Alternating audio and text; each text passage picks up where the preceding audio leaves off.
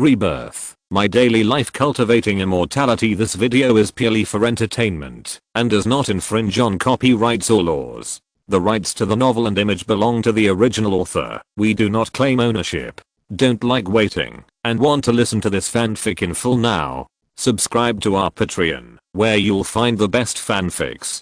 Chapter 501, New Products and Arrests. After the evening self-study, the north-south streets outside the gate of number 4 middle school are more prosperous than usual. The Odin stall run by the young woman that Jiang loves to eat is crowded with people, which makes his food-seeking range missing a section. Shan Kai-kun looked around, and there were snack stalls everywhere. Fried skewers, grilled cold noodles, octopus balls, and all kinds of aromas wafting in.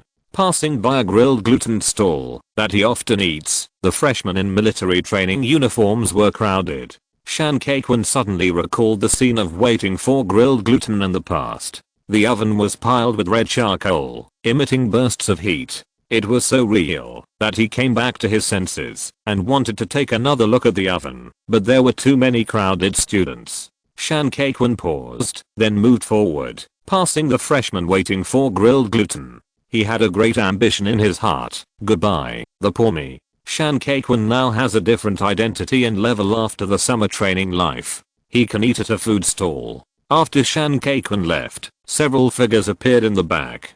Jiang and Zhao Xiaofeng, who had their hair permed with tinfoil. Li Shi, who was dressed fashionably. The chubby Lin Zida, and the tall and handsome Zhuang Jian, who Jiang had his hair permed with a middle part, which made him look more handsome than before. Xiaofeng, is this the grilled gluten you mentioned? Zhao Xiaofeng said, Brother Shan, it's really delicious. Sister Li, you should try it too. Li Shi didn't dislike it. Although her family was rich, she ate a lot of street snacks. She had been to the most popular braised chicken restaurant in front of the 4th middle school many times. Zhao Xiaofeng said, leave the queuing to me.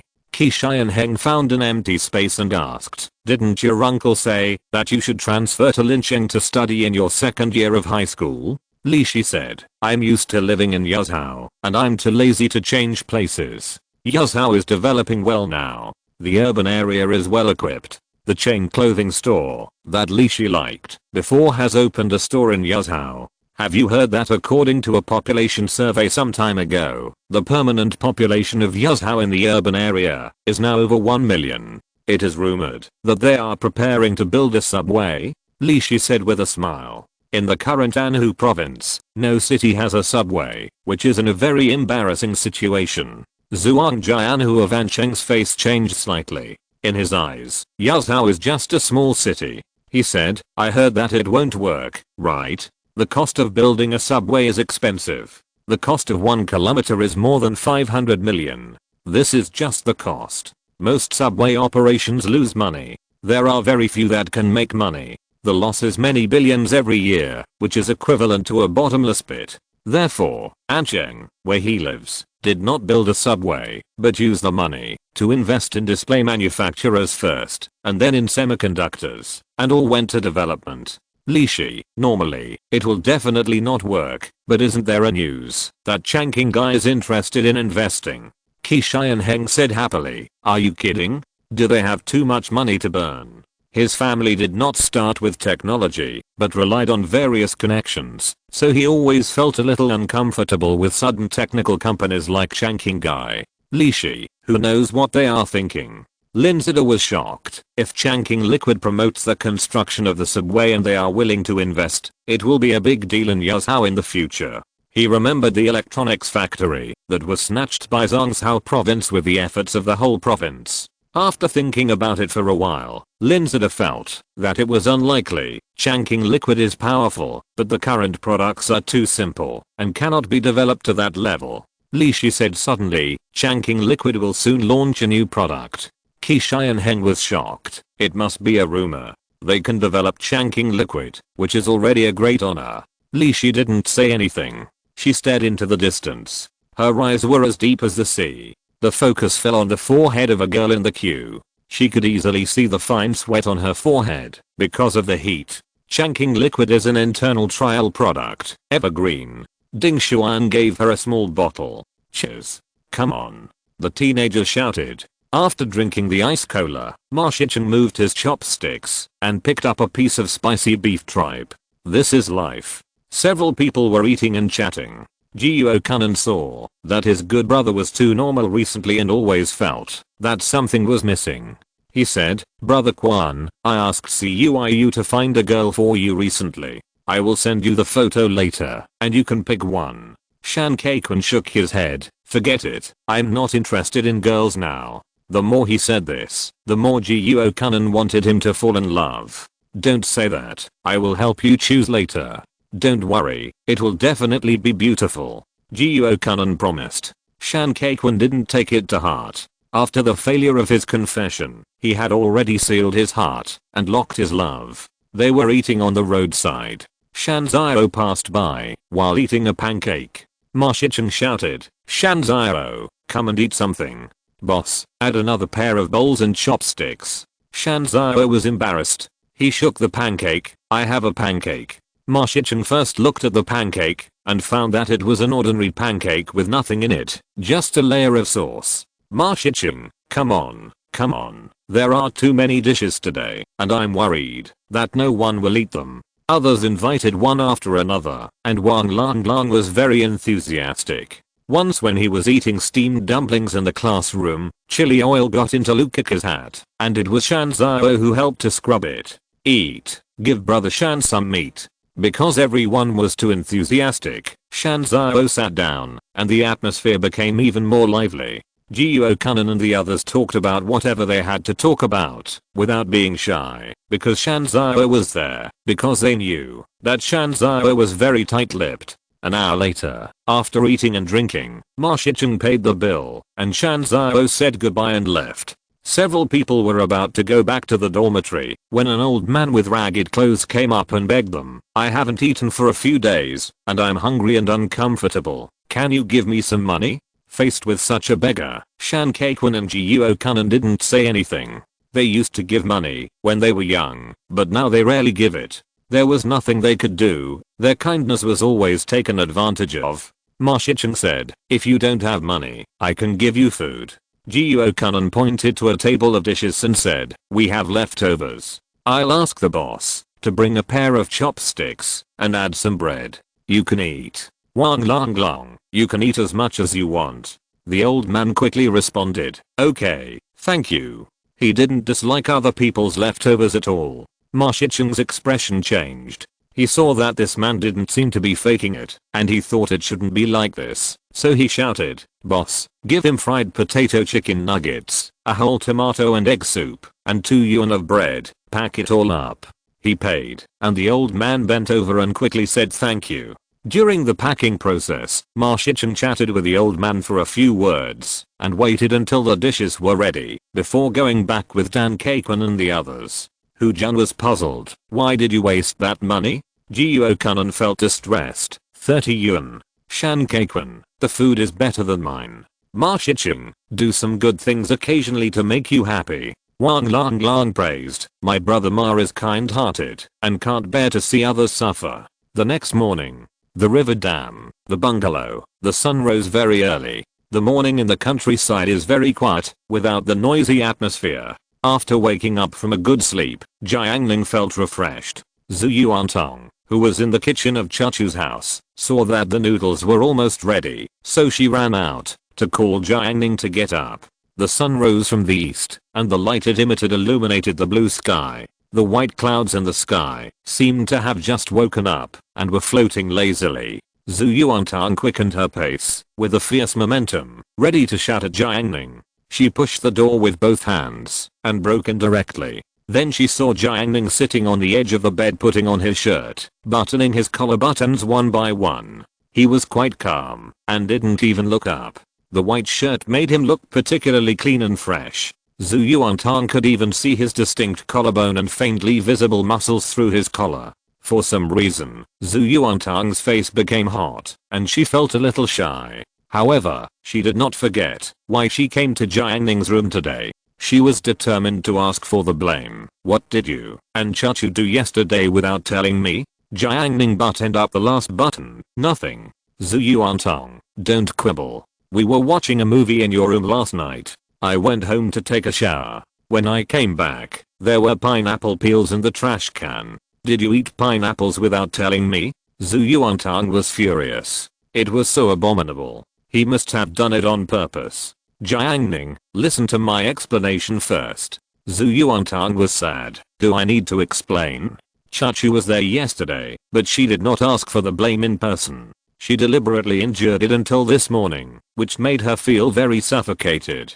Jiang Ning, we didn't eat pineapple yesterday. Zhu Yuantang, nonsense, I saw it with my own eyes. Jiang Ning, you misunderstood. We ate pineapple. Zhu Yuantang was furious. Is there a difference? Jiang Ning, of course there is a difference. He explained to Tang Tang the difference between pineapple and pineapple. Pineapple tastes too astringent and needs to be soaked in salt water to reduce the irritation. But pineapple is different. It tastes better and is sweeter. The more he talked, the angrier Zhu Yuantang became. But when Jiang Ning took out 2 pineapples from the refrigerator, Zhu Yuantang's anger subsided. Eating at Chachu's house, Tang Tang and Chachu chatted, and Jiang Ning did not join in. He picked up his phone and read the email sent by Xiao Shuangshan. In 2014, the global eyewear market size has reached more than $110 billion. This is just the eyewear market. In the future, there will be more and more people with myopia, and the scale will continue to grow. So I chose eye drops for vision.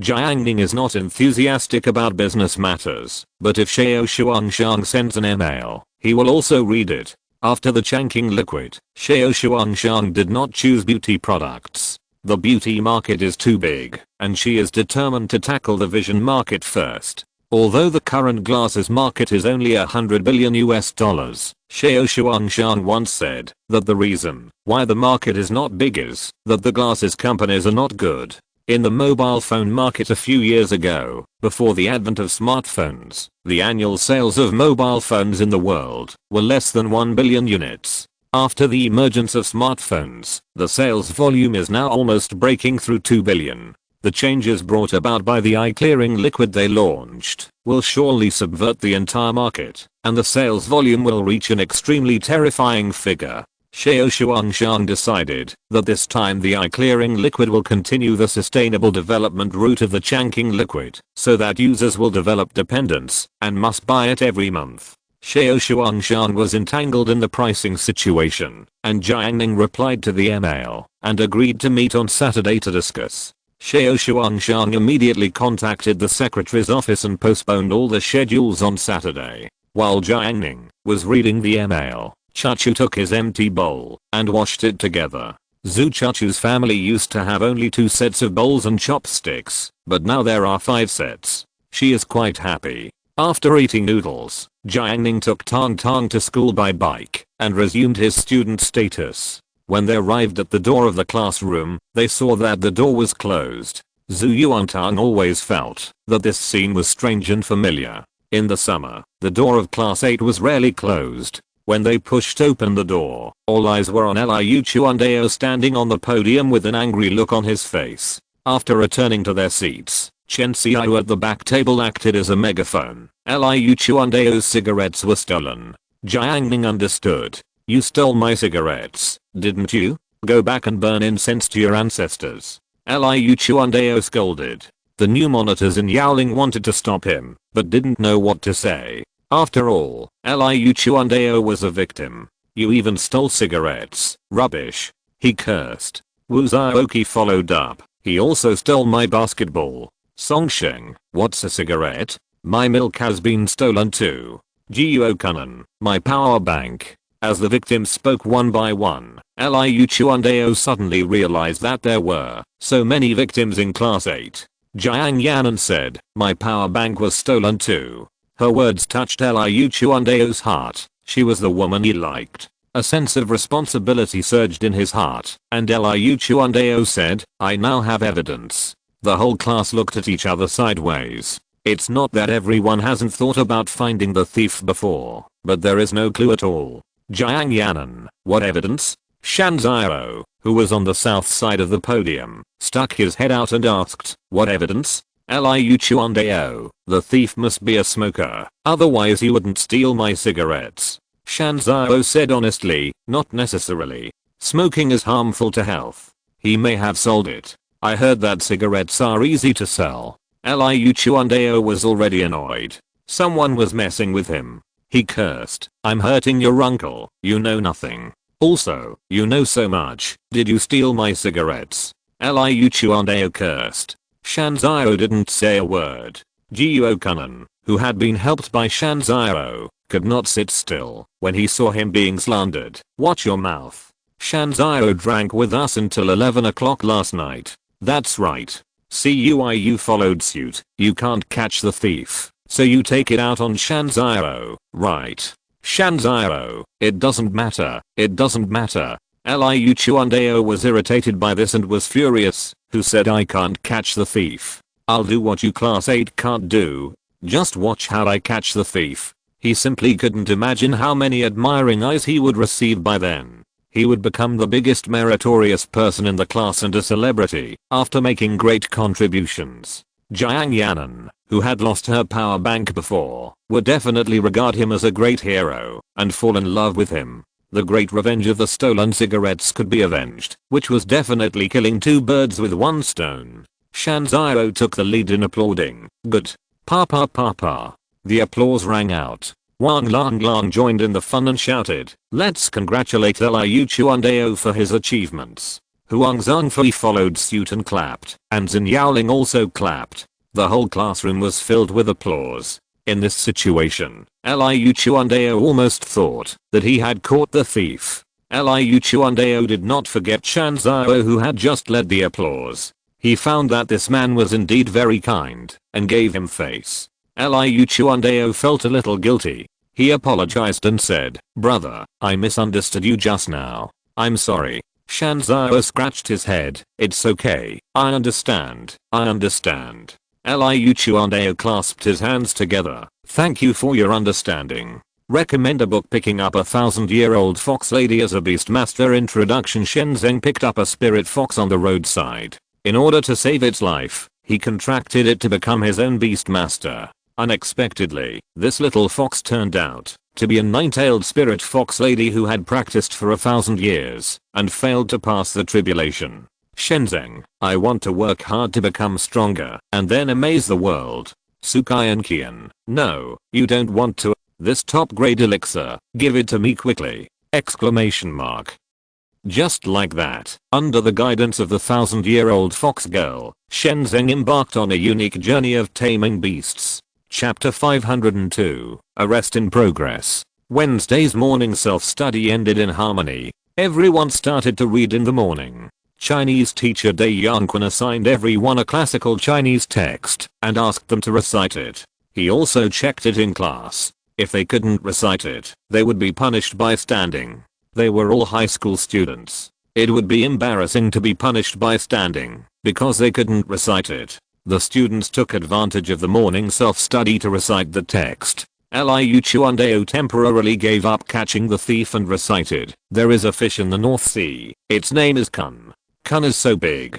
When he recited to this point, he heard his deskmate Pang Zhao, who shouted in a voice that was countless decibels higher than his, the back of Peng. I don't know how many thousands of miles it is. It flies in anger. Its wings are like clouds hanging from the sky. Her roar was so loud that Liu Chuandao was completely distracted, causing him to forget where he was reciting. Liu Chuandao glared at her, but Pang Zhao closed her eyes when reciting, and didn't notice his eyes. Not only Liu Chuandao, but all the students in class 8 reacted to this. Yuan, who was separated by the river, put on cotton earplugs to block out the noise. Another example is Qin Kaian. Not to mention one Pang Zhao, even 10 or 100 of them could not stop his enthusiasm for learning. As for Jiang Ning, he arranged a formation to reduce the volume, so that Zhu Yuantong, Chen Xiaoyu, Zheng and others could still recite quietly. The people in the old class 8 have long been accustomed to Pang Zhao's singing voice, and have various countermeasures.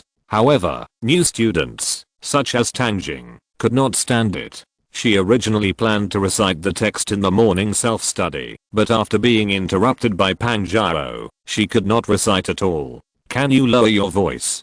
Tang Jing warned. However, Her voice was like a lone boat in the vast ocean of Pang Jiao's voice, swaying. Pang Jiao was not affected at all and continued to be intoxicated by her singing.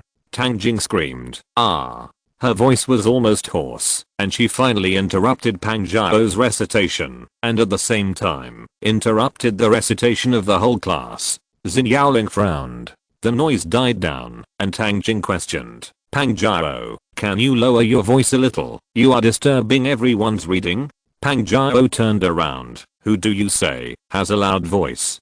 Tang Jing accused. "I said you have a loud voice. You disturbed everyone's reading. Can you have some manners?" Pang Jiao, "You have a loud voice. You have a loud voice." Seeing the dead fat pig so arrogant, Tang Jing stood up and raised her voice suddenly. "I said you have a loud voice." In order to suppress the other party, Pang Jiao raised her voice. "You have a loud voice, root." As a result, the two were obviously arguing about who had a louder voice, but in the end it turned into a voice contest to try to suppress the other party. The two girls quarreled in front of the whole class, and their shouts at each other became louder and louder. Xin Yaoling massaged his temple with his index finger, which was sore. Cuiu jumped to the aisle between the two and persuaded them. "What's there to argue about? Come on, try this." He took out his mobile phone and demonstrated to them. "This is a software for measuring decibels. You two can compete and get the result. Whoever has the loudest voice will be right." Wang Lang told Marja, "Do me a favor." Then, he ran out from the back row quickly. "For the sake of fairness, I will be the referee. Is everyone okay with it?" Dong Qingfeng said, "No objection. Let's start now." Shan Keiquan, Hu Jun, Du and Shigen in the back row saw that there was something exciting to watch, so who would still recite? They quickly joined in the fun. Songsheng, Jiang Yanan, Shen Qinj and others all stuck their heads out and formed a small circle nearby. Xin Yaoling was depressed. Wasn't she in the morning reading class? How did she compete? Wang Lang shouted, "Start with Tang Jing. Come on, listen to my slogan, and get ready to breathe. Kyo-kun, huh? What the hell is going on?" Wu Zhaoqi saw that the class was not studying, so he ran outside the crowd with a basketball in his arms. Due to his height, Wu Zhaoqi stood on the basketball to watch the scene. The audience was looking forward to it, but the contestant Tang Jing did not move. Cuiu urged, "The stage is ready for you. Do you want to compete? If you don't compete, Pang Jiao will win." Wang Yang, "Oh, it's normal that she doesn't dare to compete. No one can beat Jiao Jiao." Tang Jing raised her head and met Pang Jiao's disdainful eyes. She suddenly felt disgusted. "Let's compete." Wang Lang, "Get ready to inhale." Tang Jing inhaled violently, and in an instant, a sharp shrill sound that almost pierced the eardrums burst out. "Ah!" The classmates around her hurriedly covered their ears, and the noise made them dizzy. Along with Tang Jing's scream, the number displayed on the decibel of the mobile phone was 88 decibels. Wang Lang, contestant number 1, 88 decibels, 88 decibels. Next, let's invite contestant number 2, Pang Jiao. What kind of results can she create? Let's wait and see. Oh, by the way, before the game, remind everyone that, in order to prevent casualties at the competition site, you must take noise prevention measures. Okay, let's go back to the competition site. Wang Lang, contestant number 2, contestant number 2, get ready to breathe. Pang Jiao swallowed a big mouthful of air violently. She raised her head and faced the ceiling. Wang Lang saw the sign and quickly covered his ears. The crowd around him retreated spontaneously. Pang Jiao roared violently, and the strong sound waves distorted the air, and invisible sound waves rolled out. Roar. The calm sea suddenly started up huge waves, and the cloudless sky was filled with thunder, as deafening as thunder. In the classroom upstairs, the sound of reading resounded throughout the class, but at this moment, all the noise was drowned out by this roar. The students in class 10 were in a panic. Chen Siking asked, "Did it thunder?" In the class 10 classroom, Jeheo, a sleepy idiot in the back row, was awakened by the loud noise. He cursed, "Thunder in broad daylight, you are sick." Cuiu looked at the decibel calculation on the mobile phone software and said in surprise, 100 decibels, 100 decibels. I declare Pang Jiao the winner. The award ceremony will be held now. Wang Lang shouted. Ma Shicheng thanked Zheng Lu and took away the certificate she had just drawn. In the certificate, a Q-version villain opened his huge mouth to the sky, and a tangible sound wave expanded. In addition, there were a few words written: champion of the first loud voice competition of Class 8. Wang Lang held the award ceremony. Amid the applause of everyone, Pang Jiao took the certificate, looked at Tang Jing with contempt, and roared, "I said you have a loud voice, do you accept it?" Tang Jing wanted to tear her apart. After this incident, Pang Jiao calmed down, and Liu Chuandao breathed a sigh of relief. He could finally make progress. Tang Jing privately said to Meng Xian, "She disturbed everyone's study. Am I wrong to say that she is wrong?" Kao-kun said, "Yes." He couldn't understand what happened to Class 8. They were actually inclined to evil. After class, Kao-kun found the back row and asked Wang Lang, "Brother, don't people in your class care about her?" Hu Jun said calmly, "There is a free gorilla show.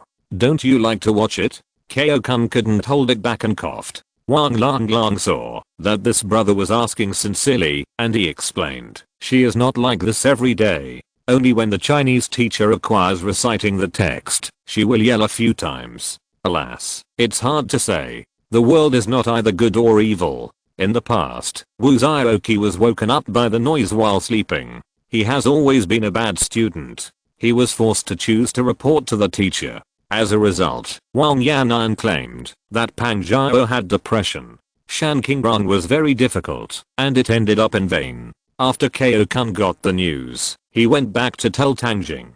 Tang Jing was petty and resentful. She had a fire in her eyes. "Since no one else cares, I will take care of her. Time is very strange. Sometimes it moves like a snail, and sometimes it runs like a wild dog.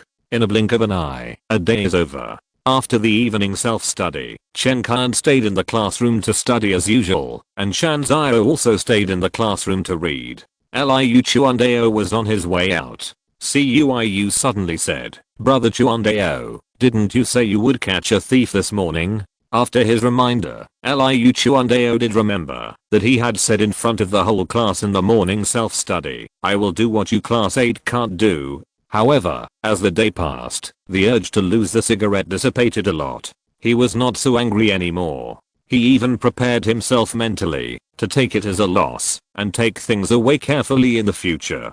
People compromise with time. He put the cigarette in his trouser pocket. He was about to speak when Jiang Yanan looked over here. Liu Chuandao suddenly remembered that Jiang Yanan had something stolen, and his heroic dream revived. "Catch him. I'll look for clues now. Cuiu, I wish you success." He whistled and walked out of the classroom with Meng Jiui on his arm. Liu Chuandao looked left and right in the classroom, but he didn't know where to start. He returned to his seat to think. It was too boring. He was so sleepy that he was confused, and the light tube on the ceiling seemed to have become two. Until Shan Zio also left. He greeted him. "It's very late. Go home and rest early." Liu Chuandao had a good impression of him. "You go first." Chen Kan was still studying without distraction.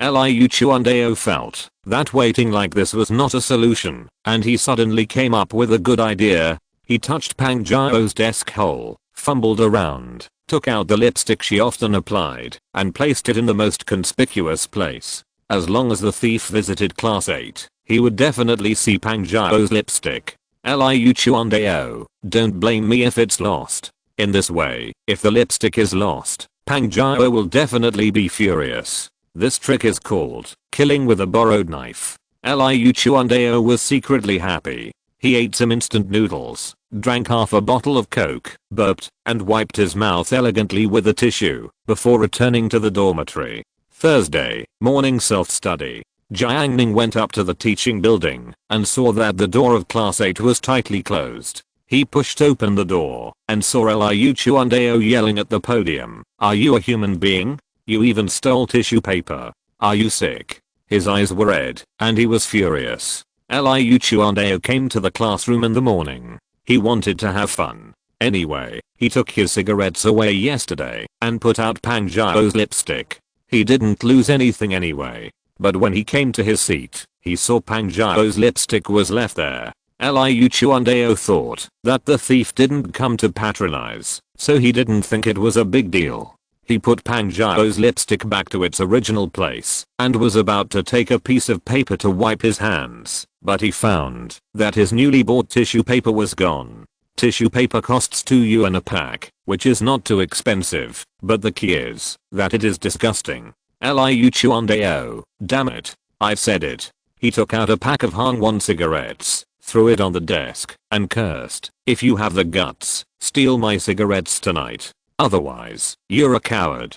Shan Zhao advised, "Don't be angry, Hangwon cigarettes are not cheap, there's no need to give him a bargain." Liu Chuandao, haha, I'll take it out for him to steal. I'll see how good he is. I'll put the Hangwon cigarettes in the hole of the desk tonight, if you have the guts to take them. If I don't, I'll be a grandson. Liu Chuandao was really mad. After the declaration, Liu Chuandao left the stage, and everyone continued to study. In the morning, Zhu Yuantang slept, and Jiang Ning played games. In the afternoon, Jiang Ning read books and Zhu Yuantang played games. In the evening self-study, Jiang Ning and Zhu Yuantang played games, and ate snacks together. A beautiful day ended. After the evening self-study, Zhu Yuantang muttered to himself, turned around and called Chachu, and the three of them played games together.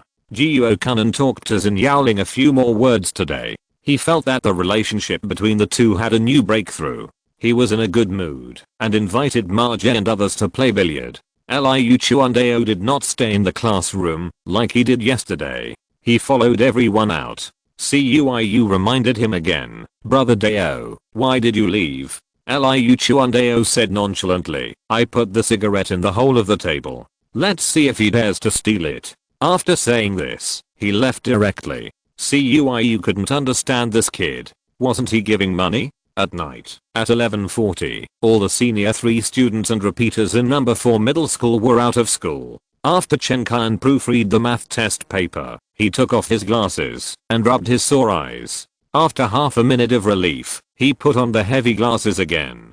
Chen Kan turned off the ceiling fan and locked the classroom door. He turned around and saw a delicate crescent moon hanging in the night sky. The misty moonlight sprinkled on every piece of land on the campus and on the corridor. All the lights went out. The campus, which was bustling during the day, was now completely silent. It seemed as if he was the only one in the world. Chen Kan walked slowly on his way home under the watery moonlight. 10 minutes later, Pastor Liu appeared at the door of class 8, holding a black high-intensity flashlight, which was both a flashlight and a weapon when necessary. He was in the classroom during the day, and he vowed to leave the cigarettes in the classroom overnight. He was fighting for loyalty, and he had made plans early. He came here to wait for the thief to be caught and avenge his previous shame. Pastor Liu pushed open the window and climbed into the classroom. He groped his way to his seat in the dark. The red one cigarettes were still there, so he could rule out the suspicion of Chen Kan and the others. He ran to the corner of the back row of the classroom and waited quietly for the thief to take the bait. In the dead of night, Pastor Liu moved a stool to sit. The night in September was very hot. Pastor Liu was sweating profusely. He wiped and wiped, but it was still very hot. He touched the switch of the fan, ready to turn on the fan to cool off, but was worried about alerting the enemy. After waiting for a while, Liu Chuandao was too hot. He thought that, even if the fan was on, the thief would only think that someone forgot to turn it off, so he would not be exposed. Liu Chuandao got the wind as he wished. He was filled with anger towards the thief, which made him excited and wait for the thief all night. Liu Chuandao was a ruthless man. He kept his eyes open and waited. Time passed by minute. It was already dawn. The number 4 middle school campus was still immersed in dreams. A faint purple light quietly broke the darkness of the night. In the hazy earth, a bird's cry divided the boundary between night and day, and it was dawn. Liu Chuandao relied on great perseverance and stayed awake all night. However, human power is sometimes limited. After a whole night, even a lively high school student could not avoid being depressed. Liu Chuandao felt greasy all over. He was in a trance and walked with a heavy head. It's 5 o'clock, and he didn't come. Liu Chuandao said to himself, tonight is over. Liu Chuandao dragged his sleepy body climbed out of the window and walked towards the dormitory. He didn't doze in the dormitory for long before he was woken up by the alarm clock. He washed his face, endured the fatigue to eat, and rushed to the classroom for class. There were many people in the classroom at this time. Deng Qingfeng brought breakfast to Jiang Ning, and they were sharing it. Liu Chuandao was too sleepy to pay attention. He dragged his body and lay on the desk to prepare for sleep. Before going to bed, he subconsciously touched the hole in the table and then woke up instantly. His face changed drastically and he couldn't believe it. "Where is my cigarette?" Recommend a book. Picking up a 1,000-year-old fox girl as a beastmaster. Introduction. Shenzhen picked up a spirit fox on the roadside. In order to save its life, he contracted it to become his own beast. Unexpectedly, this little fox turned out to be a 9-tailed spirit fox girl who had practiced for 1,000 years and failed to pass the tribulation. Shenzhen, I want to work hard to become stronger and then surprise the world. Sukayan Kian, no, you don't want to. This top grade elixir, give it to me quickly! Exclamation mark. Just like that, under the guidance of the 1,000-year-old fox girl, Shenzhen embarked on a unique journey of taming beasts. Chapter 503, Heartbeat Again. Liu Chuandao's cigarettes were lost, and he suffered a great blow. He did not even call a class 8 meeting. He swallowed his anger, and chose to swallow his anger. In Gao Hishuo's class in the morning, Liu Chuandao was punished to stand at the back of the classroom for sleeping in class, which was a double blow. At 1:50 p.m., the military training of the first grade of high school began to assemble. Liu carried a bag in his left hand and waved a folding fan in his right hand and slowly rushed to the playground. On the way, he happened to run into the black and white evil spirits of class 11, Gute and Luo Jun. Liu greeted them kindly. "Where are the things?" Gute's face was dark and conceited. "Do you need to remind me?" After that, he and his good brother Luo Jun walked to the sports equipment room and moved the shed out. Soon, Liu arrived at the playground. He carried one hand on his back and waved a fan with one hand, like a leader on patrol, inspecting the freshmen's military training venue. There were square formations on the playground. Those freshmen standing in the hot sun were staring at Liu. As soon as they saw him, Liu chuckled, took out an ice cream from his bag, and bribed the young instructor first. It was a hot day, the sun was blazing, anyone under the sun would be unbearable, but as an instructor, he still refused. Liu was thick-skinned, and said with a playful face, "The chocolatier popsicle is delicious, try it." The instructor finally accepted it. Liu took out another one and elegantly tore open the package in front of the men and women in the square formation. He had a particularly wretched expression, took a big bite of the ice cream, and sighed, "Oh dear, give me the cold one." He walked along the square formation while eating, a cool and thirst-quenching little popsicle. Whoever eats it will enjoy it. Whoever eats it, eat it, have one. Liu raised the popsicle and shook it in front of the freshmen in military training. The eyes of the freshman wanted to kill him, and Liu's scalp was numb with pleasure. He liked the way others were unhappy with him, but couldn't do anything about him. After Liu finished this team, he changed to another team. He still bribed the popsicles in advance. When he encountered a popsicle that could not be delivered, he continued to change it to prevent the instructor from being unable to control the students. It was cool, but it was a bit expensive. After all, a chocolatier cost several yuan. Fortunately, Liu was a substitute player during the summer vacation and had a rich family. He shouted, "Who is the comfort left for?" The freshman was unable to answer because of the instructor. Liu took a bite of chocolatier and smiled sinisterly, "The comfort is left for me." Soon, Gute and Luo Jun arrived. The two moved the pergola and took the tables, chairs, and benches. After the arrangement was completed, they sat down and took out their treasures. Gute played the suona and Luo Jun played the erhu. The mournful tune sounded, which made people's scalps numb. The freshmen were going crazy. Class 8. After a morning of rest, Liu Chuandao finally recovered his spirits. He and Duan Shigen walked around outside the school and passed by a fruit shop. "How about getting some watermelons to eat?" "Duan Shigen, the watermelons are quite big, can you finish them?" Liu Chuandao, it's easy to deal with if you can't finish them. There are so many classmates in the class. It's just right to give it to Jiang Yanan, killing 2 birds with 1 stone. After confirming, Liu Chuandao bought a watermelon, and he and Duan Shigen ate half of it, and wrapped the rest, and took it back to the classroom. Liu Chuandao was a little worried. Jiang Yanan may not accept it, right? Last time he sent breakfast, he didn't send it out. Duan Shigen ate the watermelon of his good friend, and was willing to help him pursue the girl he once liked. He suggested, don't send it directly, it's more appropriate to find an excuse, so that the girl won't have a psychological burden. Liu Chuandao was surprised. Fuck, Gangzi, you know more, and you are so thoughtful. Duan Shigen was praised like this, and he felt a little proud. Your brother Gang didn't mess around for nothing back then. Liu Chuandao thought of several ideas in his mind instantly, and his steps became 3 points faster, and he went up to the 2nd floor. As soon as he entered the classroom, he could feel the cool breeze from the large ceiling fan. Pastor Liu looked towards where Jiang Yanan was, and sure enough, she was there. Pastor Liu carried the melon, and walked in front of the girls. Yuan, Jiang Yanan, and Shen Qinzhou looked at him at the same time. Duan Shigen nudged Pastor Brother with his arm, meaning that it was his turn to perform. Pastor Liu put the melon down on the desk, and said something that Duan Shigen could never have imagined. Gangzi and I have leftover watermelon, and I'm giving it to you. Jiang Yanan. Shen Qinzhou frowned. Yuan thought to herself, we are like beggars, who will eat it? Duan Shigen, Nimmer. Pastor Liu was rejected as a matter of course. After seeing this, Dong Qingfeng shook his head and laughed. He was too weak, but he had never regarded Pastor Liu as an enemy.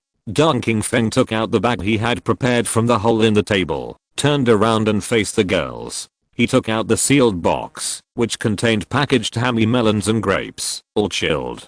Dong Qingfeng, I bought too much fruit for lunch, and I don't think I can finish it. Can you try some for me, and let me judge which one to eat first? Thank you very much. Dong Qingfeng said sincerely. Jiang Yanan, sure. Yuan, I will definitely taste it for you. Several girls agreed readily. Dong Qingfeng ignored Liu Chuandao's fiery eyes, smiled at the corners of his mouth, and turned back calmly. The winner has been decided, so there is no need to worry. The 2nd class is over. Jiang Ning and Chen Xiao went to the campus supermarket to buy snacks to get through the 3rd class. Jiang Ning likes to eat snacks. Whether it is the student days or the later entering the workplace, if there is a favorite era, it is still the student days. In this youthful age with a lack of entertainment activities, a little bit of happiness seems precious. Yang Sheng, who was standing on the north side of the podium, saw this and asked, Jiang Ning, are you going to the supermarket? Yes. Do you want to take anything? Yang Sheng, a bottle of apple flavored Fanta. I'll pay you when you come back. After hearing this, Ciu pinched his throat and shouted, Jiang Ning, I want a bottle of Fanta, too. Jiang Ning, are you sure? Ciu, it sized. Yeah. Jiang Ning went out with Chen Xiao. Jiang Yanan asked Yuan, don't you want to drink a Sam? Why don't you ask him to bring it to you? He's a nice guy. Yuan was not very familiar with Jiang Ning. She used to belittle Jiang Ning to highlight the class monitor. Thinking about it now, she always felt a little awkward. Yuan said, I'll buy it myself. Huang Zhangfei came back after getting the water. What are you buying? Yuan's voice changed. I want to buy a Sam milk tea. Huang Zhangfei put down the water cup. I have an appointment with Zhu Yan from class 11 to discuss something in the cafeteria. I'll bring it to you on the way. Yuan was alert instantly. What did you talk about with Zhu Yan? Zhu Yan from class 11 is a celebrity in their class and is very famous. Kyo-kun whispered, Xian, Zhu Yan is very powerful. Jiuo-kun, who was standing next to him, heard this and felt proud. He immediately straightened his chest. The woman he liked must be extraordinary. Meng Xian couldn't stand other boys praising other girls in front of her. She was uncomfortable and said, what's so powerful about the sissy? I think class 11 is a bunch of sists who only know how to listen to her. When Jiuo-kun heard that his ex-girlfriend was slandered, he slammed the table, stood up suddenly, and stood up for Zhu Yan, shouting, you fucking. At this time, Xin Yaoling was shocked, and she turned around. Jiuo Kunan immediately stuttered, "You fucking, again. Give me another chance. I will definitely win this game." He held the phone, feeling painful and regretful, as if he had endured a great regret. Xin Yaoling breathed a sigh of relief. She thought something had happened again.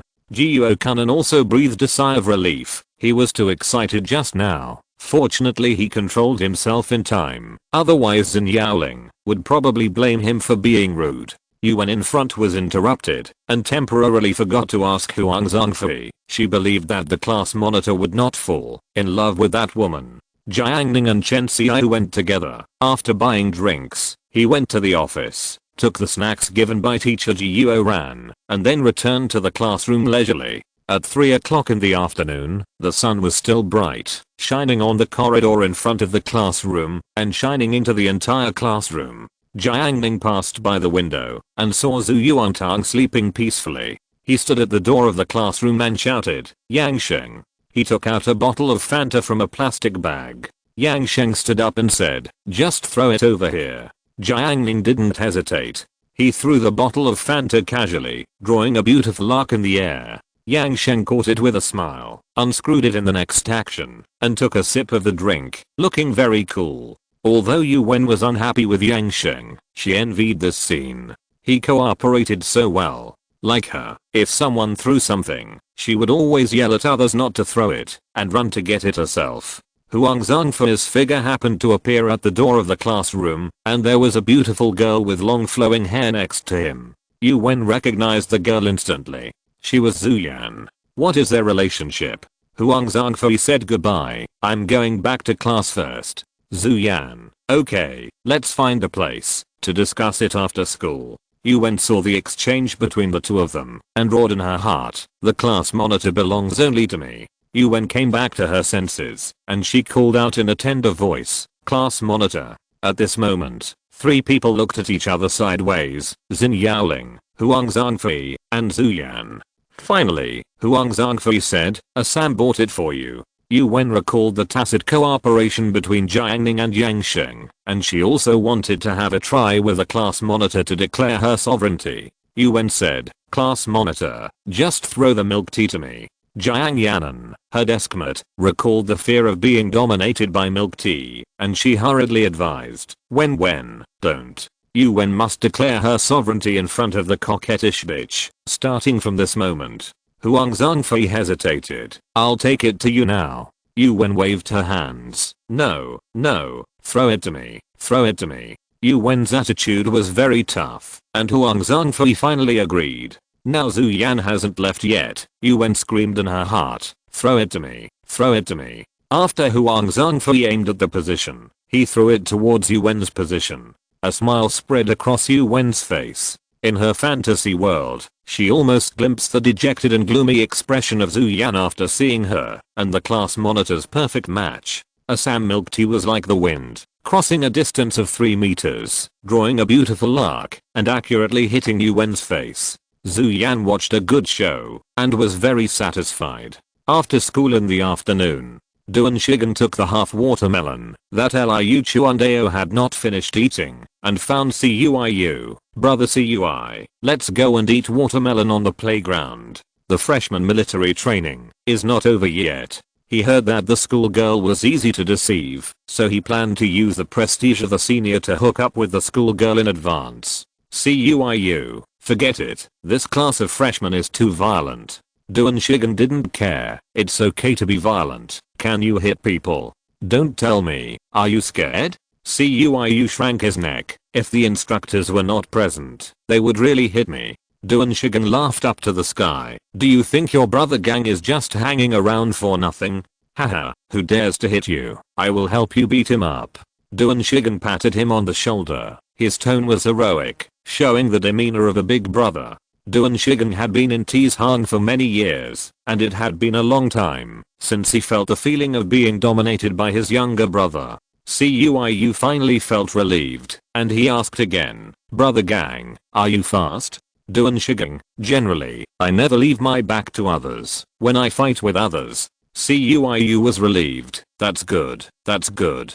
The two carried watermelons and went to the playground arm in arm. Outside the school, Jiang suffered from the difficulty in choosing dinner. After wandering around, going around in circles, the steady Shan Kaikun made a decision. Let's go to the Good Day restaurant to eat fried noodles. This restaurant is cheap and affordable. Fried noodles with eggs and vegetables are 5 yuan a portion. At the entrance of the restaurant, there are many students in the restaurant because of the previous delay. However, students are least afraid of crowds, so they just squeeze in. The two of them ordered fried noodles each. There are free side dishes in the restaurant, such as pickled mustard, soybeans, and hot peppers. They also ordered a small bowl. The Good Day restaurant is very large. In addition to the two storefronts, there is an open-air courtyard outside the door. There are 3 tables in the small courtyard. In addition, there are 3 small dark rooms, which are equivalent to private rooms. Well, my OZHE was once locked up in a small dark room by CUIU. Shan Kaikun tasted the soybeans, not bad. He mixed some with the fried noodles. He bit the hot pepper again, not so good. He bit off half of it and put it back on the plate. Anyway, he and brother Nan are good brothers and don't care about these. During the meal, more and more students gathered in the small courtyard. Some people played songs on their mobile phones. If I could do it again, I would choose Li Bei. A student was eating fried rice and put down his spoon. It sounds good. What song is it? The person next to him answered him. After the song ended, the person playing the song paused, and several freshmen in military training uniforms walked into the backyard with rice bowls. Shan Kaikun was concentrating on eating fried noodles. At this time, Jiang next to him suddenly touched him. Shan Kaikun didn't understand, and then he followed the direction pointed by Jiang and saw a girl. The girl was about 1.55 meters tall, wearing a military training uniform, with a pretty face and a calm temperament. Shan Kaikun vaguely saw the shadow of Bayuxia in her, and the two girls had the same temperament. Jiang showed an expression of I'm awesome or not. Shan Kaikun shuddered and happened to meet the eyes of the girl who was searching for a seat. In an instant, the flower in his heart, that had withered for several months, bloomed again. When the girl came over, Shan Kaikun's heart trembled. He stared at the girl, and recalled the shadow of Bayuxia in his mind. Countless pictures flashed. He used to be like the initial character in the game, humble and weak, but now he is at the maximum level. As soon as he appears, I won't back down again. Shan Kaikun muttered to himself. He looked around and saw that the yard was full of people. The schoolgirl might have to eat standing up. Shan Kaikun picked up the rice bowl and took the initiative to give up his seat. Schoolgirl, you sit here. He smiled gently, revealing just the right amount of care. The girl in the military training uniform was frightened by the sudden enthusiasm and subconsciously refused. No thanks. Shan Kaikun failed to give up his seat. The atmosphere was deadlocked for a while, and some students around paid attention to him. Seeing this, Jiang knew that it was time for him, the wingman, to appear. He created a step for his good brother to step down, and said wittily, you are so beautiful that my brother is suffocating. He stood up to breathe. Chapter 504, Evergreen. On Saturday morning, the school bell rang, and the classroom was in chaos. Well, it's vacation. Finally vacation. Zhu Yuantang stretched his body and said in a crisp voice, I'm so tired. Jiang Ning, are you tired? Yes. Bayuxia turned slightly and complained, are you tired from playing games? She saw with her own eyes that Zhu Yuantang played games for the whole morning, and none of the teachers paid attention to her. Zhu Yuantang, no way, it's the last class to write the test paper. And she wrote double, finished Jiang Ning's homework, and had a free weekend. Che Wei in the front row found a topic and asked, where is our physics teacher? Today, the 4th physics class, there was no teacher at all. Xin Yaoling was sitting on the podium. Shan Kaikun passed by this place, and now he has a new spiritual sustenance. Not afraid of the future, not thinking about the past, he can become in front of Bayuxia. The physics teacher went to Ansheng for tutoring. After leaving this sentence, Shan Kaikun and Jiang left without a trace of clouds, chic, and neat. The physics teacher of class 8 goes to the cram school in Ansheng on time every Friday. He is picked up and dropped off by car and provides food and accommodation. He is paid 1,500 yuan for 2 days of teaching, which is much better than the hard work of teaching in number 4 middle school. Therefore, although there is a physics class in the morning, the physics teacher directly asks for leave and is too lazy to change classes. After hearing this, Che Wei said, "Trash, no teacher ethics."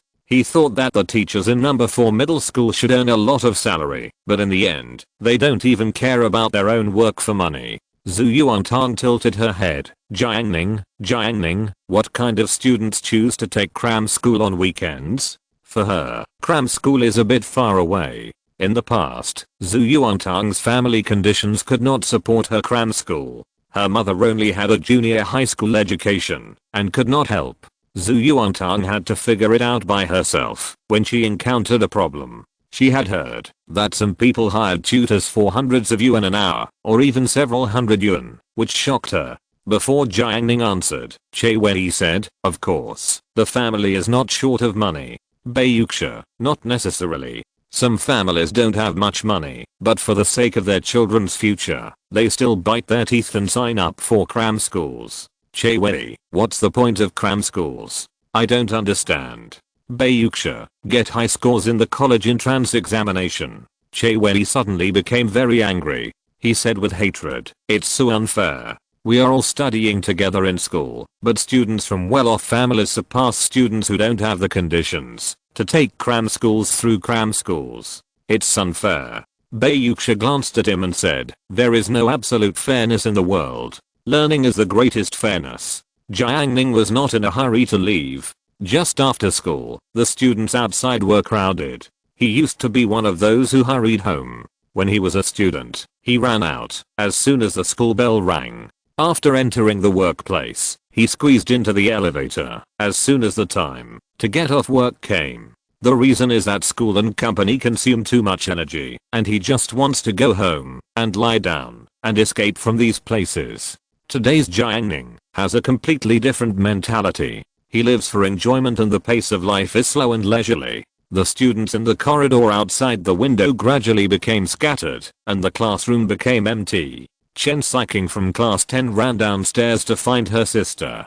Bayuxia invited, "My mother will pick me up at the school gate. Let's go together." The twins were happy, but a little shy, and said in a stammering tone, "Yuxia, I'm so embarrassed to bring 2 people every time." Bayuxia thought for a while and said, "Then just bring 1. Jiang Ning took Zhu Yuantang to the carport to get the car. With 2 beep sounds, the titanium-colored battery car lights suddenly lit up, dazzling.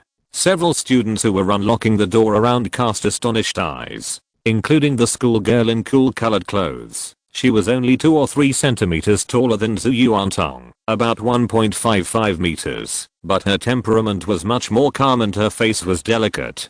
Qianheng, who was pushing a mountain bike next to him, was also attracted by the battery car. In comparison, his road bike worth 40,000 yuan became a background board. Seeing this, the lucky Zhao Xiaofeng immediately spoke up. "Brother Xian, did you change your bike again?"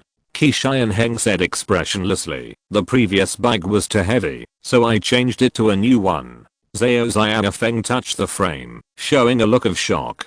He shouted, "Could it be the legendary bicycle made of aviation materials? Oh my god, it feels amazing. How much is Brother Xian's bike?" Qianheng, "Not expensive, 40,000. Zhao Xiaofeng took a breath. He quickly winked at the younger brothers next to him. So in the carport, there were gasps of air one after another. Hish. Some schoolgirls finally paid attention to this side. For high school students, having beautiful girls watching them instantly erupts their desire to perform. In order to let everyone directly understand the awesomeness of road bikes, Zhao Xiaofeng turned into a data party. "I heard that road bikes usually weigh 10 kilograms. How much does your mountain bike weigh?" Qianheng crossed his arms and said, "Only 6.1 kilograms. The younger brothers, hiss Zhao Xiaofeng, 6 kilograms. I hooked it with one finger. Watch it." Zhao Xiaofeng hooked the mountain bike bar with his index finger and exerted force. The expected situation did not occur. The road bike did not move at all. The atmosphere at the scene was slightly quiet. Zhao Xiaofeng held his breath. Fuck. The road bike still did not move at all. Finally, he couldn't stand it anymore and held the frame with both hands, waist and horse together. Jiang Ning pushed the bike very slowly. In his field of vision, the invisible spiritual power hand pressed on the road bike, pressing the bike tightly. River dam. Zhu Yuantang looked at the beautiful scenery of the riverbank and missed it. I haven't ridden it for a long time. Jiang Ning concentrated on riding his bike. What? Mountain bike? Since you changed to an electric bike, you haven't taken me on a mountain bike for a long time. If you want, I'll ride the mountain bike tomorrow. Anyway, he doesn't get tired from riding a bike. Okay. Zhu Yuantang felt sweet in her heart. Although the cushion of the mountain bike was not as soft as the electric bike, she liked the way Jiang Ning listened to her ideas seriously.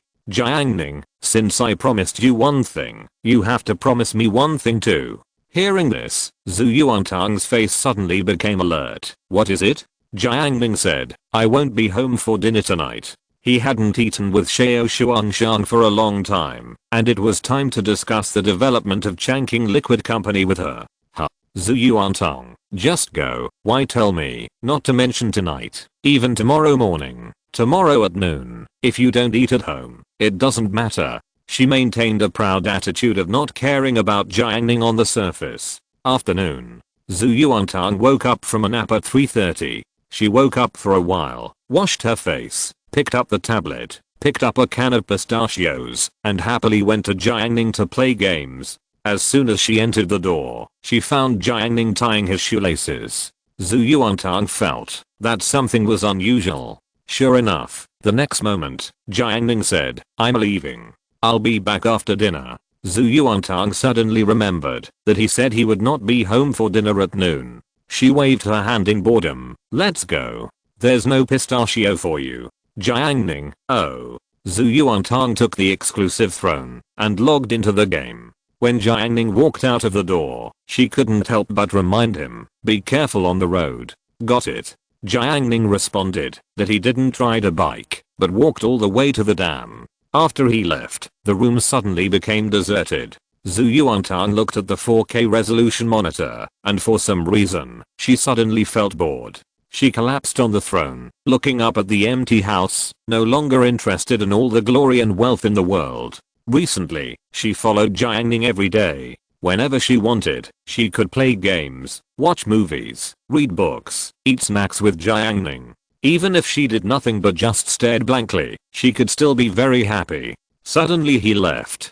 Chachu next door had classes in the afternoon, and her mother was not at home. It seemed that the old time had returned. Zhu Yuantang didn't want to play with the computer, the mobile phone, or the tablet. She was bored and poured out the pistachios in the jar. The desk was full of pistachios, but Zhu Yuantang was not happy. 1, 2, 3, 4 she counted pistachios for fun. When she was in junior high school, her mother went to work outside, and she played with glass balls at home, pouring out a jar of glass balls, and then picking them up one by one, repeating countless times, until her mother came home.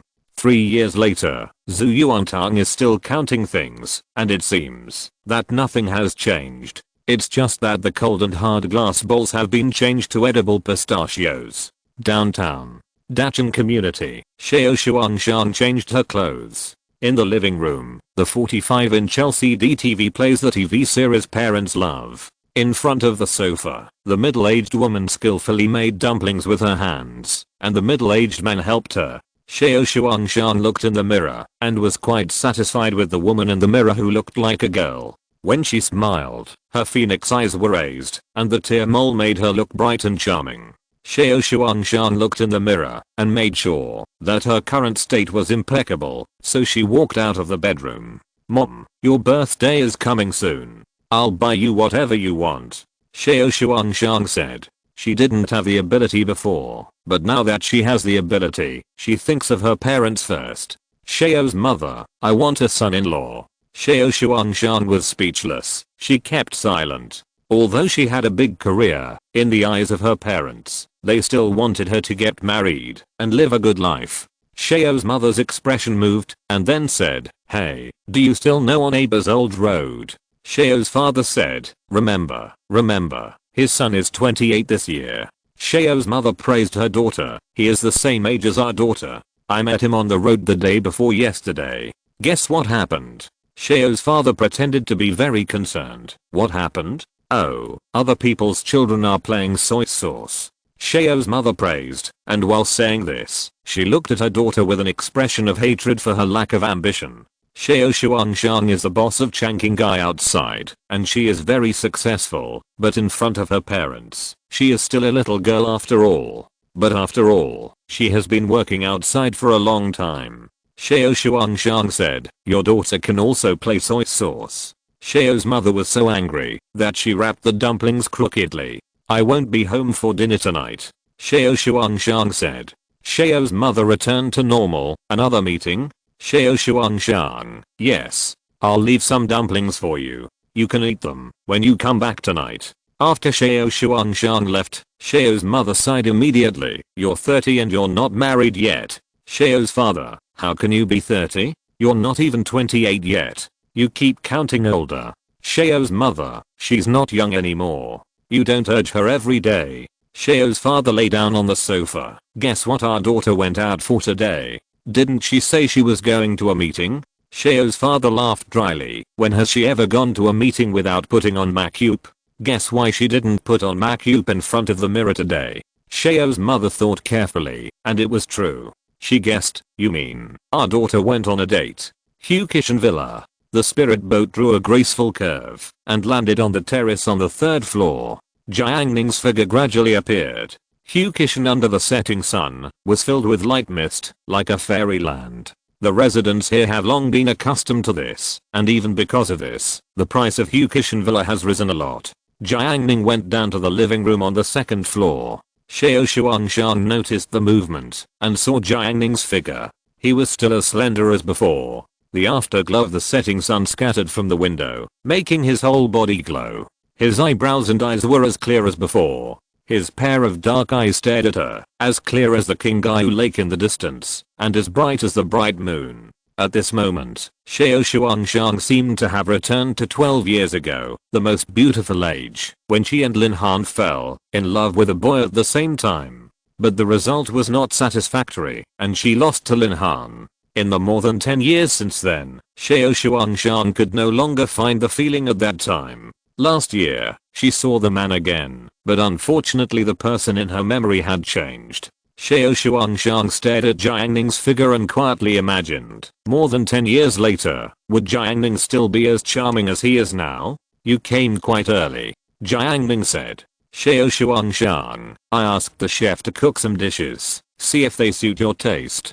Due to her status, she can no longer go out to eat grilled fish with Jiang Ning freely as before. Xiao Xuanshang has participated in the news broadcast and interviews on various local TV stations, and she is already a celebrity.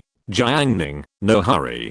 Tell the chef that I put some rice in the refrigerator. Let her make rice. Xiao Xuanshang, okay. Although she hasn't tasted it, there is already anticipation on her face. Jiang Ning brought her a lot of fruits before, and they tasted so good.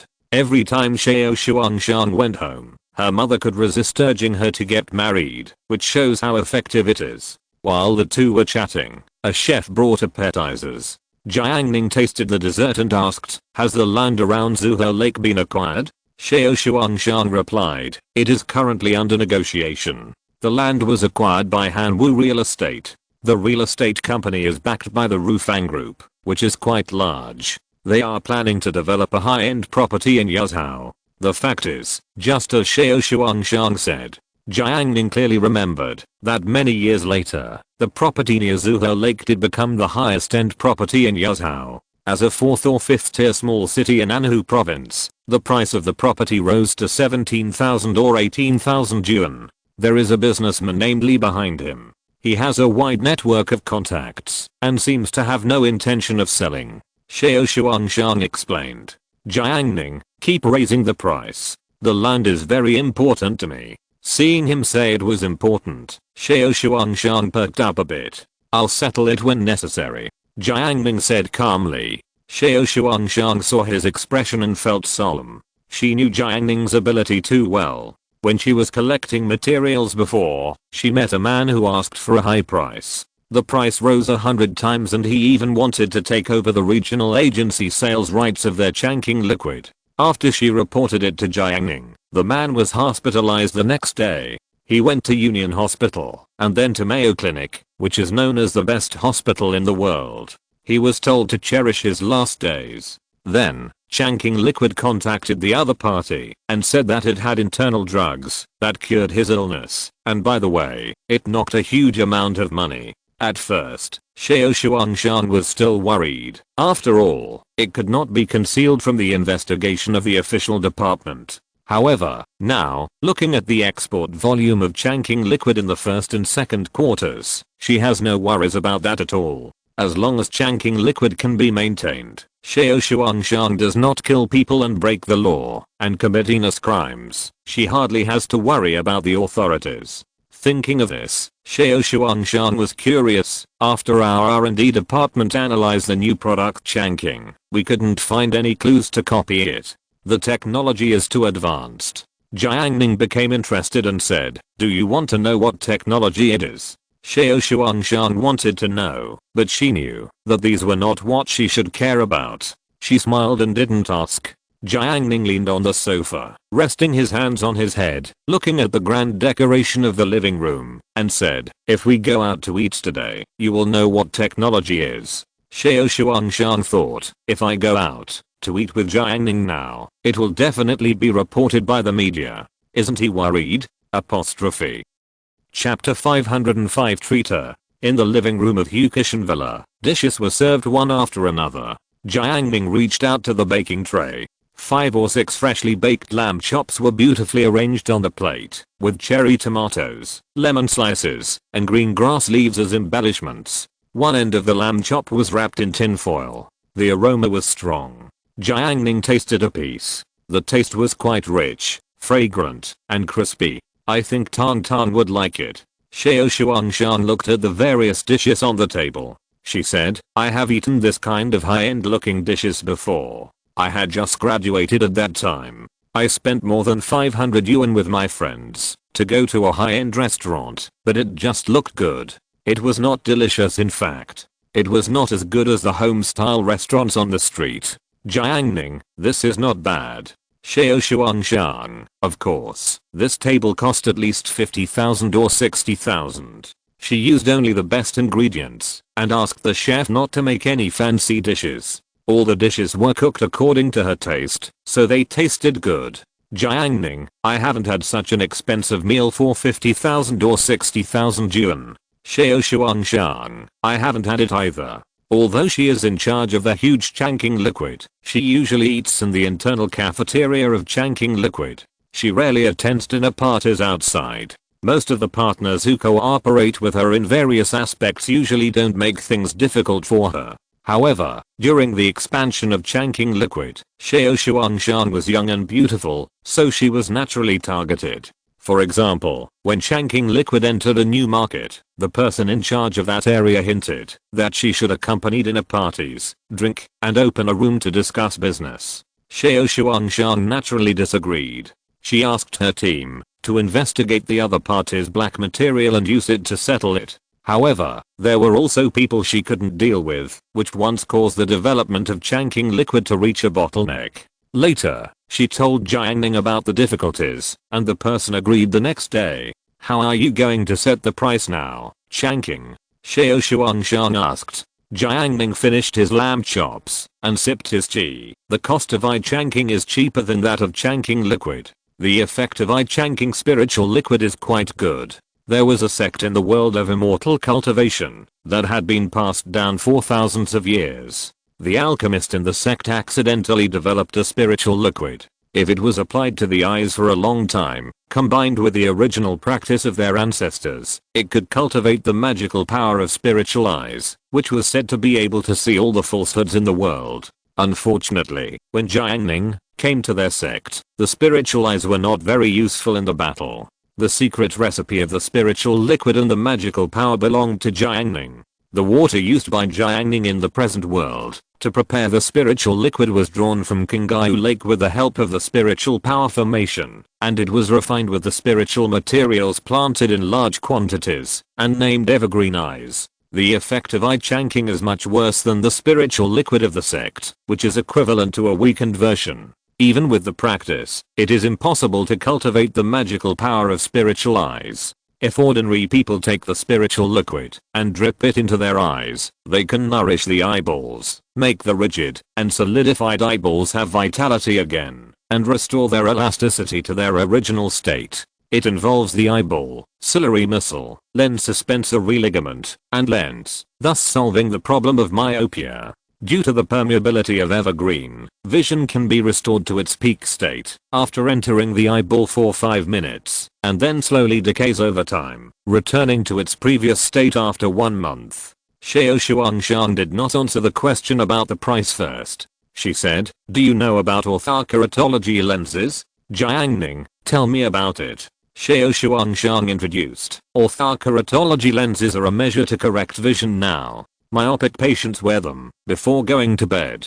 Orthokeratology lenses have a shaping function. Through the shape of the cornea, they compress the cornea so that the cornea reaches a normal refractive state.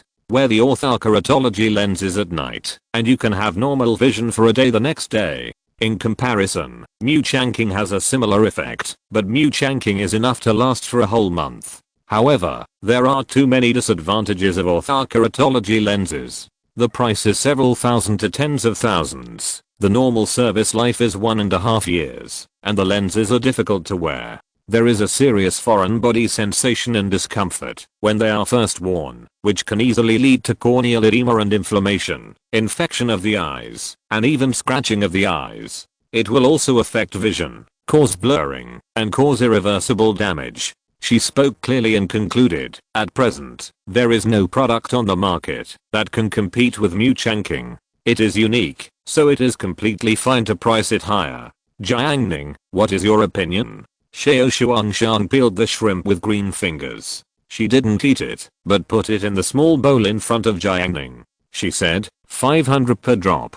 Jiang Ning frowned. People have 2 eyes. Xiao Shuangshang's leisurely smile contained a cunning look. So it's better to buy 2 drops. If the economic conditions don't support it, you can get rid of glasses. If one eye recovers normal vision. Many people have more than 400 degrees of myopia in one eye, and the other eye is normal.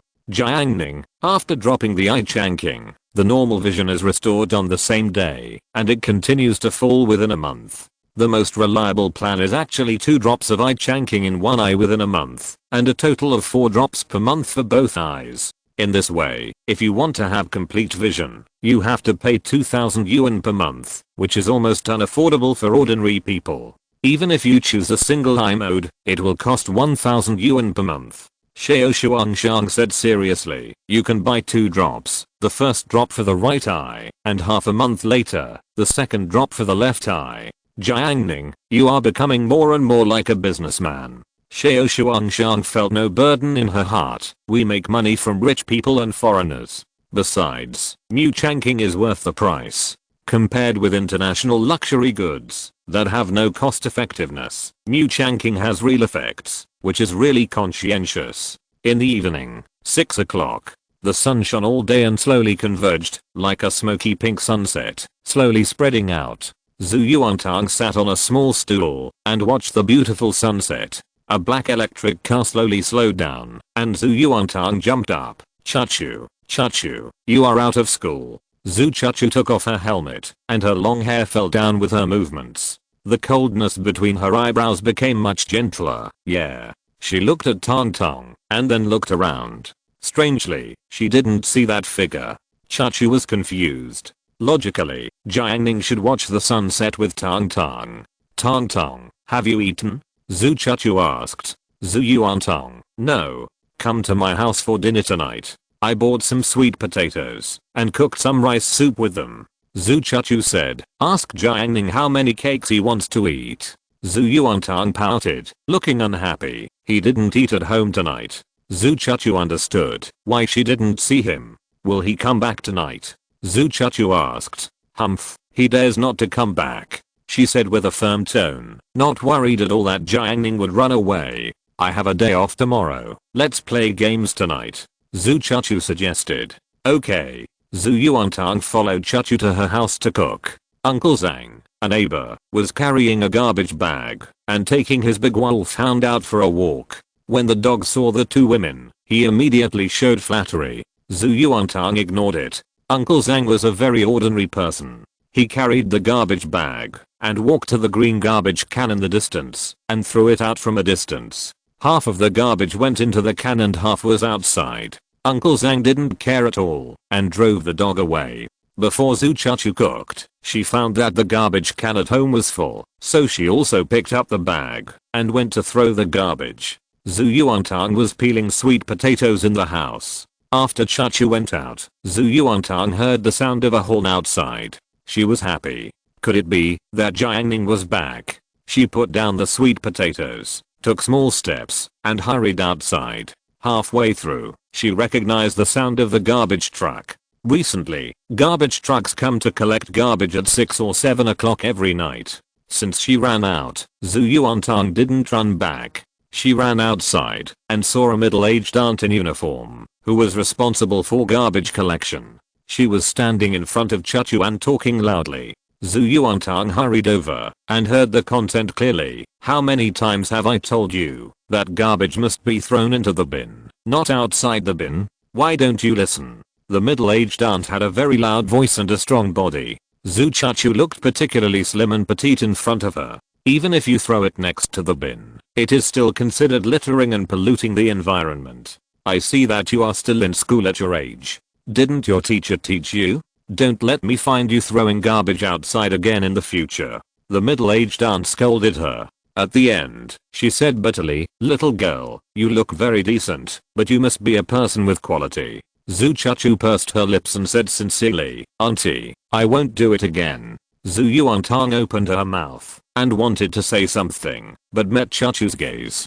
Zhu Chachu took out a tissue, squatted down, and picked up the scattered garbage on the ground one by one, and put it into the trash can. The middle-aged woman saw that the little girl was sincerely repentant and did not pursue it. She cleaned up the garbage and rode away on her tricycle. After the aunt in charge of garbage removal left, Zhu Yuantang was puzzled. It was obviously Uncle Zhang who threw the garbage, not you. Chachu, why didn't you say anything? She found it difficult to understand.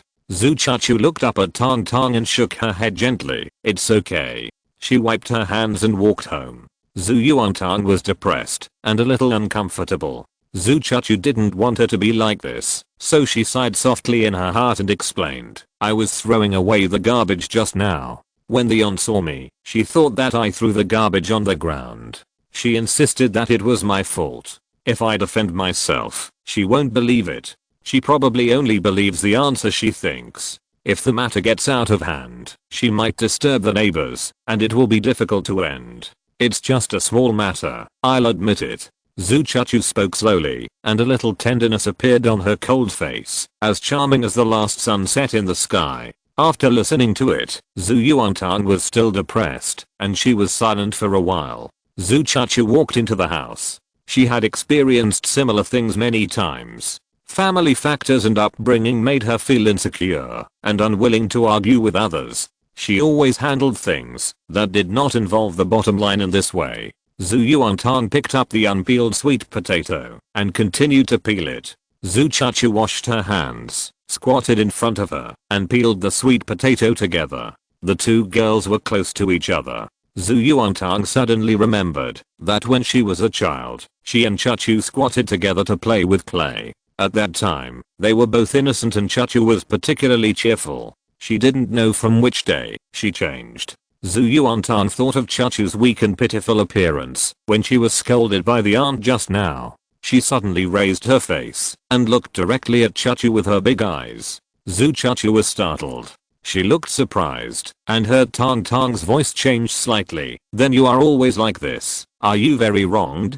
Zhu Chachu was startled suddenly. Her heart seemed to be scratched and her eyes were slightly sour. She didn't dare to look Tang Tang in the eye, turned her head away, suppressed the ups and downs in her heart, and said quietly, no, I'm not wronged. 9 o'clock in the evening.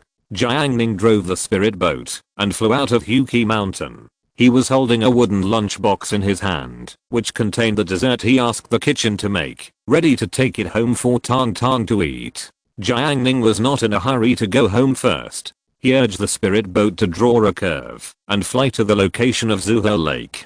He did not push the speed to the extreme, just maintaining the speed of the car. The oncoming wind blew Jiang Ning's clothes. Yazhao's night market is very prosperous. Many snack stalls are open at 9 PM and close at 3 AM.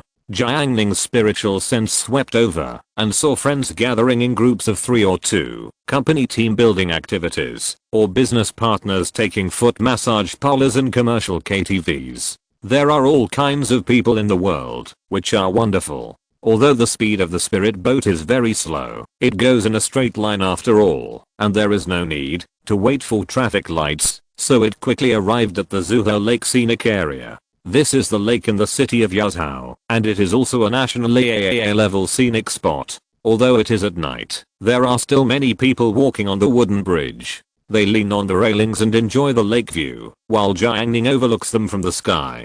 In the future, the lake view houses near Zuho Lake will be the most high-end real estate in Yazhao. In fact, long before King Gaiu Lake, Jiang Ning chose Zuho Lake, but unfortunately there were no mountains nearby, so it was difficult to link the spiritual energy formation. Now, with the Changqingai company, Jiang Ning can include this place in the scope of the cultivation ecology. He looked down at the lake below and determined the future position of the formation. Afterwards, Jiang Ning no longer lingered. He urged the spirit boat and went straight into the sky. River Dam. Zhu Yuantang and Chachu were playing games in Jiang Ning's room. Jiang Ning landed the flying boat, carried the lunchbox, and walked into the house. After Zhu Yuantang found Jiang Ning, she was so excited that she was boiling. She subconsciously shouted, "You!" One word blurted out. Zhu Yuantang forcibly suppressed her joy. She pouted her lips and snorted with her small nose. "You still know how to go home. What time is it?" Zhu Chachu stopped pressing the handle and watched Tang Tang interrogate Jiang Ning. At first, Tang Tang was the one who had the upper hand. His little mouth was clacking, and Jiang Ning had no power to talk back. After 3 minutes, Jiang Ning opened the lunchbox, and the situation was reversed.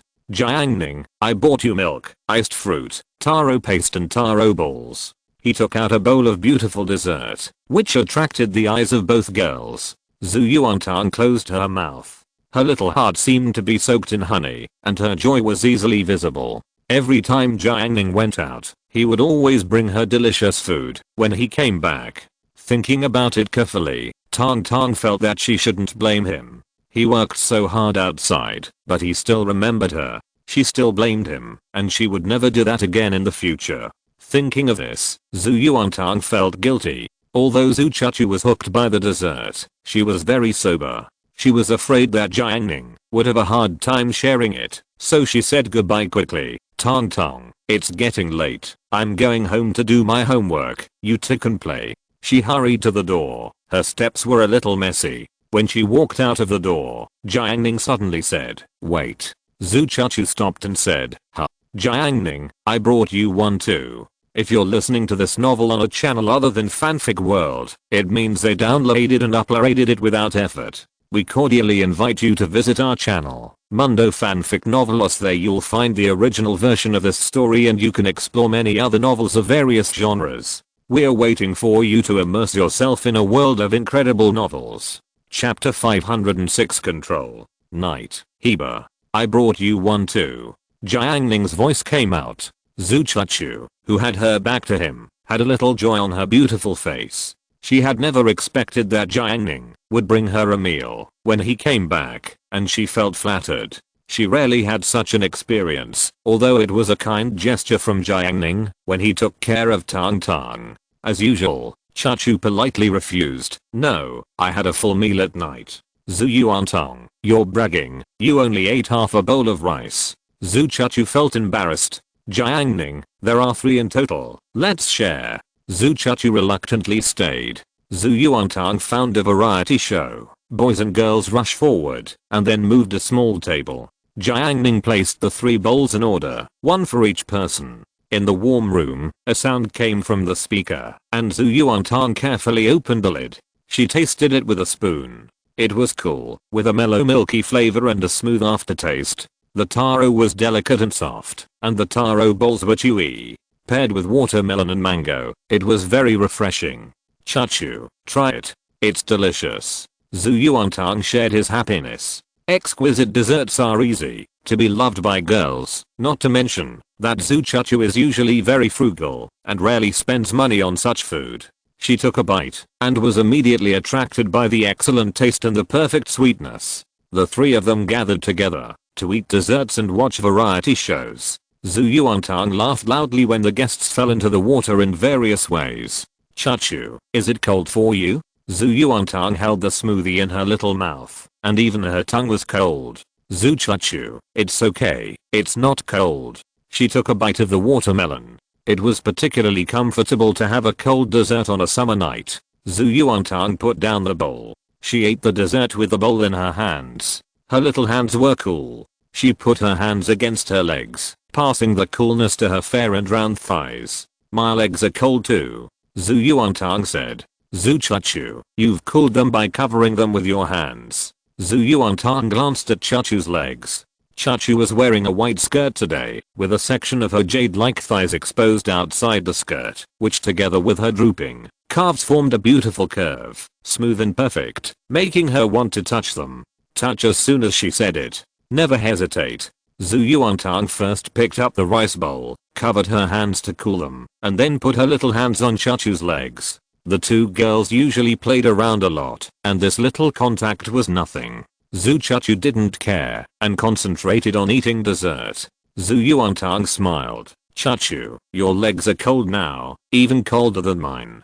Jiang Ning glanced. Really? Zhu Yuantang snorted. Of course. If you don't believe me, touch us. She said something shocking.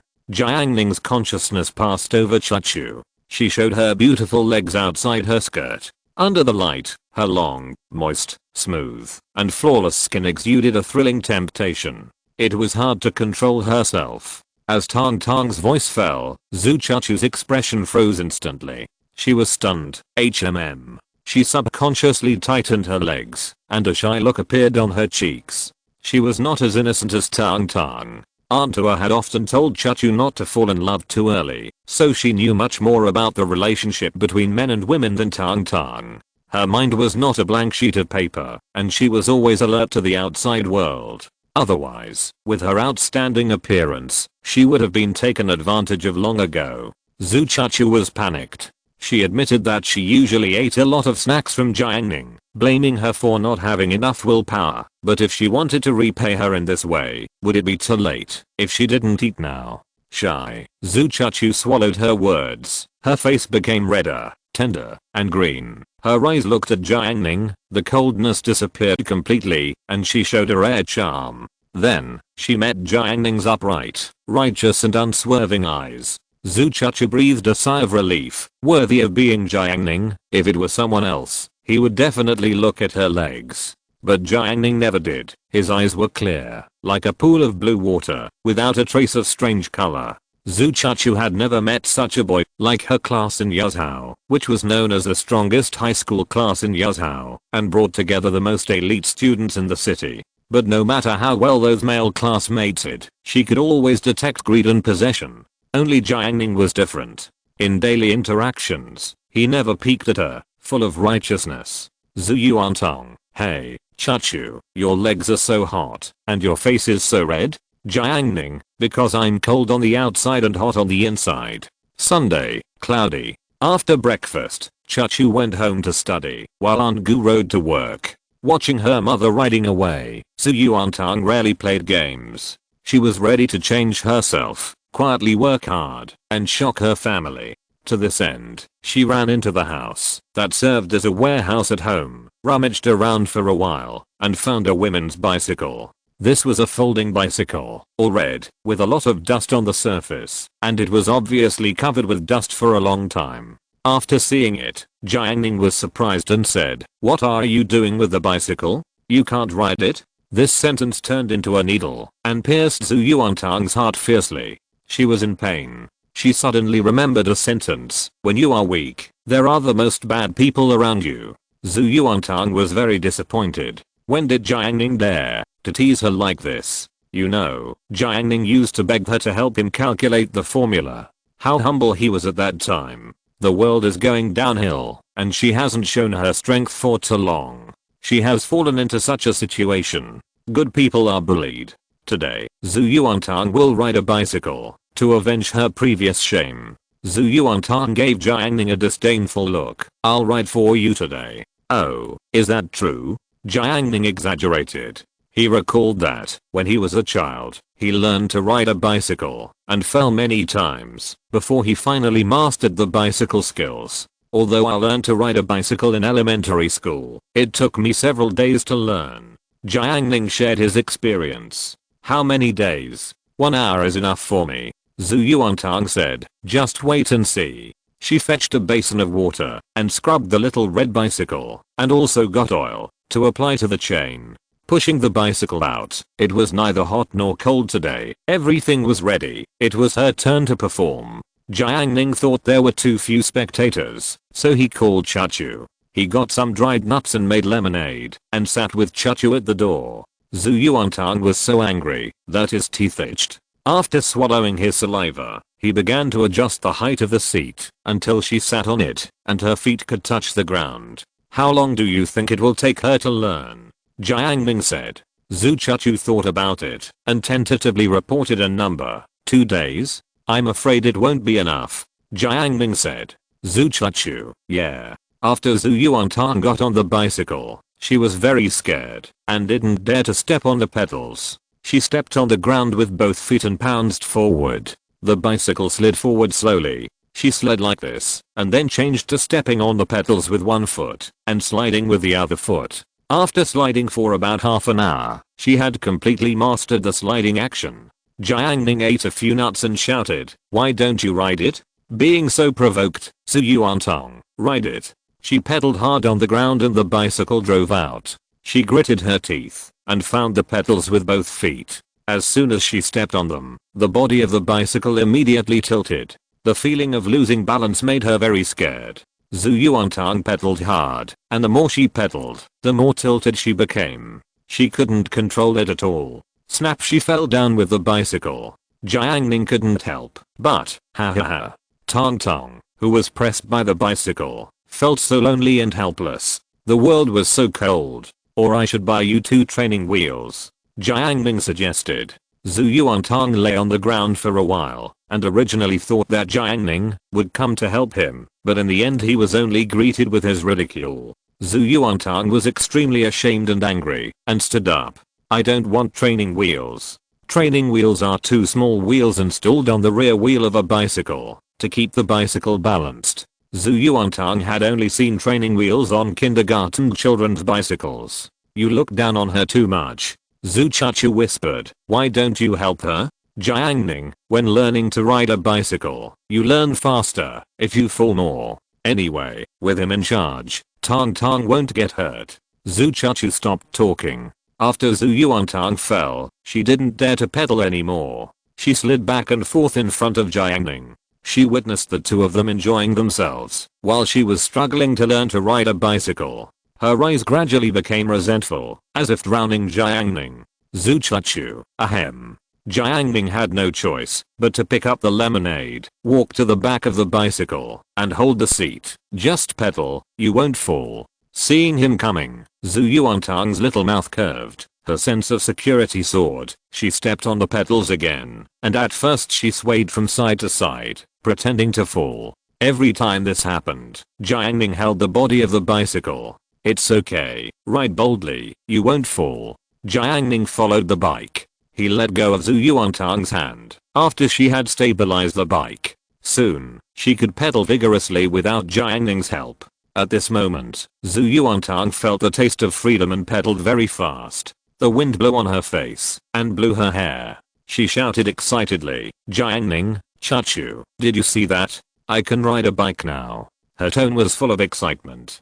Zhu Yuantang pedaled more and more freely. After conquering the bicycle, she found that this thing was not scary at all. The pride that came naturally made her extremely excited. After pedaling for a while, Zhu Yuantang suddenly found a serious problem. How should she get off the bike? She only knew how to get on the bike, not get off. The more Zhu Yuantang thought about it, the more scared she became. When she was anxious, Her movements changed accordingly, and she threw all the skills she had learned with great difficulty behind her. "Get off the bike. I'm getting off the bike." Zhu Yuantang was in a panic and rushed straight towards Jiang Ning. Jiang Ning stretched out her hand. "You ride towards me, and I'll help you stop." Zhu Yuantang and the bike became one, like an arrow that has left a bow and will not look back. She is now very fast and is about to rush in front of Jiang Ning. Zhu Yuantang suddenly twisted the handlebars, turned right, and crashed straight into the wall. At the critical moment, Jiang Ning raised his hand and grabbed Tang Tang from the seat. The bicycle hit the wall due to inertia, making a bang sound. He put Tang Tang down and wondered, "Didn't I tell you to ride to my side? Why did you turn?" Zhu Yuantang lowered her head and whispered, "I was afraid of hitting you." Hearing this, Jiang Ning's heart was plucked, and he had an inexplicable emotion. He rubbed Tang Tang's hair and said softly, "No." Zhu Yuantang learned to ride a bicycle for the whole morning. With Jiang Ning's help, she made rapid progress, but she still needed some time to practice before she could get on the road. Since learning to ride a bicycle consumed a lot of energy, Chachu will be the cook for lunch. Jiang Ning picked up the net bag and walked to the water tank in the yard. He had caught a lot of river fish when there was a flood before, but he didn't finish eating them at that time, so he put them in the water tank to keep them. Now it's just right to take them out for cooking. He scooped up some fish with the net bag and put them in the basin. The clear basin of water contained crucian carp, grass carp, and striped fish, which were suitable for roasting miscellaneous fish.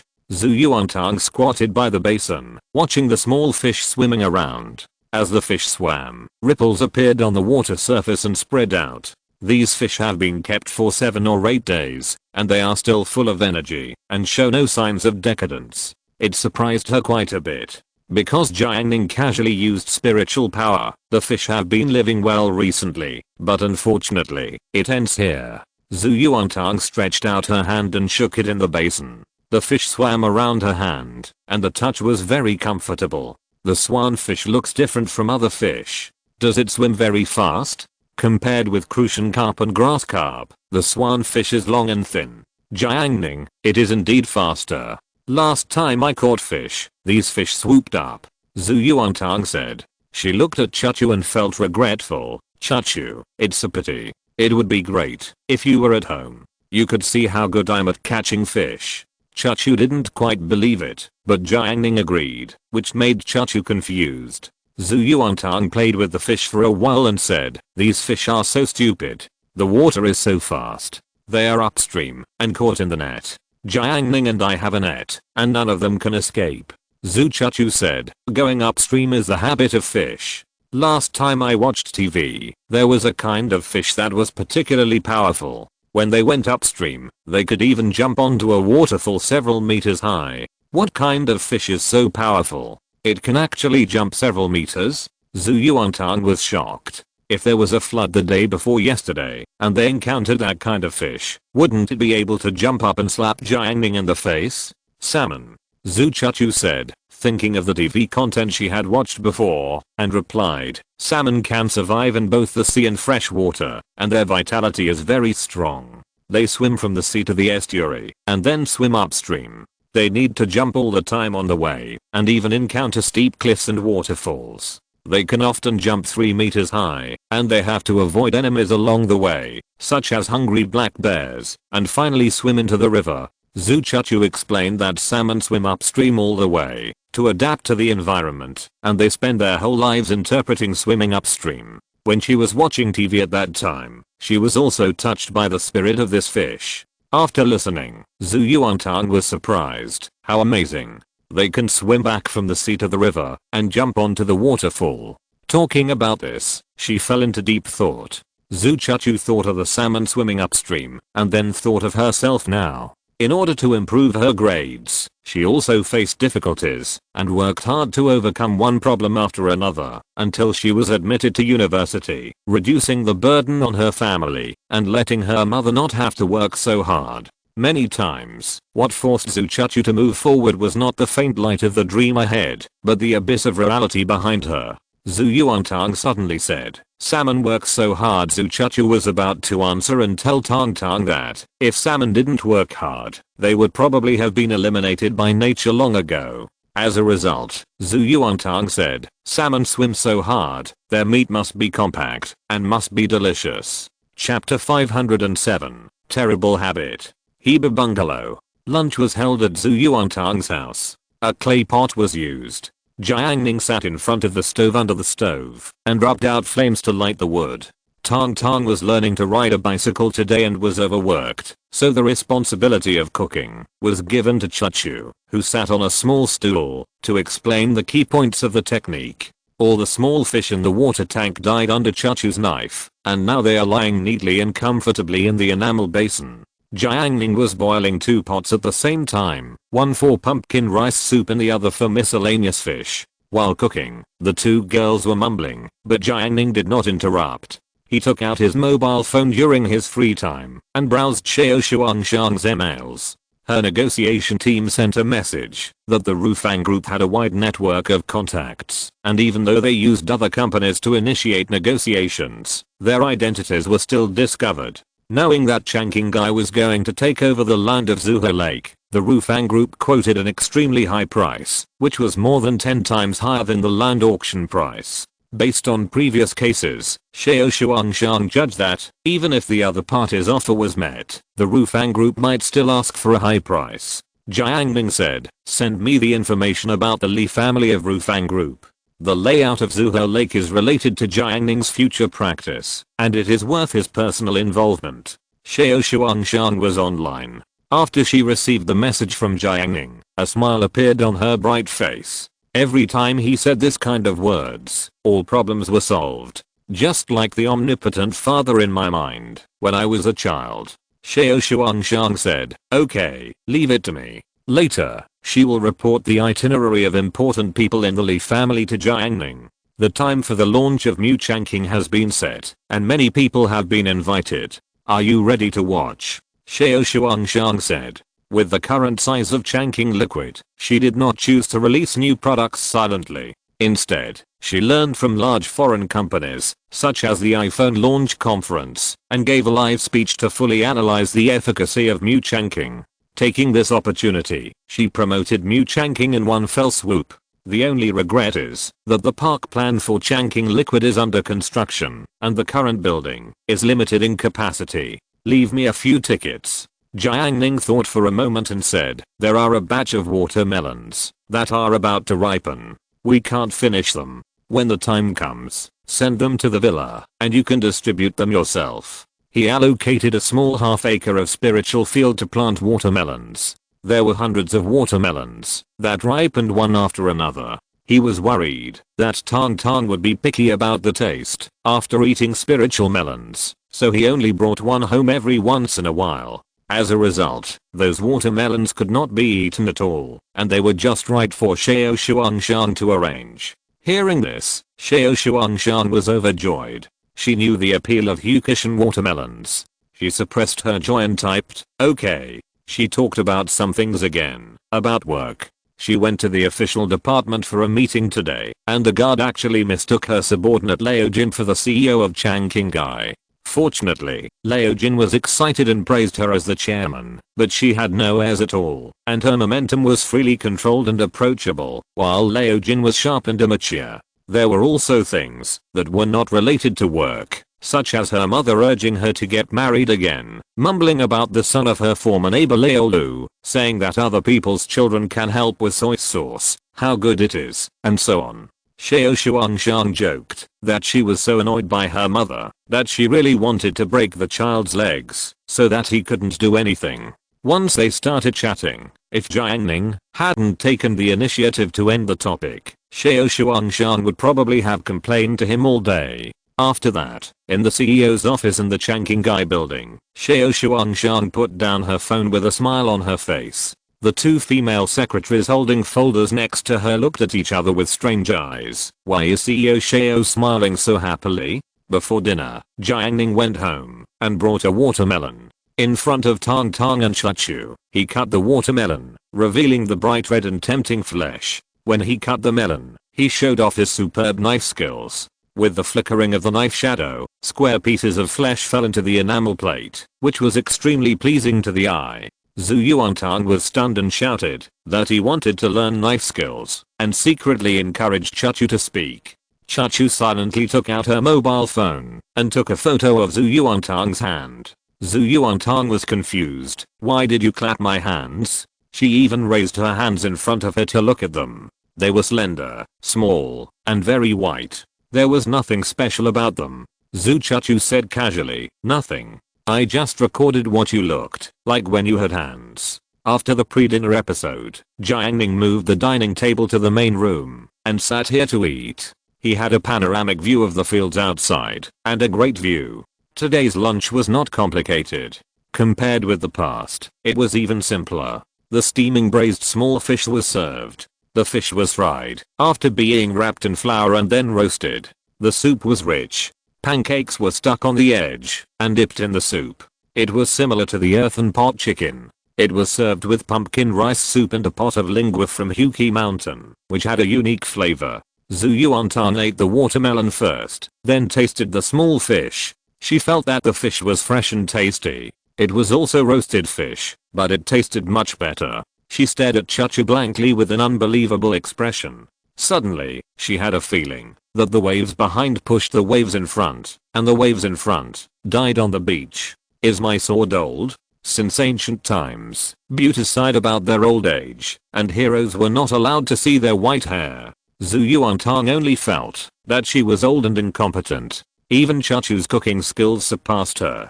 Seeing Tang Tang's expression, Zhu Chachu also tasted the roasted fish. It was surprisingly delicious. After she finished eating the fish, she couldn't believe it herself. When did my cooking skills become so good? It's even better than Tang Tang's? Jiang Ning praised. Today's fish is good.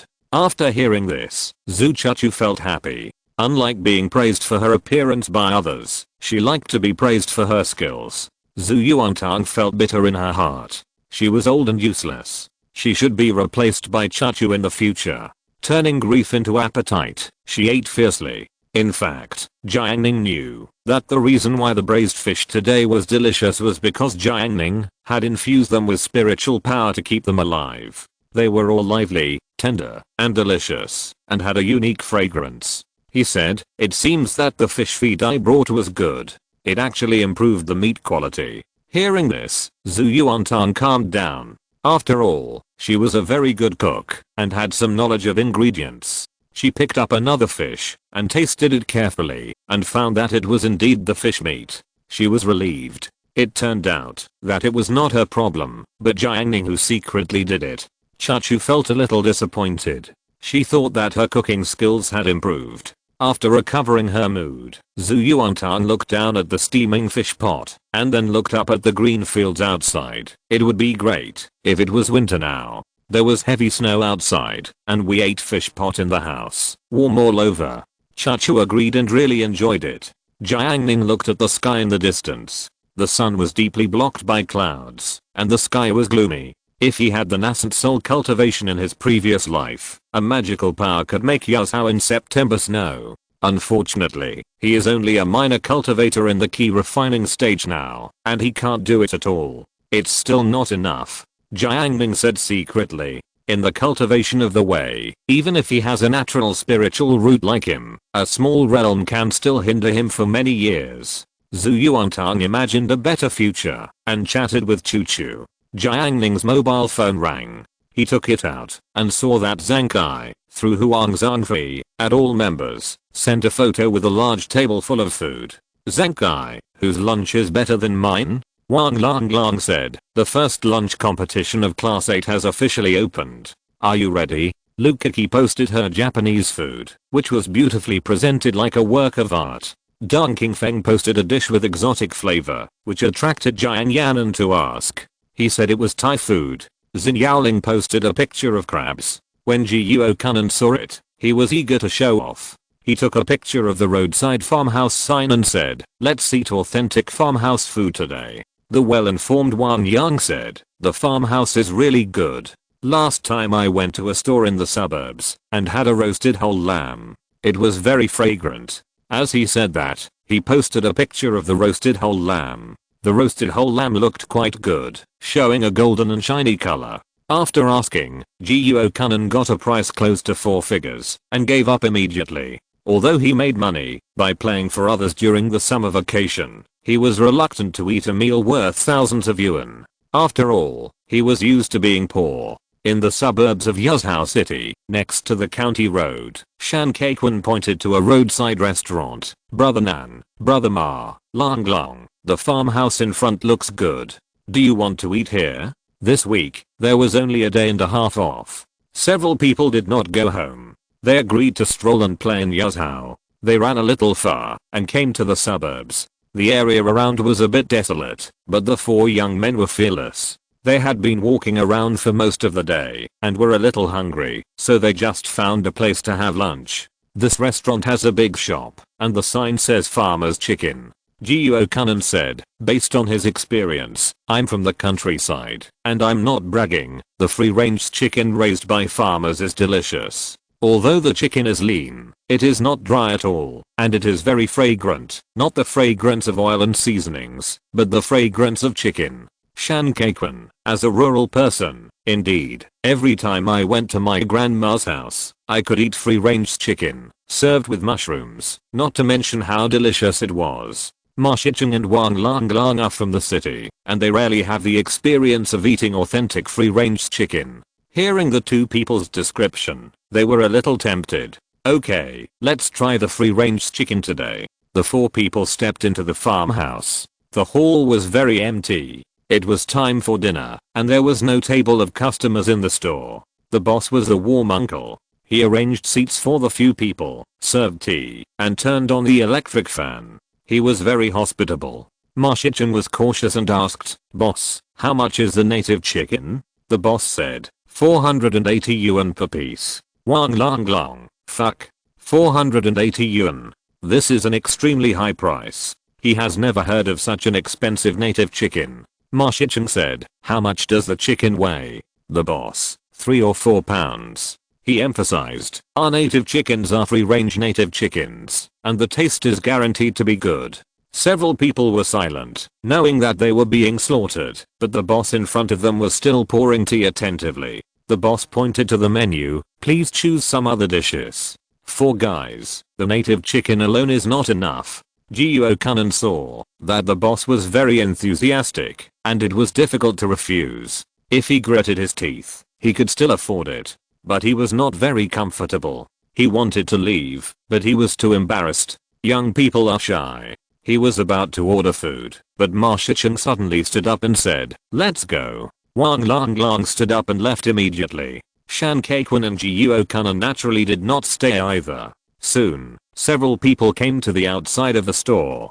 Jiang breathed in the fresh air outside, thought about the attitude of the restaurant owner, and sighed guiltily. I was just considering whether to leave. Shan Kaikun, me too. It's too expensive, but the boss's attitude makes me embarrassed to refuse. Ma Shicheng said calmly, there's no need to worry about it. They are obviously trying to rip you off. Why are you still hesitating? Just refuse and it's over. After listening to this, Jiang slight guilt in his heart suddenly disappeared, and he realized, fuck, it's right to think about it this way. He wants to rip me off. Why should I still be hesitant? Wang Long, Brother Ma is still insightful. Ma Shicheng opened the map, glanced at the address, and at Wang Yang in the group. Brother Yang, I'm in Rentazi village, and I recommend a cost-effective farmhouse. Wang Yang is now the guide for Lin Zita and Zhuang Jianhu and others who are playing in Yuzhou. He knows a lot about many restaurants.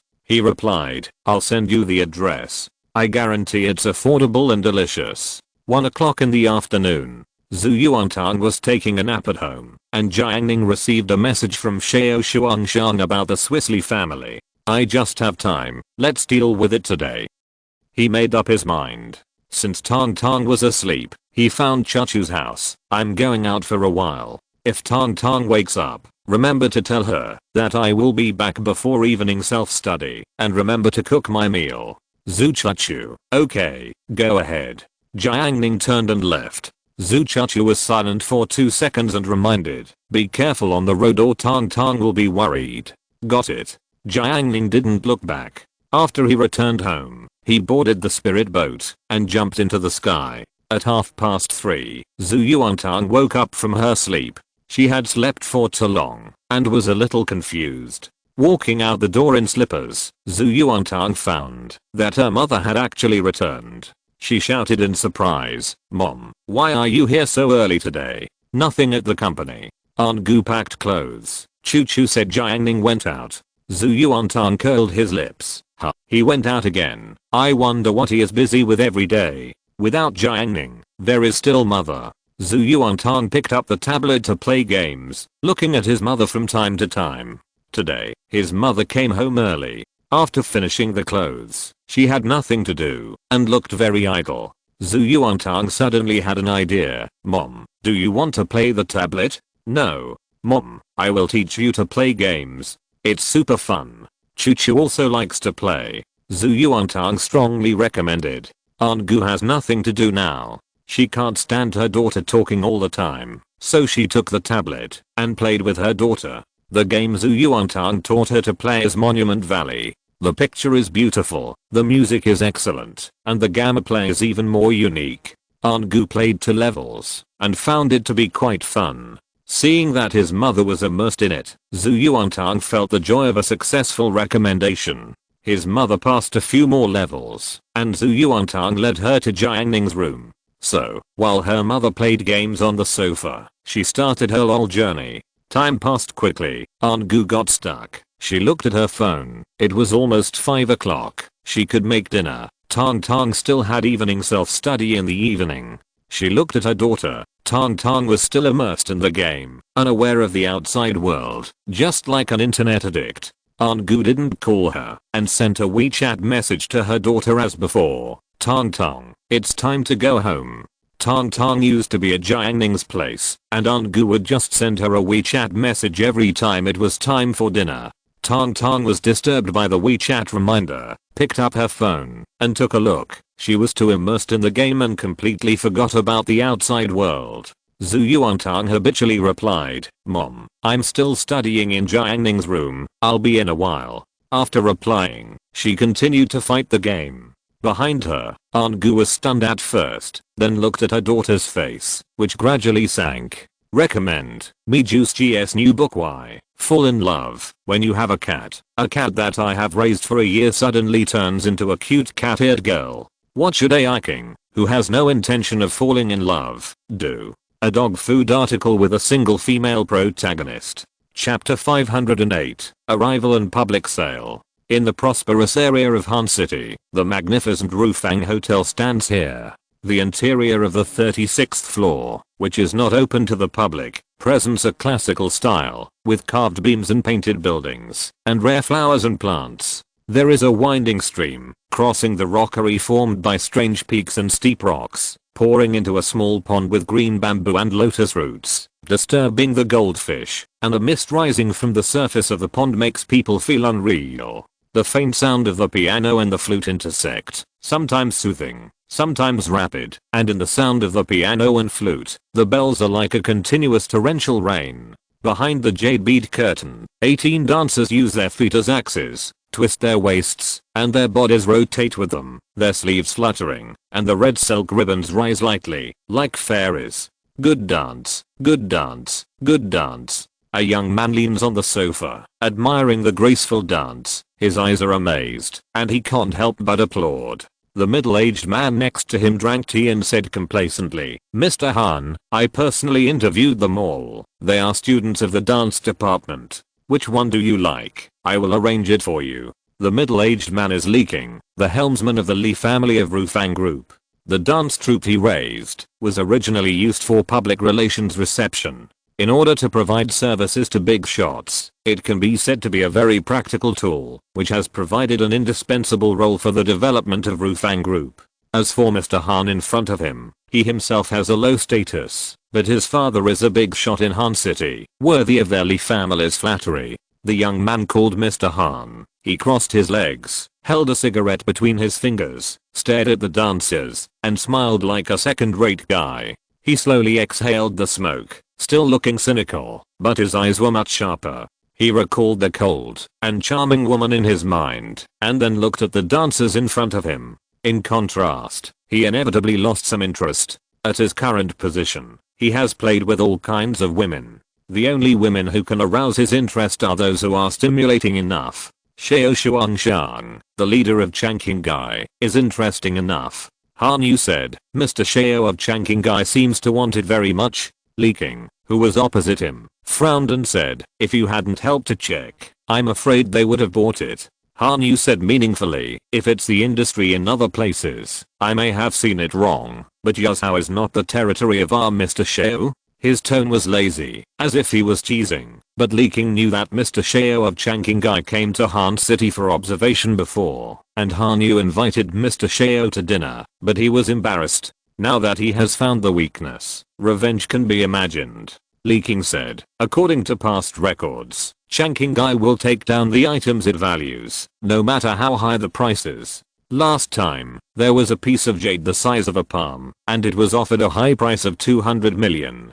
The record of Changqingai's frequent moves has long attracted the attention of interested parties. Han Yu said calmly, I have arranged for someone to check the Changqing liquid store in the city. I think it should be closed for rectification now. He took a puff of cigarette, and he was sure of victory. Li King was alert. He had been with Han Yu for several years, and knew that he was very capable. After all, he was the son of that person. He had a lot of connections in Han City. Many rich people came to Han City to do business. With Han Yu's special care, the rich people paid tribute honestly. Now is not the same as in the past. We can't do too much. Otherwise, the days with Changqing liquid will be difficult. Li King said, according to my observation, the land of Zuho Lake is very important to Changqing liquid. If they are determined to take it, I wonder what the official reaction of Yazhou will be. As a businessman, he was more afraid of Changqing liquid. It was rumored that they were about to launch a new product. If it was as magical as the hair growth medicine, he was afraid that he could not stop it. But Han Yu insisted, and Li King certainly did not dare to disobey. Han Yu raised his voice. It's written in black and white. Do they dare to break the contract? Besides, I have buddies in Yazhou too. That's right. Li King nodded. Han Yu narrowed his eyes, slowly picked up the teacup, tasted it gently, and then poured the tea. The expensive tea was all spilled on Han Yu's feet, and a scent of tea filled the air. A mad look appeared on his face, and he said loudly, dare to ruin my interest, let me see if she can get it. After saying that, he lowered his head, his eyes fell on his feet, and he shook his feet gently, saying meaningfully, but it's not that there is no solution.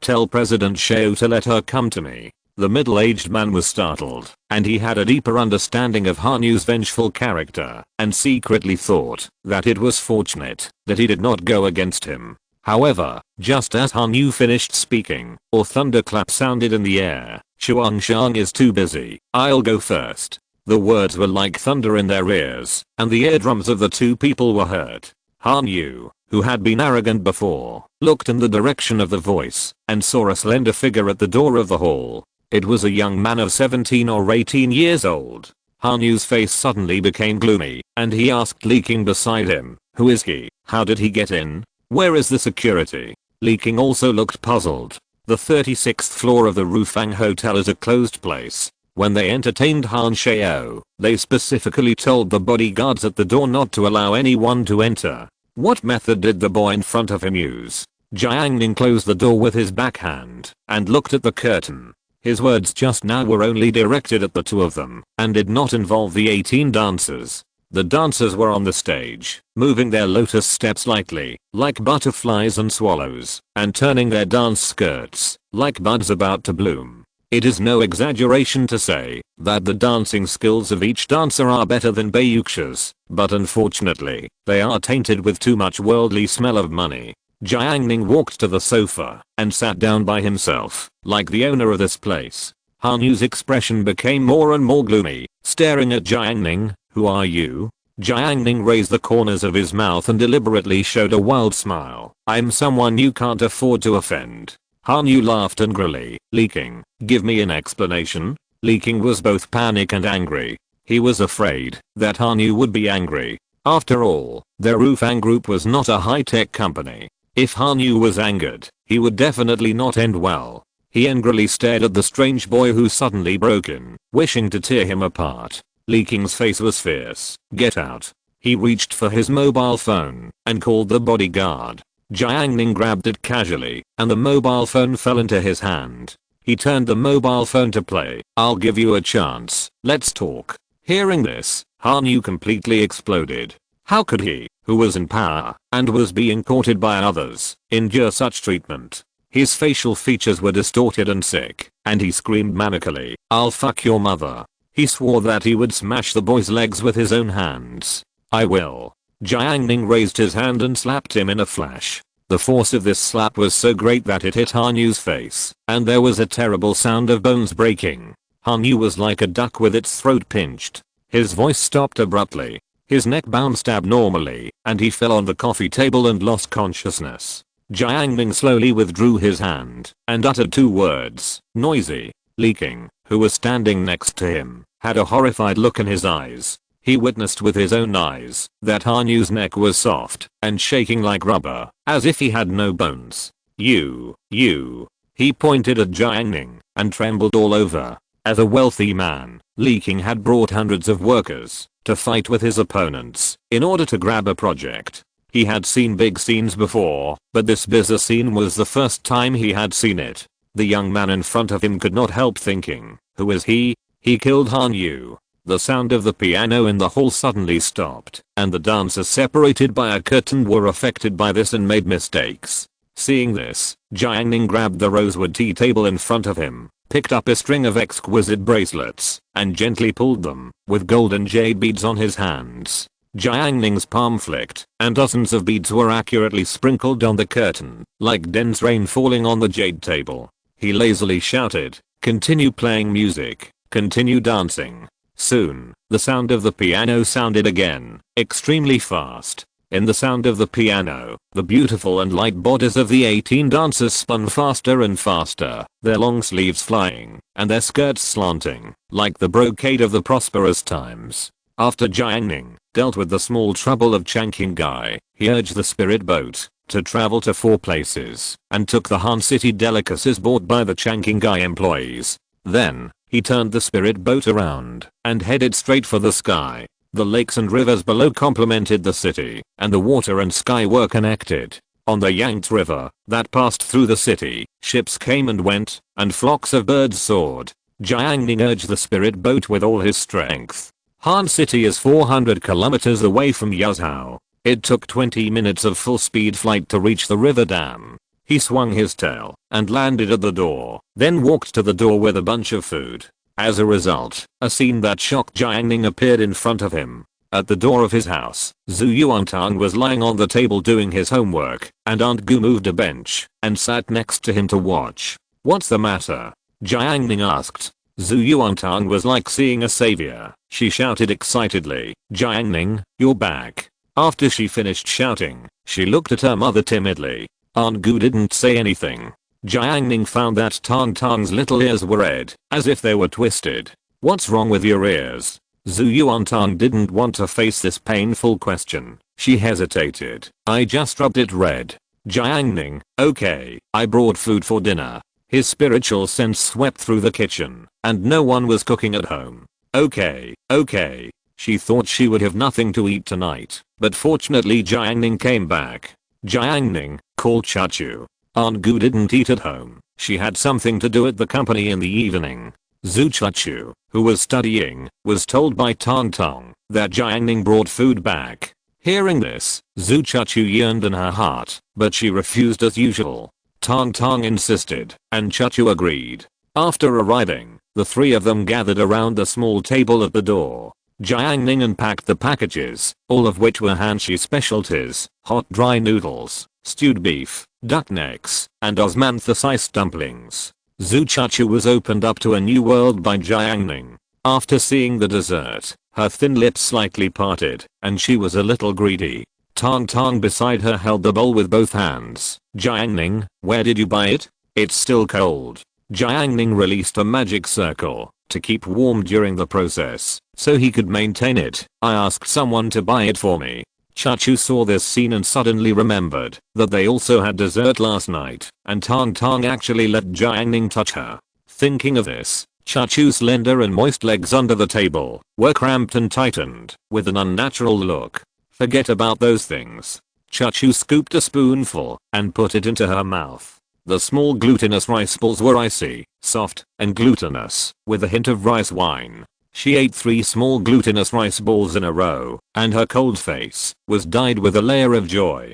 Zhu Yuantang picked out the stewed beef and put it into the hot dry noodles, making beef noodles. The high gluten wheat noodles mixed with sesame paste and peanut butter, paired with the tender beef slow cooked in an iron pot. She ate it very satisfyingly. Jiang Ning took a piece of hanshi duck neck and tasted it slowly. He took out his mobile phone when he had some free time. Yang Sheng made an appointment with someone to play badminton in the group.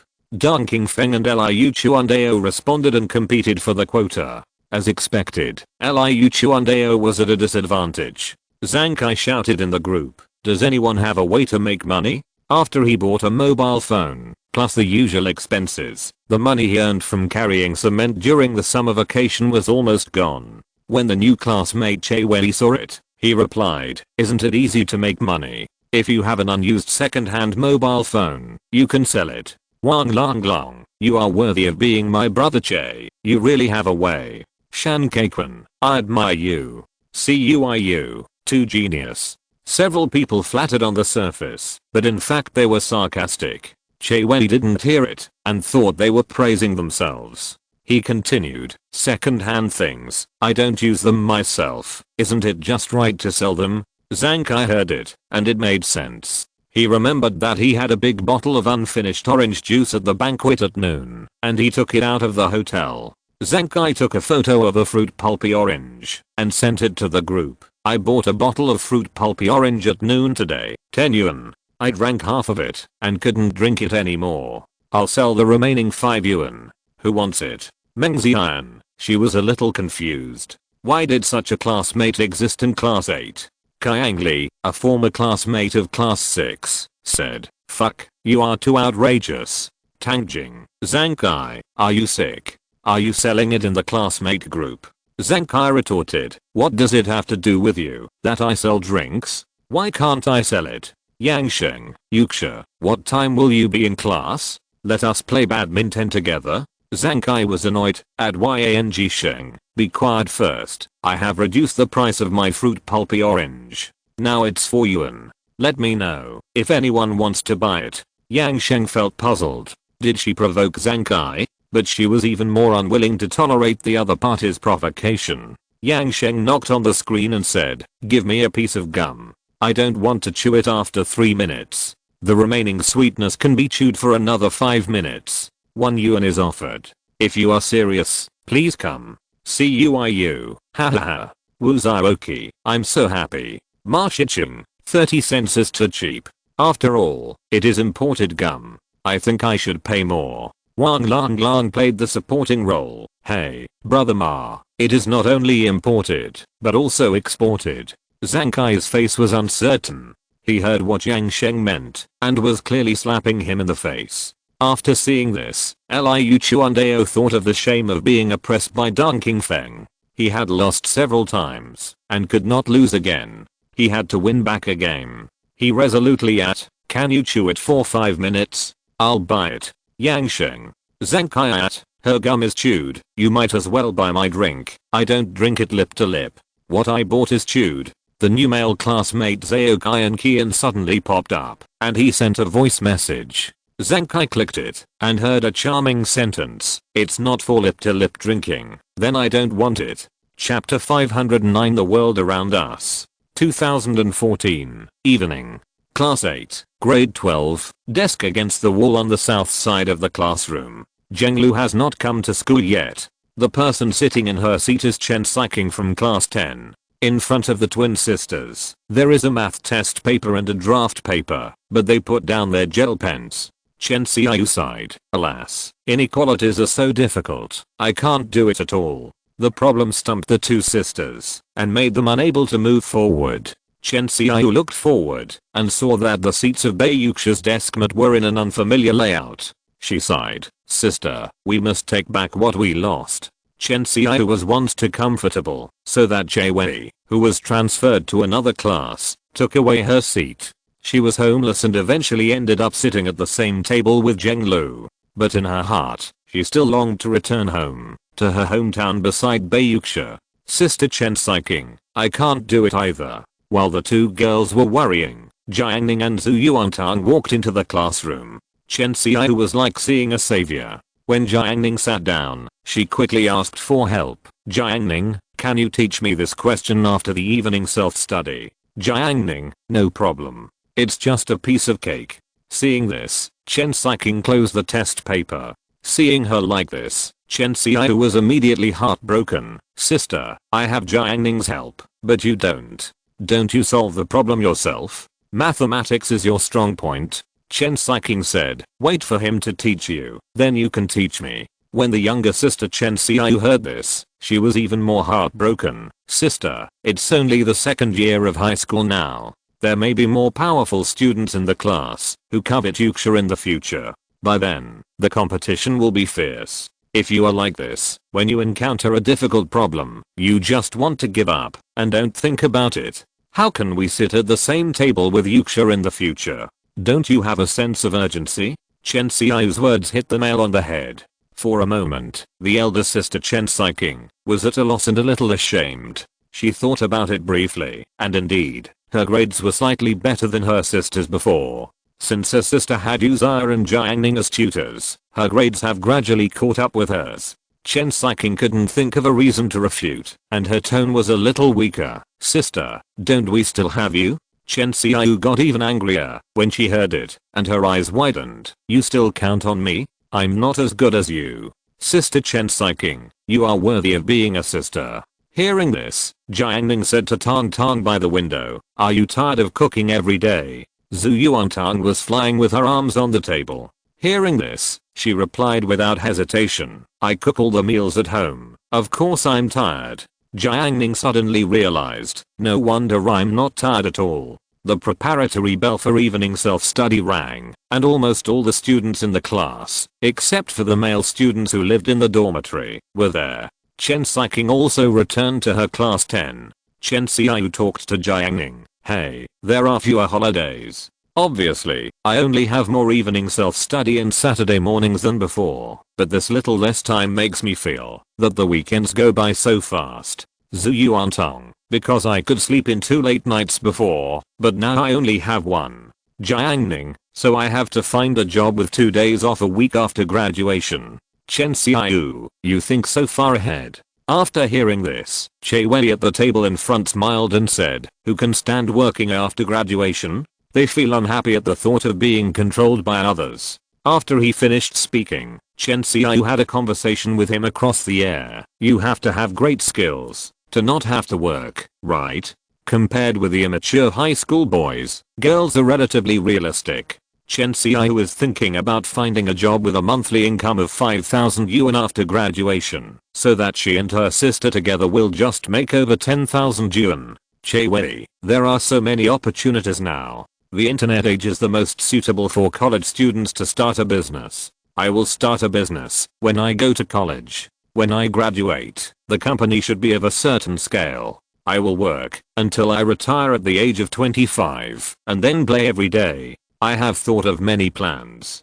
Do you know VR? I will start a VR company by then. Chai Wei talked incessantly and confidently, showing his dream, but he glanced at Baiyuxia from time to time, revealing his unrest. After hearing this, Baiyuxia's face did not fluctuate at all, as if nothing could arouse her interest. Between her slender fingers like soft catkins, a gel pen was spinning rapidly, which was dazzling.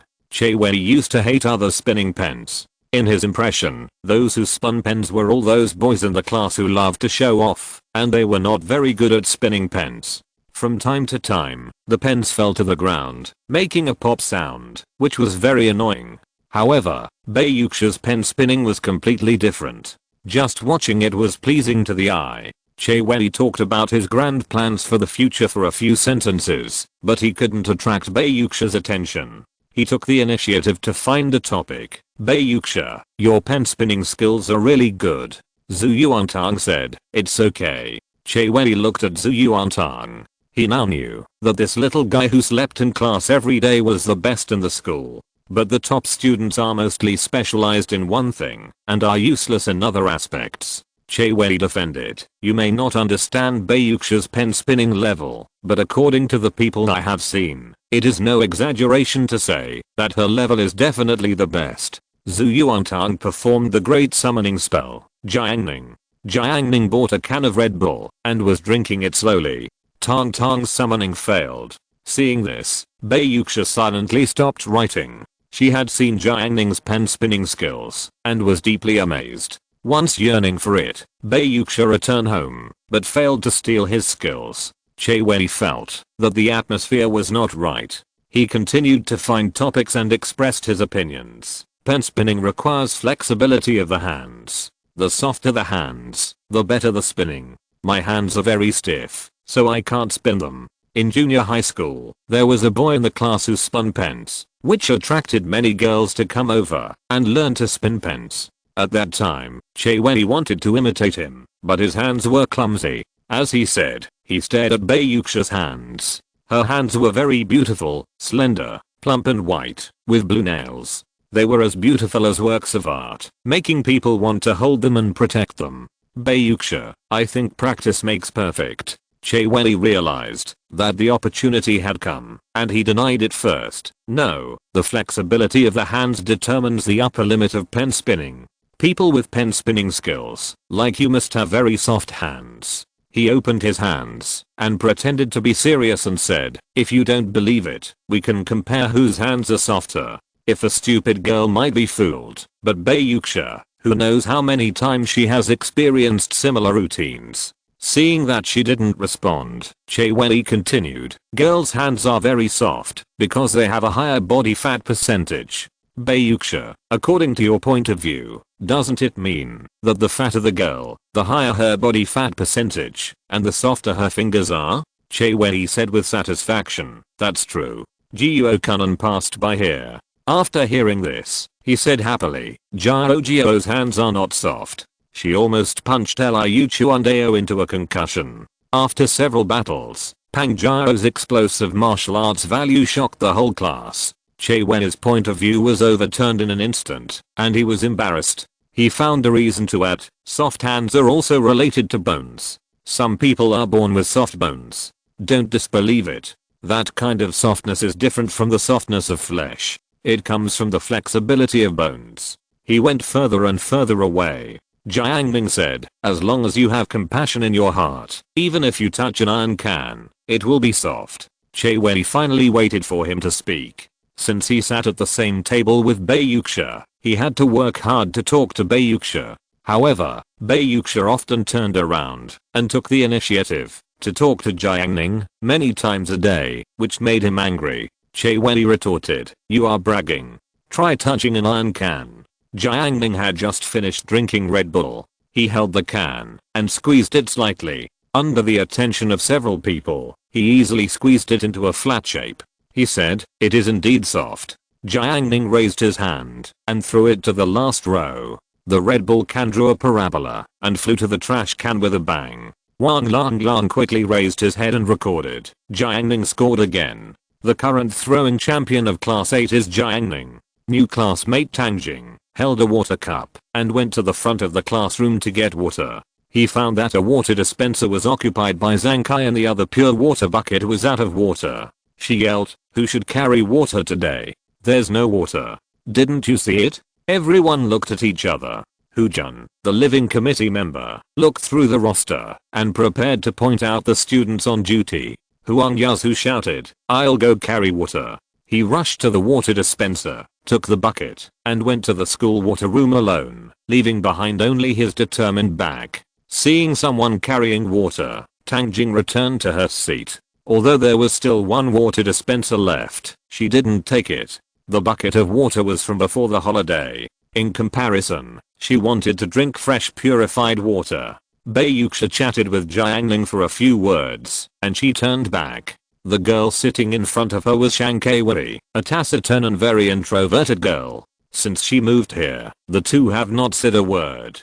Bayuxia didn't know the other's personality, so she naturally didn't take the initiative to talk.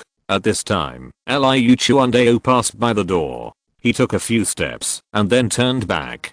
Shankaiwo's presence was too low, causing Liu Chuandao to ignore the girl. He stepped back to the door, leaned against the half-open door, and posed in an idle drama pose, elegant and chic, with a charming smile. "Your name is Shankaiwo, right? Lend me your phone to make a call." Shankaiwo's palm-sized face was hidden under her hair. She had been living a peaceful life, but was suddenly approached. She raised her head in a hurry, and her evasive eyes met Liu Chuandao's evil face. Liu Chuandao was immediately amazed. "Fuck, I actually ignored such a beautiful girl." His mood at this moment was like a poor tomb robber who was extremely surprised to find the emperor's tomb. "Shankaiwo, sorry, my phone is only 95% charged." Liu Chuandao was stunned. He wanted to say something else. "Make way, you're blocking the way." Shankaiwo stood at the door. Liu Chuandao stepped aside and gave up his seat. Xin Yaoling sat on the podium. She had recently heard rumors about Liu Chuandao, which were very outrageous. So she had a bad impression of him. As the class monitor, she had the responsibility to protect the girls in the class. Xin Yaoling shouted, "The class is about to start. Everyone go back to your seats. The head teacher may come." No matter how powerful Liu Chuandao was, he was afraid of the head teacher. He stopped pestering and went back to his seat. Shankaiwo felt relieved. 2 minutes after the evening self-study began, Huang Yazu brought a bucket of purified water to the classroom and put it on the water dispenser. Hu Jun in the back row shouted, "Yazu, you shouldn't carry water. I will deduct 1 day from your time. Don't carry it next time." Huang Yazu waved his hand and said honestly, "It doesn't matter. I will be on duty normally next time." He wiped his sweat. Shan Zhao cheered him up. "Yazu, you've worked hard." Jiang Yanan, Huang Yazu is such a nice person. Shen Qinj, yes. Deng Qingfeng, when it comes to dedication, Yazu is unbeatable. Huang Yazu's hard-working character has been deeply engraved in the minds of everyone in class 8. In terms of praise, he is definitely not inferior to Huang Zhongfei and Shan Zhao. Tang Jing glanced at him for a few times and said to Meng Xian with a sweet smile, "I found an honest man." Meng Xian saw her expression and reminded her, "She even helped you carry water. Don't mess with her." She knew the temper of this sister and how complicated her methods were. Tang Jing laughed so hard that she trembled. "Why would I mess with her? I'm giving him a chance to pursue me." She realized that if she could control Huang Yazu, an honest man, she might be able to provide a lot of help for her revenge on the Pangzhao gang. Meng Xian saw that Tang Jing didn't take it to heart, so she didn't say anything more. Anyway, she realized that class 8 was not simple, and she had been trying to keep a low profile and not stand out. The evening self-study ended. The sky was full of stars and the night wind was blowing. Jiang Ning rode an electric bike and took Zhu Yuantang home. Zhu Yuantang was chattering in the back seat. "I went to the office in the evening. The puffs that teacher Jiuo gave me were so delicious. They seemed like ice cream puffs." Her little face was full of unsatisfaction. Unfortunately, teacher Jiuo only gave her 2, and she was gone in a few bites, which was not satisfying. "Jiang Ning, did you eat teacher Jiuo's puffs?" "Yes." "How many did you eat?" Zhu Yuantang asked. 8. Zhu Yuantang, huh? Why do you have 8?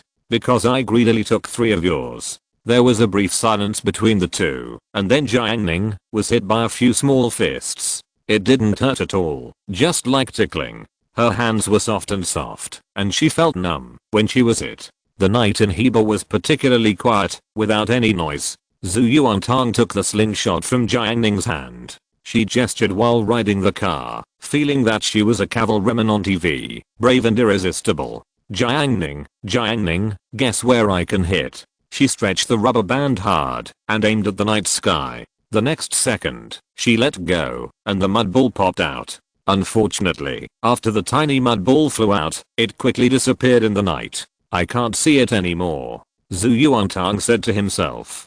Jiang Ning looked up and looked at the vast blue night sky, which was dotted with countless stars, blinking. He told Zhu Yuantong, that bullet can hit the stars in the Milky Way, and you will be like it in the future, flying into the sky. The bullet flew without a trace, but Zhu Yuantong's heart was filled with Jiang Ning's words.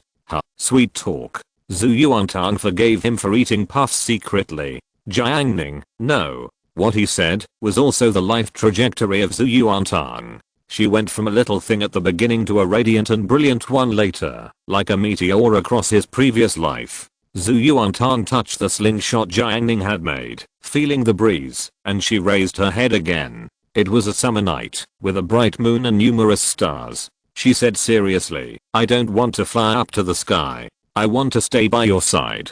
Chapter 510 Premeditated. Monday, afternoon after school. It was lunchtime at the Good Days restaurant, and the place was bustling with people. Shan Kaikwan and Jiuo Kunan ordered fried noodles with eggs and vegetables, and they luxuriously added 3 yuan of shredded pork. Such lavish behavior attracted the attention of many freshmen nearby.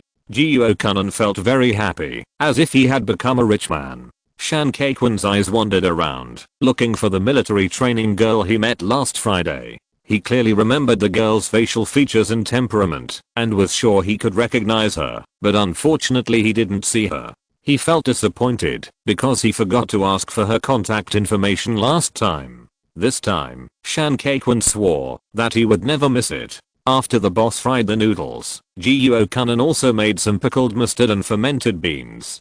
Shan Kaikwan didn't wait for him, and rushed to the inner courtyard impatiently, where he met the girl in military training uniform. Shan Kaikwan was full of expectations, his steps trembling slightly, and he had a hunch that there might be a girl in the yard. As soon as he entered the inner courtyard, Shan Kaikwan swept through the yard at lightning speed. She's not here. Shan Kaikwan was depressed. He told his good brother, I didn't come.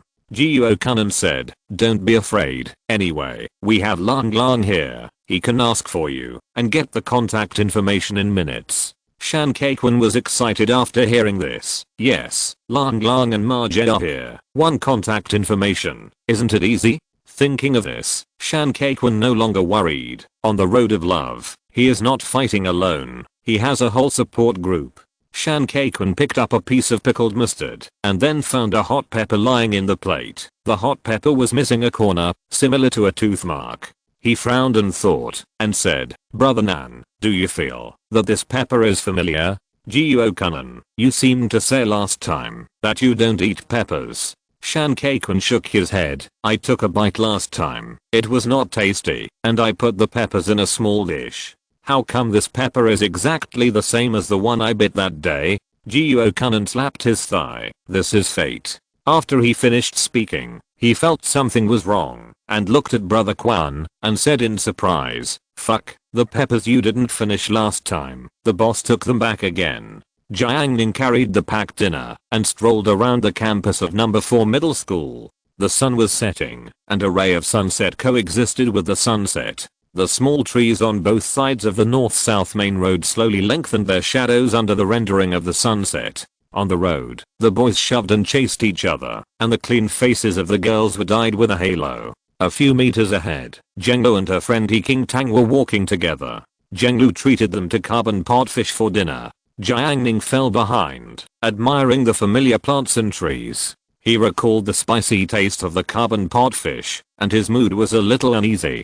Jiang Ning had studied in number 4 middle school for 3 years. Because of the limited living expenses, he basically had all kinds of fried rice and fried noodles every afternoon, and he was tired of it. Because he had no money, let alone carbon pot fish, even braised chicken could only be eaten occasionally. He clearly remembered that in his previous life, when he was in the second year of high school, it was close to summer vacation. One Saturday morning, the class ended. Shen Qinj and his aunt went to travel to Nanxi, and Jiang Ning was naturally not worthy of going. At noon that day, he had 50 yuan left in his pocket, which was a huge sum for him. He walked under the scorching sun and stepped into the air-conditioned braised chicken restaurant. The cold air hit him in the face. He ordered a braised chicken very luxuriously, chose medium spicy, and asked for a bottle of ice cola, which cost 18.5 yuan. At that age, there was no worries or pressure in his heart. He played with his mobile phone happily and ate happily. He thought to himself, Braised chicken is so delicious. How great would it be if I could eat clay pot chicken, grilled fish, and hot pot? Unfortunately, for more than 10 years after that, he was busy and tired.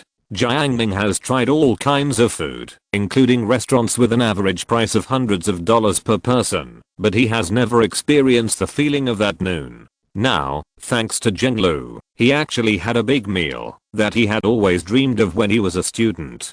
Jiang Ning's pace was not fast.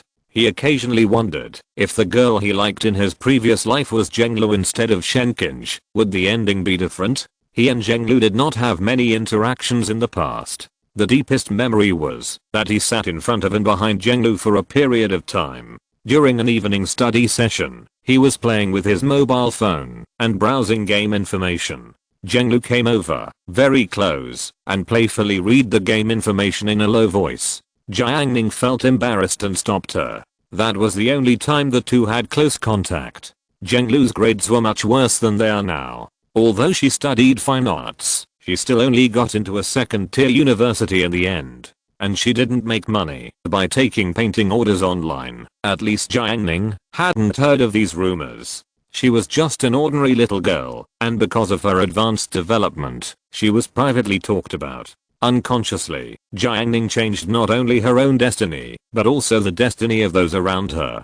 Lulu, I'm leaving. He King Tang shook his hand. Zhenglu reminded, my mother asked you to come to my house after evening self-study. Don't forget. Last Sunday when school started, He King Tang brought dried beans and salted duck eggs to her family, and Zhenglu's mother was very happy. Okay. He King Tang went back upstairs. Zhenglu was about to enter the classroom, but her way forward was blocked by a male classmate. The door of the classroom was half open, and Liu Chuandao leaned against the side of the door panel, posing in a self-proclaimed cool and handsome pose, and was chatting up Shang Wei.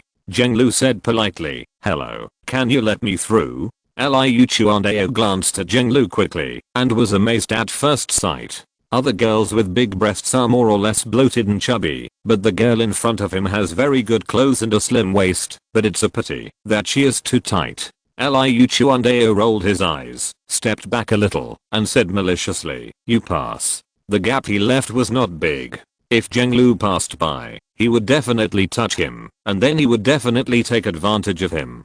Zhenglu was not stupid, and guessed what he was thinking. When Zhenglu just started school, she dared to mock Ma Shicheng. She only showed her good temper to Jiang Ning. Seeing what Liu Chuandao did, Zhenglu naturally didn't give him a good face. She didn't hide her disgust, glanced at him, and sarcastically said, you are often pinched by Pang Zhao when you leave your seat, right? What's wrong? Have you learned this trick now? This sentence was like a pin, piercing Liu Chuandao's heart, reminding him of the humiliation he had suffered. He roared angrily, what nonsense are you talking about?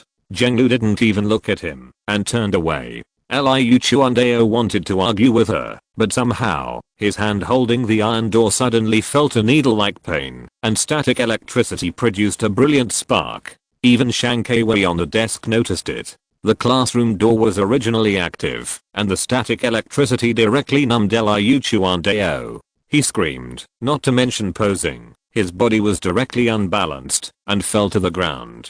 Jiang Ning put one hand in his pocket, and took back the spell he had just cast. He happened to walk to the door, and saw Liu Chuandao lying on the ground. Jiang Ning said slowly, there is no need to be so polite, right?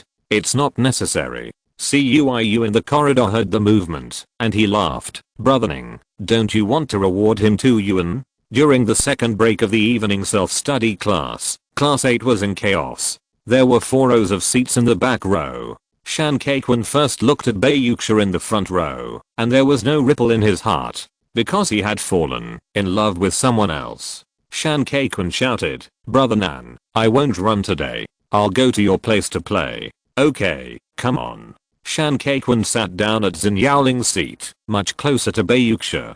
He deliberately raised his voice. I got the questions number of a freshman junior. The two of them had a tacit understanding. Jiuo Kunan cooperated with him and shouted, great, my brother Quan, the junior is really pretty. Even if she is in our class, she is the best. Shan Kaikun, of course, my vision is not bad. The two people's loud voices attracted a lot of attention. Meng Xian and Tang Jing next to them cast strange glances. Unfortunately, Bei Yuxia was unmoved. Shan Keiquan said, as if no one was around, "I'll add her as a friend now.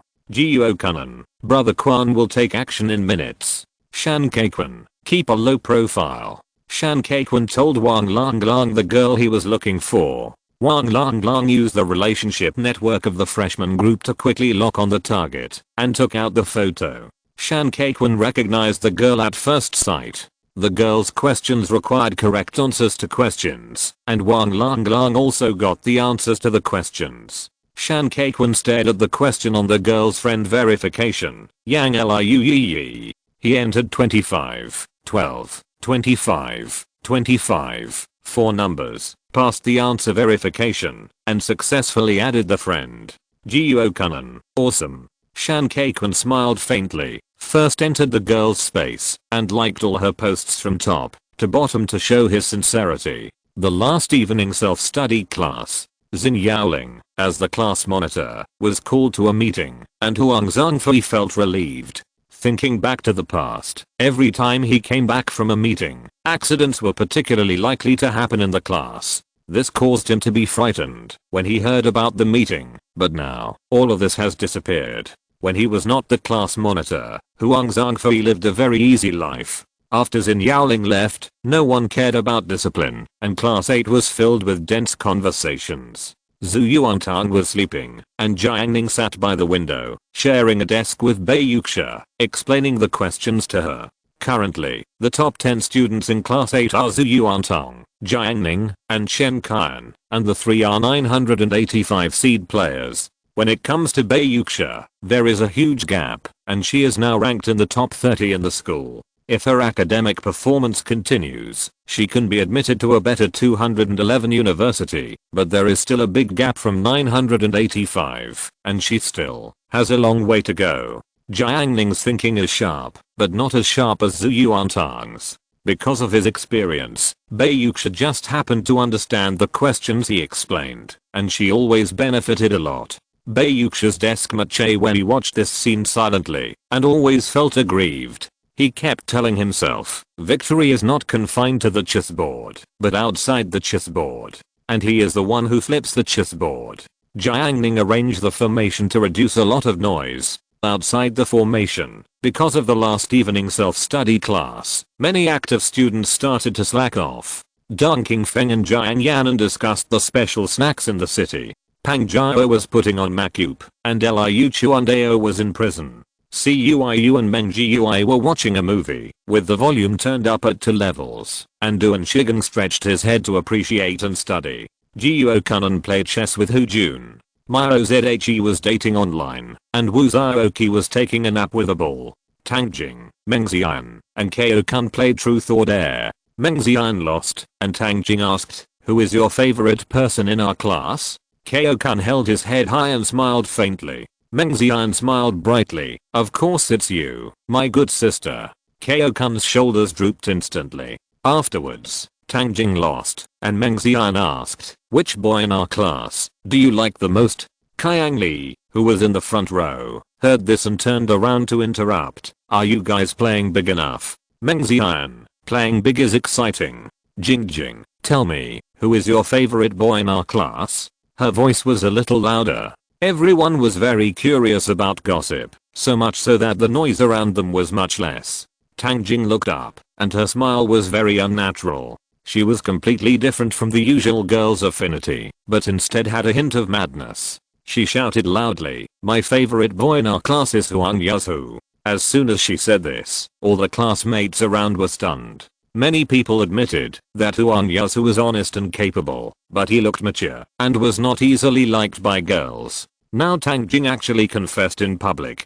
Huang Yazhu, who was sitting behind Tang Jing, had never encountered anything like this before, and was at a loss, and couldn't believe it. Before anyone else could react, Tang Jing said heartlessly, "Because he is a good person, and took the initiative to bring water to us." Ha ha ha. After the farce ended, the surroundings returned to calm. Sitting in the 4th row, Wang Lang lowered his voice. "Stinky bitch is not a good person. He had a strong prejudice against Meng Xian, who bullied his deskmate in elementary school, so he was very upset with several people. Ma Shiqing, see what she is doing. After the truth, Tang Jing gave Meng Xian a hidden look. She just planted a seed. Tang Jing knew Huang Yasu and other honest boys very well. She could influence them with a little trick, and then gradually control them. Night. At home in Heba, Zhu Yuantang took a bath, changed into a little white dress, and ran to Jiang Ning's room to play.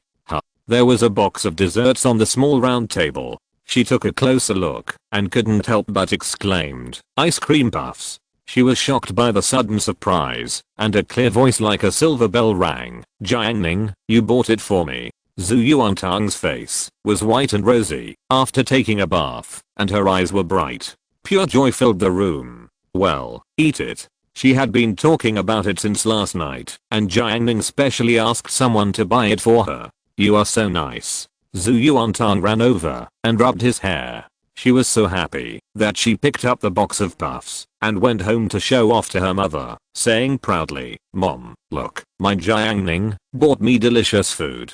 She felt light all over. After her daughter was happy for a while, Aunt Gu said, "You can only eat 3. Zhu Yuantang was shocked.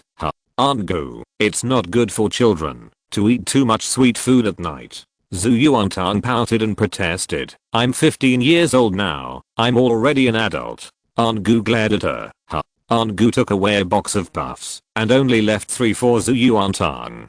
Zhu Yuantang wanted to cry, but had no tears. She took the remaining puffs and looked for Chachu heartbrokenly. Chachu was studying under the desk lamp. "Look, Jiang Ning bought me some ice cream puffs. They are so delicious. I'll share one with you." Zhu Chachu refused as usual. "No, no." Zhu Yuantang, "Okay, since you don't want to eat them, I'm leaving." After that, she left. Chachu was caught off guard. Shouldn't she ask again? She thought of the plump puffs. She didn't need to eat them to know that under the crispy crust was a cool and delicate ice cream. Chachu felt a little regretful. Zhu Yuantang returned to Jiang Ning's room with a depressed face. "My mother only left 2 puffs for me. Let's have one each." Jiang Ning glanced at the corner of her lips, where there was some puff pastry residue. It was much better than he expected, and she even knew to share it with him. Thinking of this, he took out another box of ice cream puffs. "Here, I bought 2 boxes." Chapter 511 Rescue. Tuesday, September 9th, morning. After the half-hour break, the bell for eye exercises rang, and Shang Kei-wei walked out of the office. She was wearing a white jacket and jeans, looking fresh and makeup-free. Her long hair covered her small face, making her full of simple youth. Although it was time for eye exercises, the class 8 of grade 2 was in a frenzy. Wu Zhaoqi was in the corridor outside the classroom, with the basketball moving back and forth under his crotch, bouncing non-stop. He picked up the basketball, jumped like a tiger, and turned around to shoot. Wang Lang was eating steamed dumplings in the classroom. Shan Zhao threw a coin. Cuiyu was browsing silicone dolls online. Because he didn't watch movies, his former big brother Duan Shigen decided to make a living on his own and set up Baidu Cloud Drive, and was thinking about it. During this time, Shang Kei-wei walked into the classroom without attracting anyone's attention. In the whole class, there were very few students doing eye exercises. Bai Yuxia was one, and An Qingfeng was also one. After the eye exercises, Gao Hishuoi did not enter the class immediately, which made the classmates very happy. The class monitors in Yaoling was unsure, and did not manage discipline. Deng Qingfeng turned to chat with Shen Qinj and Jiang Yanan. Changqing Liquid was on TV yesterday. Jiang Yanan, again. Deng Qingfeng first glanced outside, to prevent the teacher from paying attention. He took out his mobile phone, and clicked on Weibo. Look at the hot search. Jiang Yanan hurriedly looked over, and Shen Qinj also stared at it. The first hot search was iPhone 6 released. The second one was I Changqing, which was much more popular than the third place, a hurdler's marriage. I Changqing Shen Qinj read. She guessed, could it be related to the eyes? Deng Qingfeng looked excited. Yes, I heard that it can cure myopia. Cure myopia? Song Sheng next to him cast a look. He is myopic with 70 to 80 degrees. Although he doesn't need to wear glasses, he obviously feels that his eyesight is far worse than before. If Changqing Liquid develops a product to treat myopia, he will be the first to try it. Song Sheng often watched various martial arts action movies and was very fascinated by them. If he wore glasses in the future and fought with others, wouldn't it be a huge weakness? Dunking Feng, I heard that new technology was used. I believe in the level of Changqing Liquid. In the field of hair loss before, they said they would conquer it, just like a miracle. Dunking Feng had an uncle who was bald. It was not until that time that the uncle came to his house for dinner with a head of black hair that Dunking Feng's unique impression of him was completely broken. Shenkinj, the technology is definitely no problem. Isn't our English teacher Chen Haiyang an example? But the price may not be cheap, right? She was curious. Dunking Feng, there was a rumor on the internet yesterday that the current price of Changqing is estimated to be similar to Changqing Liquid. Jiang Ning was surprised. Ordinary people can't afford it, right? Why are they selling it so expensive? Song Sheng said coldly, they don't even want to sell it to ordinary people. Jiang Ning, why not sell it cheaper, such as 10 yuan a bottle, so that everyone benefits? Just like Coke, it's not a lot of profit, right?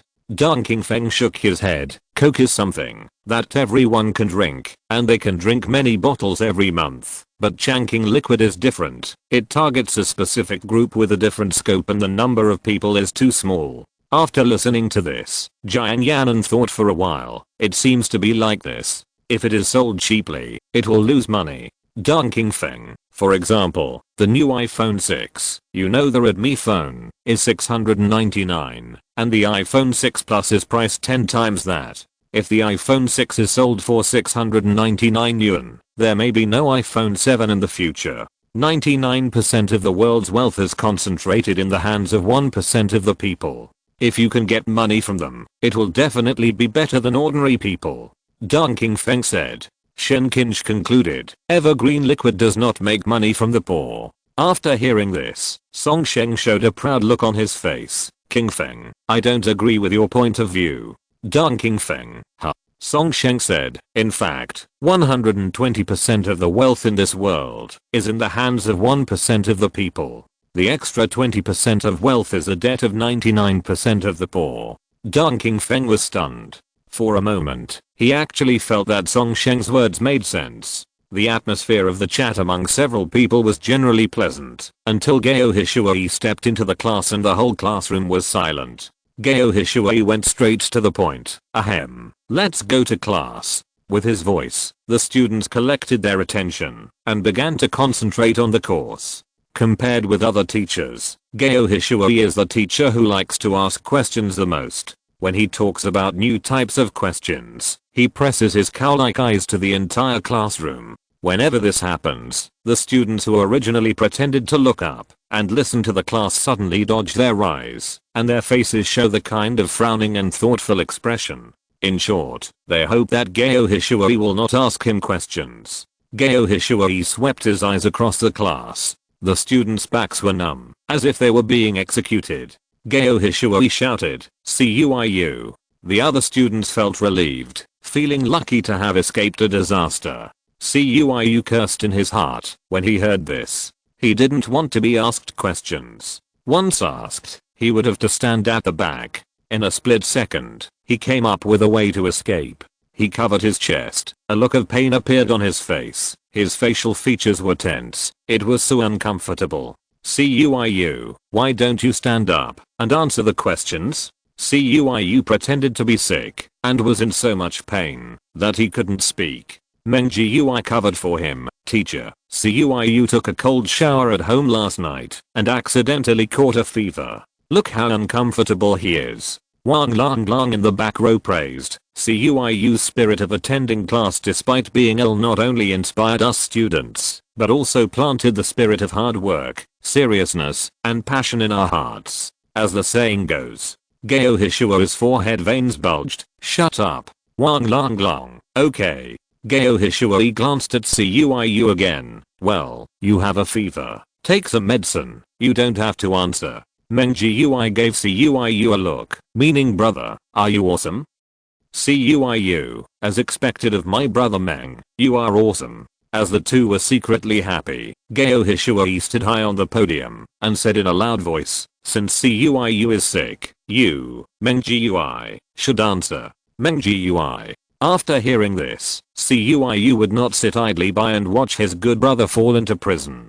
He struggled to hold onto the desk, propped up his body, and helped him out. Teacher Geo, Meng Gui ate half of a leftover watermelon last night and got sick too. Geo Hishuai looked unhappy and said in a tone of surprise, "I think his complexion is quite normal." CUIU gave Meng Gui a look, suggesting that he should pretend to be sick. But Meng Gui had his own plan. He knew it was too late to pretend to be sick, so he did the opposite. He said righteously, "The disease will not defeat me, but will make me stronger." After class, Meng Gui's guard duty ended. He rubbed his legs and returned to his seat. Wang Lang Lang sang in the back. Later, Xiao Gezi finally learned how to quibble, and Geo Pangzi had already disappeared in the crowd. Meng Xian looked at them and thought, there are too many weirdos in the new class, right? South side of the classroom. Normally, Shang Kei-wei would never leave the classroom if there was nothing to do.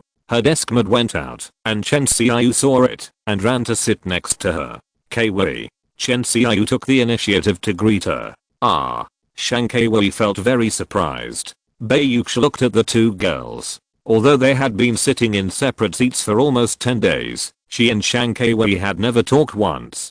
Chen Xiaoyu asked, "Today I went to the office and saw you typing on the computer. You typed so fast. It seems that you are still blind typing. How did you practice?" For high school students, blind typing with a keyboard is a relatively cool skill. Not to mention high school students, even many college students find it difficult to do it. Only when you enter society and work in an office can you master this skill. Shang Kei-wei clasped her hands together and twisted them unnaturally. She said, "Just practice more." Chen Xiaoyu, "Are there any practice techniques?" "I type more," Shang Kei-wei said in a very low voice. Bai Yuxia, who was sitting at the back table, said, "I remembered an interesting thing about typing." Chen Xiaoyu, "Tell me what you want to say." "My grandpa retired some time ago. My dad was afraid that he would be bored, so he bought him an iPad and installed chess software. Grandpa hardly chatted with people online before. This weekend, my parents and I went to have dinner with him and saw that my grandpa typed very fast." Chen Xiaoyu, "Why did the old man suddenly learn to type?" Bai Yuxia's pretty face was a little strange. Grandpa said that when playing chess, the opponent often scolded him, and he had to scold back. Chen Xiaoyu, "Ah. This is too amazing." Chen Xiaoyu felt strange, but Shang Kei-wei beside her shuddered after hearing it. In the hot weather, she only felt her hands and feet cold. She won't be exposed.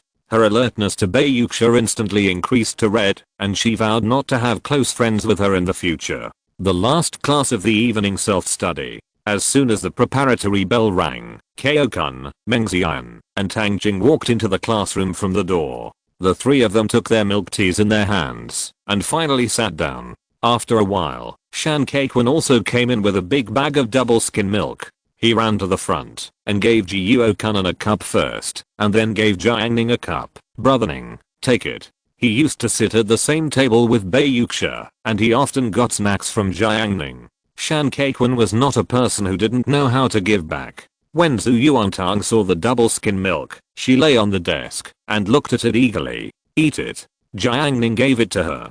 Zhu Yuantang's eyebrows suddenly curved into crescents. Shan Kei-kun returned to the fourth seat and gave Wang Lang Lang, Ma Shiqing, and Hu Jun all a cup. Wang Lang Lang sighed. "Wow, what's the good news for Brother Quan today?" Shan Kei-kun said casually, "Thank you guys for helping me set up questions yesterday. I have to repay you." Wang Lang Lang, "I wish you success." Ma Shiqing, "I wish you good luck." Hu Jun, I wish you a great victory." Shan Kei-kun spent 10 yuan and received blessings from his good brothers. In front, Tang Jing took an extra cup of milk tea. Keo-kun felt uncomfortable because he paid for the milk tea, although the money was not much. "But what did you, Tang Jing, mean by asking for 2 cups at a time?" Meng Xian only asked her for 1 cup, but Keo-kun had no choice. Every time he and Meng Xian made an excuse to date, Tang Jing would always show up, ruining the atmosphere of his date and making him spend more money.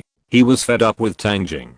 Tang Jing picked up a cup of pearl milk tea, turned around, and said to Huang Yasu in a coquettish voice, "Yasu, you work so hard to carry water for your classmates. Others don't thank you, but I do. Here, I bought you a milk tea with pearls and pudding." After hearing this, Kyo-kun was furious. "Fuck, that's the milk tea I bought. Although I don't like you, you use the milk tea I bought to date other men. What the hell do you mean?" Things were so complicated that Kyo-kun was almost furious. Huang Yasu was stunned by the sudden surprise. He had never had a girl buy him milk tea in his life. If it were any ordinary high school boy, if a girl with average looks brought him milk tea, he would definitely feel happy. The honest Huang Yasu awkwardly declined. No, I like to work. I don't need milk tea."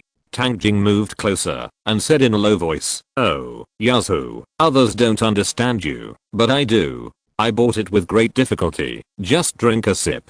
Be obedient." Huang Yasu's face turned red, and seeing Tang Jing continue to move forward, Huang Yasu quickly said, I'll drink it later."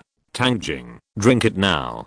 Duan Shigang, who was separated by a river, kept a close eye on this side. He was almost going crazy with jealousy. This Huang Yasu was so popular with women. Huang Yasu could not bear Tang Jing's kindness, and he stopped refusing.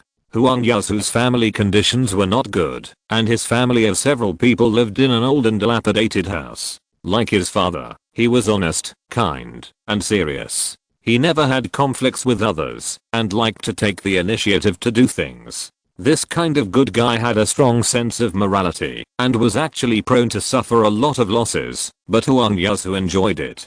Huang Yasu had never even drunk milk tea outside the school, even though the price of this cup of milk tea was only about 5 yuan.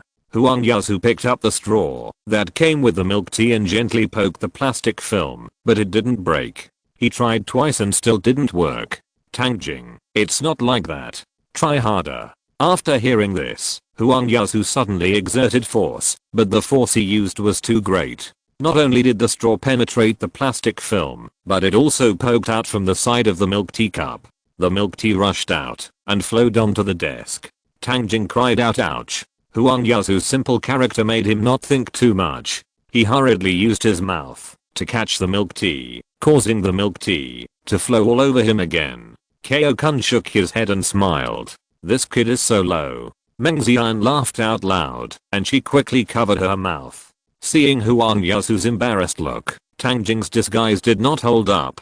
She pointed at Huang Yasu and said with a smile, "Is it a cup of milk tea?" Huang Yasu, who was in a hurry, noticed the reactions of his classmates around him, and he forced a far-fetched smile. The atmosphere was very quiet for a while. The noise disappeared, and Huang Yasu's dignity and joy seemed to disappear with it. Suddenly, Ma Shicheng, who was sitting in the fourth row behind, was surprised and said, "Fuck, my hands are shaking. I saw a piece of white and tender double skim milk flying onto the pile of books. It was particularly obvious under the fluorescent light on the ceiling. It's shameful to waste food." Ma Shicheng didn't dislike it at all. His expression was normal. He scooped up the piece of double skim milk with a spoon, put it in his mouth, and ate it with relish. Chapter 512 Unable to see. Class 8 was in complete silence. Ma Shicheng calmly tasted the double skim milk, oblivious to the people around him. His deskmate Wang Lang saw him, pretending to be careless, using a spoon to take out 2 red beans, which fell on the textbook. He swaggered, opened, and closed his mouth, picked up the red beans, and stuffed them into his mouth, smacking his lips. Brother Ma is right. It is shameful to waste food. Whose ancestors are not farmers? We must not forget our roots. Shan Kaikun understood the intention of the dragon and horse combination, and he also had a good impression of Huang Yasu. Once after the evening self-study, it was his turn to sweep the floor, and Jiuo-kun urged him to go outside to buy rolls, otherwise there would be too many people later. When he was in a dilemma, Huang Yasu took the initiative to take on the task of sweeping the floor, so that Shan Kaikun could go out earlier. A drop of water should be repaid with a spring. Shan Kaikun raised the cup of double skim milk, like a hero drinking, and drank it in one gulp, and a lot of it fell on his clothes. Shan Kaikun shouted, "Great. Yazoo, let's see who drinks faster. Hu Jun was a step late. The performance method was all done by several people. What should he do? At the critical moment, Hu Jun remembered his position as the life committee member, and he shifted the blame. Ahem. Don't eat and drink during self-study classes in the future. This is a bad behavior. For example, Yuan drank milk tea and pearls sprayed out of her nostrils. Pang Jiao ate instant noodles, and ended up hitting the noodles and exploding. I won't go into details here. His words made Yuan and Pang Jiao want to tear him apart alive. Hu Jun was not afraid. He admitted that Pang Jiao's fighting power was unparalleled, but the spider in his pocket, the rats kept downstairs in the boys' dormitory, and the snakes in the small garden. One by one, they will tell Pang Jiao that in this world, it is not who has the greater strength who can win. After a commotion by several people, Huang Yazhu's embarrassment was reduced by half. Huang Yazhu turned around and showed a grateful smile to the 4 people sitting in the back row, and his embarrassment was relieved a lot. Kao-kun and others, who had just shown a look of superiority, restrained their expressions on their faces. Tang Jing looked at Ma Shicheng and others with disdain in her heart. Childish tricks. Do you think you can stop me like this? She will crush their advantages with her own hands. Tang Jing's mocking expression gradually disappeared, and like the face changing in Sichuan opera, it turned into a complaint. She moved closer again, and said in an intimate tone, Yazoo, is a cup of milk tea a big deal? It has soiled your clothes. Don't take it next time. If the milk tea spills, it spills. I will buy you another cup. While complaining, she took out a scented tissue, and wiped the milk tea off Huang Yazhu's clothes. Her movements were particularly meticulous, completely beyond the relationship between ordinary classmates. Huang Yazhu is not a person who bears grudges. Otherwise, he would not always do good things. Seeing Tang Jing's intimate actions, Huang Yazhu put his hands in front of him and rejected him in panic. No, no. Tang Jing stepped forward and continued to help Huang Yazhu wipe his clothes. Wang Lang whispered and cursed. What a cheap bitch. Shan Kaikun agreed. Indeed. Looking at this scene, he couldn't help but imagine, if his clothes were splashed with milk tea, would Bayuksha be willing to wipe it for him? The fantasy time had just begun, and Shan Kaikun's heart trembled. He withdrew from that world. He was no longer the naive him at the beginning. From today on, there was no Bayuksha in his heart, but the new girl, Lan Zichen. Ma Shicheng saw Huang Yazhu's reaction and shook his head secretly in his heart. At the same time, Grade 12, Experimental Class 1. After the reclassification, the liberal arts students in the experimental class and the students with the lower rankings were eliminated, of course, with the exception of some special students, such as Qian Heng. Compared to students like him who just want to get by, top students with good academic performance are the ones who attract attention in number 4 middle school. Du Chuan, a mercenary for the college entrance examination, has been ranked 3rd since the first monthly exam in the first year of high school. His ranking has never risen or fallen, even though the 4th place in the grade changes frequently and is taken turns by Fang Qiuyu, Ding Xuan, Shen Xianxi, and Lin Zida. The 3rd place is always firmly locked by Du Chuan. This is the gold content of the master invited by Principal Yu of number 4 middle school at a high price of 6 figures. Even if Ding Xuan is smart and Lin Zida has high emotional intelligence, they must admit that in terms of learning, they can't beat Du Chuan anyway. In the last class tonight, Experimental Class 1 held a class meeting. The purpose is to let the new students get familiar with Class 1 and share learning experiences. Under the gaze of Wei Ziyuan, Deng Jiai, Zhuang Jianhu, and Yuan Xiaomao, Du Chuan, who has a slightly dull temperament, stepped onto the podium. Hu Hao, the head teacher of Class 1, stood on one side, cleared his throat, and said to Du Chuan, can you first tell us why your grades can maintain the 3rd place, and the city's ranking has steadily improved? Speaking of the 3rd place in the grade, the head teacher Hu Hao felt pain in his heart. As the head teacher of the leading experimental class, the 1st and 2nd place in the grade were not in his class. What a shame. Du Chuan adjusted his glasses and said straightforwardly, why do I maintain the 3rd place in the grade? The answer is actually very simple. The classmates looked at his face, waiting for his second sentence, hoping to understand the secret of learning from it. Du Chuan said frankly, because the first and second place results, I can't catch up. The atmosphere in the class was cold for a while. The head teacher Hu Hao laughed dryly twice and said, haha, Du Chuan, you are good. You can clearly recognize the gap and have surpassed many people. Keep up the good work and work hard. He encouraged twice and left the class with a gloomy face. Lin Zida shouted, Chuanzi, what's wrong with you? Look, the old class teacher is angry.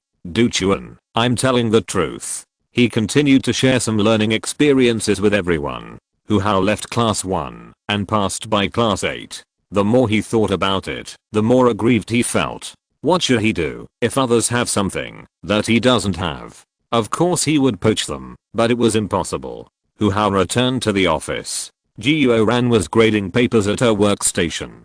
She greeted him, Teacher Hu. Hu Hao responded, feeling angry, but he was the head teacher of experimental class 1 after all, and he was competent for the job with his own upright abilities. He was very magnanimous. If others had something that he didn't have, then he would train one. There happened to be a class meeting today, and Hu Hao planned to invite Zhu Yuantang to their class to talk about his learning experience and see if he could enlighten a few top students. Hu Hao did not act rashly. He consulted Jiuo Ran for advice and visited 2 more offices. Zhu Yuantang did not sleep tonight.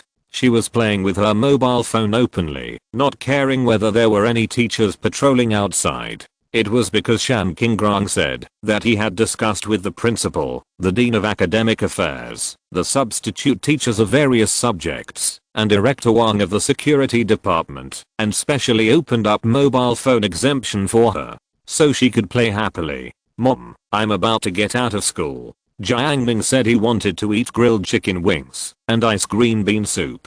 She sent a message to her mother. Aunt Gu, eat, eat, eat. You only know how to eat. There is nothing at home. Zhu Yuantang suffered verbal violence from her mother across the screen. Her expectations were dashed.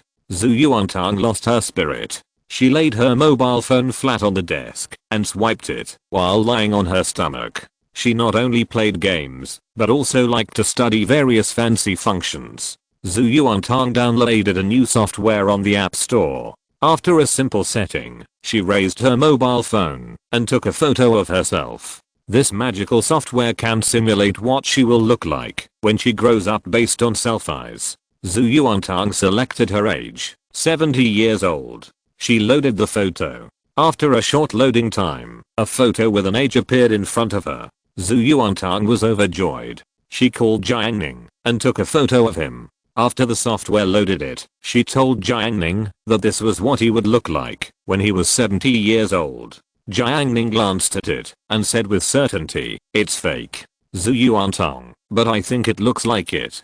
Jiang Ning, how is it similar? Zhu Yuantang, I'll wait until you are 70 years old to see if it looks like it.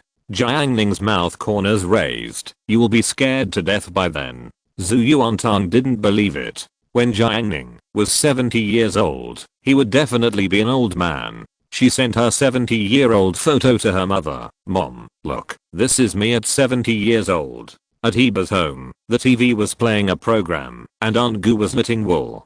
She planned to knit a winter scarf for her daughter. She looked at the photo of her daughter and said with disdain, it's messy and ugly. Zhu Yuantang, Mom, you will be like this when you are old. Aunt Gu, nonsense, Mom is not that ugly. Zhu Yuantang smiled happily. I will see it later. At this time, her mother sent another message. Do you still have the photo of you when you are 70 years old? Zhu Yuantang was puzzled. She was so ugly, why did her mother want to see it? She replied, it was sent just now, it's above. Aunt Gu typed clumsily, send a few more. Mom can't see you when you get old. P.S. There are fewer words today, and I will make up for it tomorrow. If you're listening to this novel on a channel other than Fanfic World, it means they downloaded and uploaded it without effort. We cordially invite you to visit our channel, Mundo Fanfic Novelos. There you'll find the original version of this story and you can explore many other novels of various genres. We're waiting for you to immerse yourself in a world of incredible novels. Chapter 513 High Price. During the evening self-study period, Hu Hao, the head teacher of Class 1, stopped at the door of Class 8 with a plastic bag. He did not suddenly break into the classroom, but stood at the door for a while, brewing for half a minute, gradually attracting the attention of many students. Jiang Ning, who was on the podium as the monitor of class 8, came forward to ask, "Teacher Hu, do you have anything to do? Hu Hao is the head teacher of experimental class 1, and he has outstanding teaching skills, so he has a halo, and most of the students in the same class know him." Hu Hao finally stepped out and walked into the classroom. He did not go to the podium, but went to the corridor and said kindly, "Zhu Yuantong, are you free? I'll take up some of your time." As he said that, he put the plastic bag on the desk.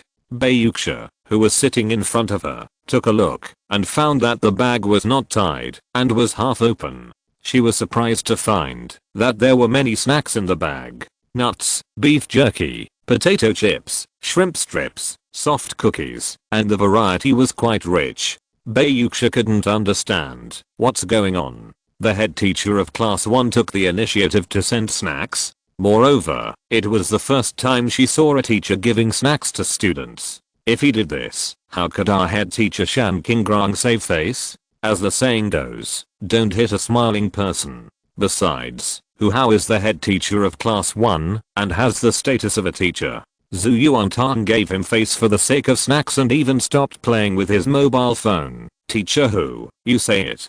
Hu Hao said, "It's like this. Our class is holding an exchange meeting. As the first in the grade and the first in the city, I would like to invite you to come to our class and say a few words, share your learning experience, and strive to make our number 4 middle school's overall performance reach a higher level." Before Zhu Yuantang could answer, Chen Kan in the first row stopped writing. He recently found that, although he worked very hard every day, his progress was getting slower and slower. After breaking into the top 10 in the grade, he was already a 985 player, but because of this, Chen Kan found that he had encountered a bottleneck, the bottleneck of rushing to those 2 famous schools. If he didn't break through, Chen Kan had a hunch that his performance might stop here.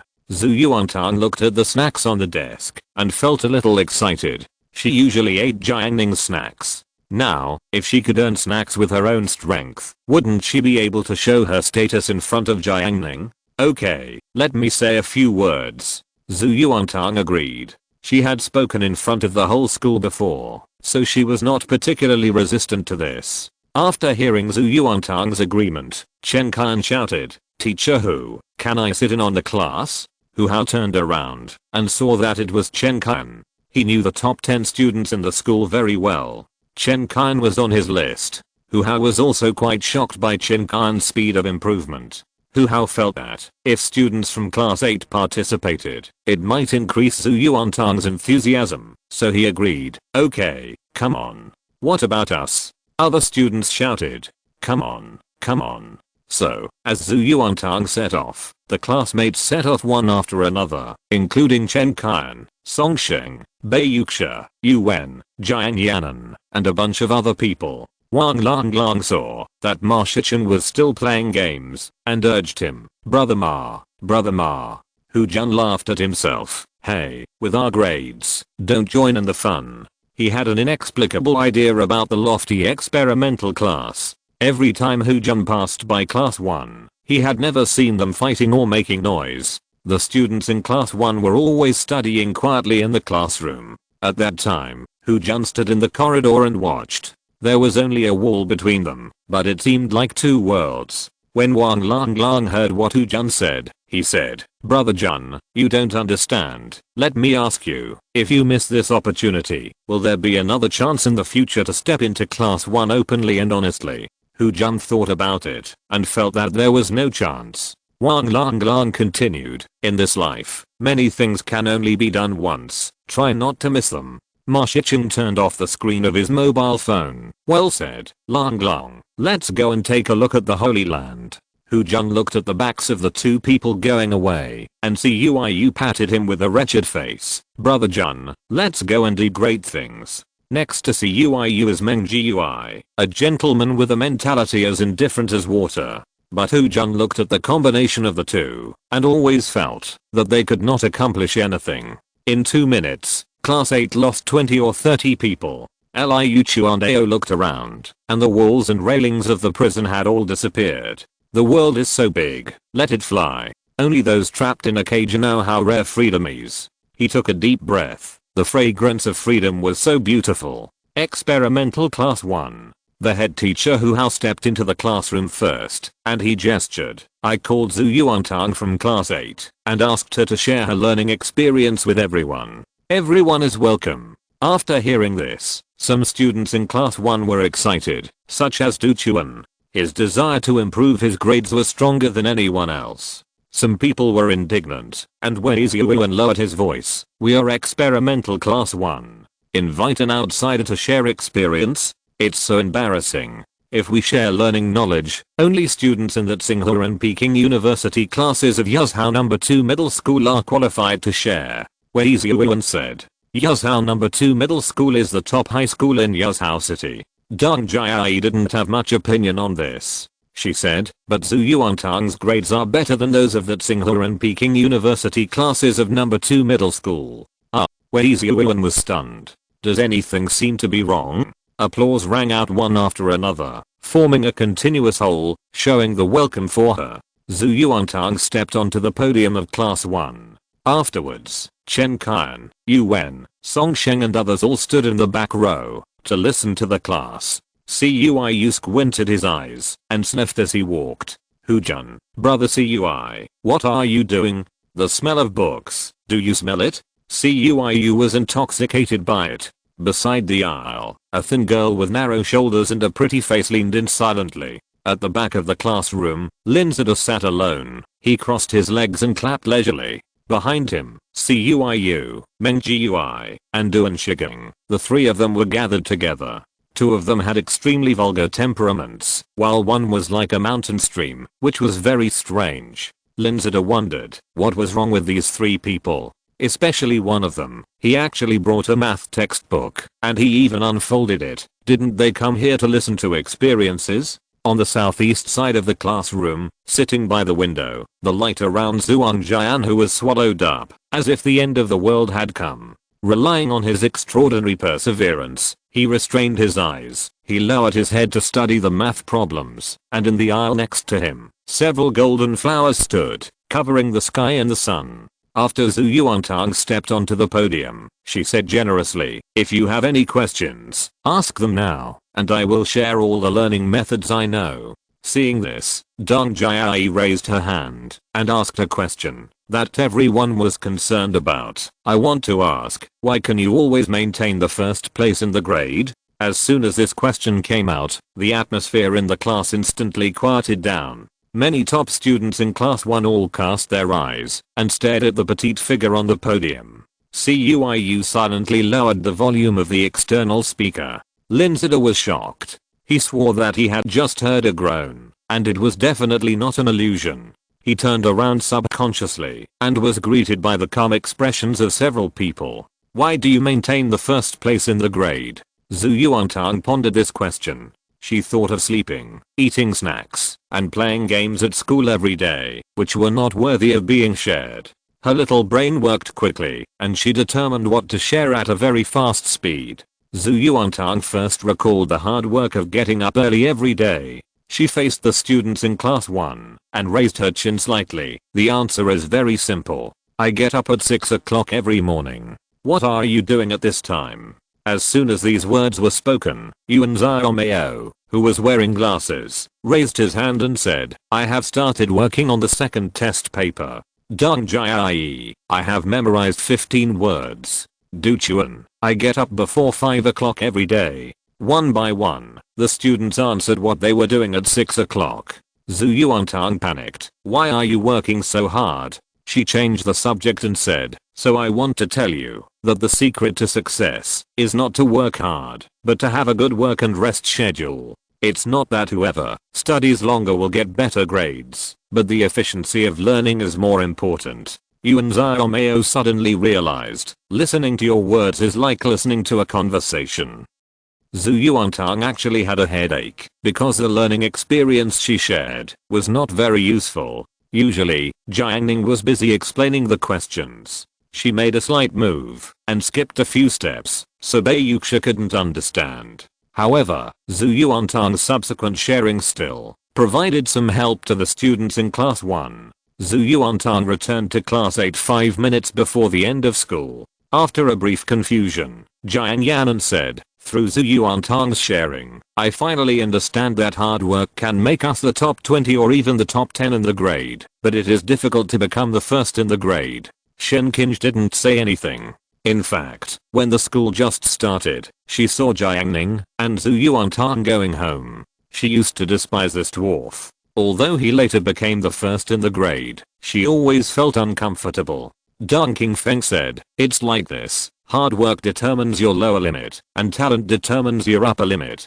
As soon as he finished speaking, he saw Song Sheng's expression of jealousy and indignation. He thought, "Song Sheng, do you have any good ideas?" Song Sheng said, "I don't agree with you. It should be that your household registration determines your lower limit, and your family resources determine your upper limit." Wednesday, during the morning break, the sky was clear, like the blue sea. The clouds were like snow-white sheep. The sun was shining. The campus was shrouded in bright light, and the small garden was full of greenery. At the edge of the square, tall poplar trees stand tall, and birds are standing on the branches, looking at the students on campus. CUIU and a few others are lying on the corridor, looking at the junior and senior students passing by the square below. If they meet a good-looking girl, they will tell Meng Gui and Duan Shigen. After the three of them comment on her, they will give her a score. They are so happy. Shan Kaikun has someone he loves in his heart and disdains to attend such gatherings.